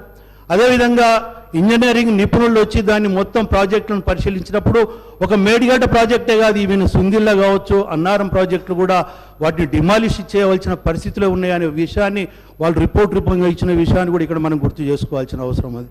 అదొక్కటే కాకుండా దానికి చాలా స్పష్టంగా ఒక సందర్భంలో చెప్పారు చంద్రశేఖరరావు గారు, గౌరవ చంద్రశేఖరరావు గారు. ఎందుకంటే ఈ ప్రాజెక్టులకు, ఈ డిపిఆర్లకు, ఈ ప్రాజెక్టులకు కర్త కర్మ క్రియ అని చెప్పి తానే ఒప్పుకున్న విషయాన్ని ఇక్కడ మనం గుర్తుంచుకోవాల్సిన అవసరం ఉంది. మరి నిన్న ఇరిగేషన్ మంత్రిగా ఉత్తమ్ కుమార్ రెడ్డి గారు రివ్యూ చేసినప్పుడు, గౌరవ మంత్రివర్యులు రివ్యూ చేసినప్పుడు అధికారులు ఇచ్చిన సమాచారం మేరకు ఏంటి అంటే దానికి డిపిఆర్ అని కానీ లేదా టెక్నికల్ పర్సన్స్ నిపుణులు డిజైన్ చేసిన రిపోర్ట్స్ కానీ లేవు. ముఖ్యమంత్రి గారు చెప్పారు మేము చేసాము అని అంటే ఇది ఎంత మట్టుకు సబబో ప్రతి ఒక్కరు మనం ఆలోచించవలసిన అవసరం ఉంది. ఇవాళ కొన్ని వేల కోట్లు ప్రజాధనము ఇవాళ గోదావరిలో వచ్చిన పరిస్థితి ఇవాళ ఈ రాష్ట్రానికి వచ్చింది అని అంటే ఈ భారం అంతా కూడా ప్రజలు మోయవలసిన అవసరం ఉందా లేదా మనం గుర్తు చేసుకోవాల్సిన అవసరం ఉంది. అదే కాకుండా మనం చూస్తే ఇవాళ మనం ఒక విషయాన్ని కూడా మనం ఇక్కడ గ్రహించాలి అధ్యక్ష. పాత సెక్రటరియట్ మన అందరికీ తెలుసు. నేను గతంలో కూడా శాసనసభ్యుడిగా ఉన్నాను. మరి సెక్రటరియట్లో భవనాలన్నీ చూసినప్పుడు వాటికి ఒక లైఫ్ అనేది ఉంటుంది. 100 years వరకు కూడా బిల్డింగ్స్ ఉంటాయి. ఇవాళ నిజాం ప్రభుత్వంలో నిర్మించిన భవనాలు కూడా బ్రహ్మాండంగా ఉన్నాయి. అలాంటి వాటిని తన స్వార్థపూరితమైన ఆలోచనతోటి మరి వాస్తుకు లేదు అని చెప్పి ఎల్లకాలం తన ప్రభుత్వమే ఉండాలి, తనే ముఖ్యమంత్రిగా ఉండాలని చెప్పి మరి దాన్ని కూలగొట్టి మరి టెండర్ పిలిచిన వాల్యూ వచ్చి నియర్లీ 400 కోట్లుంటే ఆ పనిని పూర్తి చేసే వరకు రమారమిగా 1300 నుండి 1400 కోట్ల వరకు కూడా వెచ్చించడం జరిగింది. అంటే ఇది ప్రజాధనం దుర్వినియోగం అవునా కాదా అని చెప్పి ఈ సందర్భంగా మనం చేస్తున్నాం.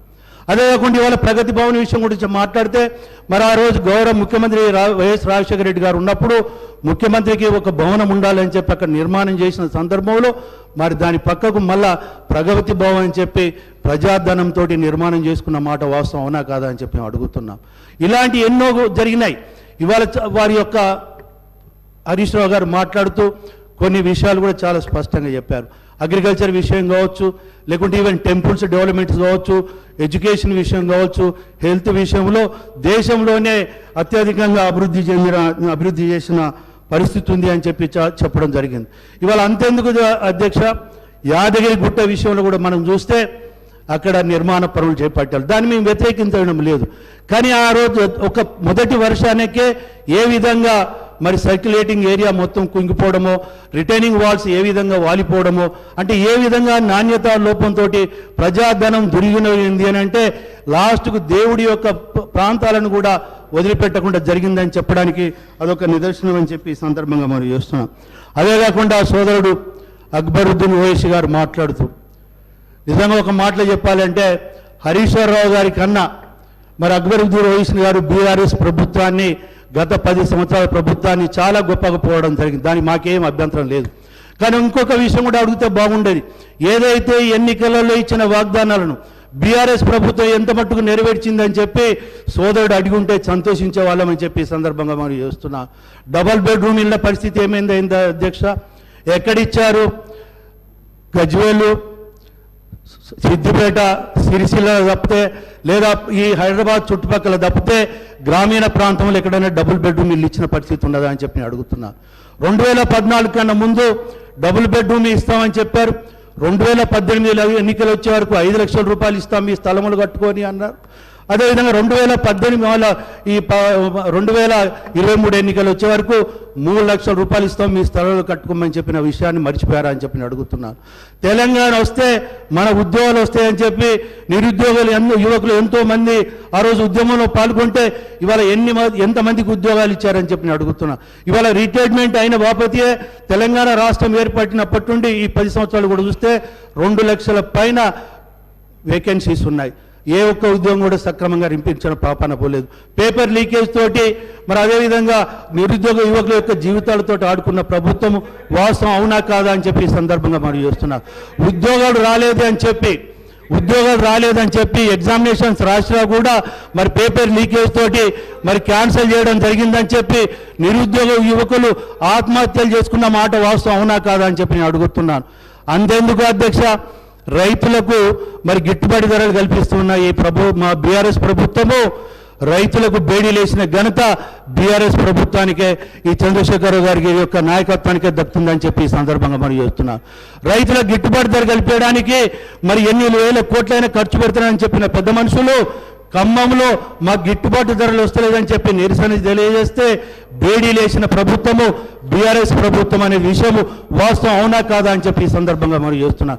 అంతేందుకు అధ్యక్ష, వడ్ల కుప్పల మీద వీళ్ళు సక్రమంగా కొనుగోలు కార్యక్రమాలు చేయకపోవడం వల్ల నెలల కొద్దీ వరి కుప్పల మీద ఉండటం వల్ల గుండెపోటుతో చనిపోయిన మంది రైతులు ఎంతమంది ఒకసారి గుర్తు చేసుకోవాల్సిన అవసరం ఉంది. అదే కాకుండా వచ్చిన తెలంగాణలో ఇవాళ భారతదేశంలో వివిధ రాష్ట్రాలలో జరిగిన రైతు ఆత్మహత్యలకు వివరాలు తీస్తే 8,000 పైన రైతులు ఆత్మహత్య చేసుకున్నది ఈ తెలంగాణ రాష్ట్రంలో వాస్తవం అవునా కాదా దయచేసి మనం అందరం ఆలోచించవలసిన అవసరం ఉంది అని చెప్పి ఈ సందర్భంగా మనం చేస్తున్నాం. ఇది ఒకటే కాదు అధ్యక్ష, ఈరోజు ఒకసారి ఈ రాష్ట్రంలో బాగుపడ్డది ఎవరు అని అంటే ఒక రకంగా చెప్పాలి అని అంటే బీఆర్ఎస్ నాయకత్వం, బీఆర్ఎస్ కార్యకర్తలు, కానీ ప్రజలకు వనగురింది ఏదీ లేదు అని చెప్పి ఈ సందర్భంగా మనవి చేస్తూ మరి ఇప్పటికైనా వాస్తవాలను మాట్లాడి ప్రభుత్వానికి సరైన సూచనలు అందిస్తారని చెప్పి ఆశిస్తూ ఈ అవకాశం ఇచ్చినందుకు మీకు ధన్యవాదాలు తెలియజేసుకుంటూ సెలవు తీసుకుంటున్నాను. Discussion is over. Reply to the discussion by Deputy Chief Minister Mallu Batti Vikramarka garu.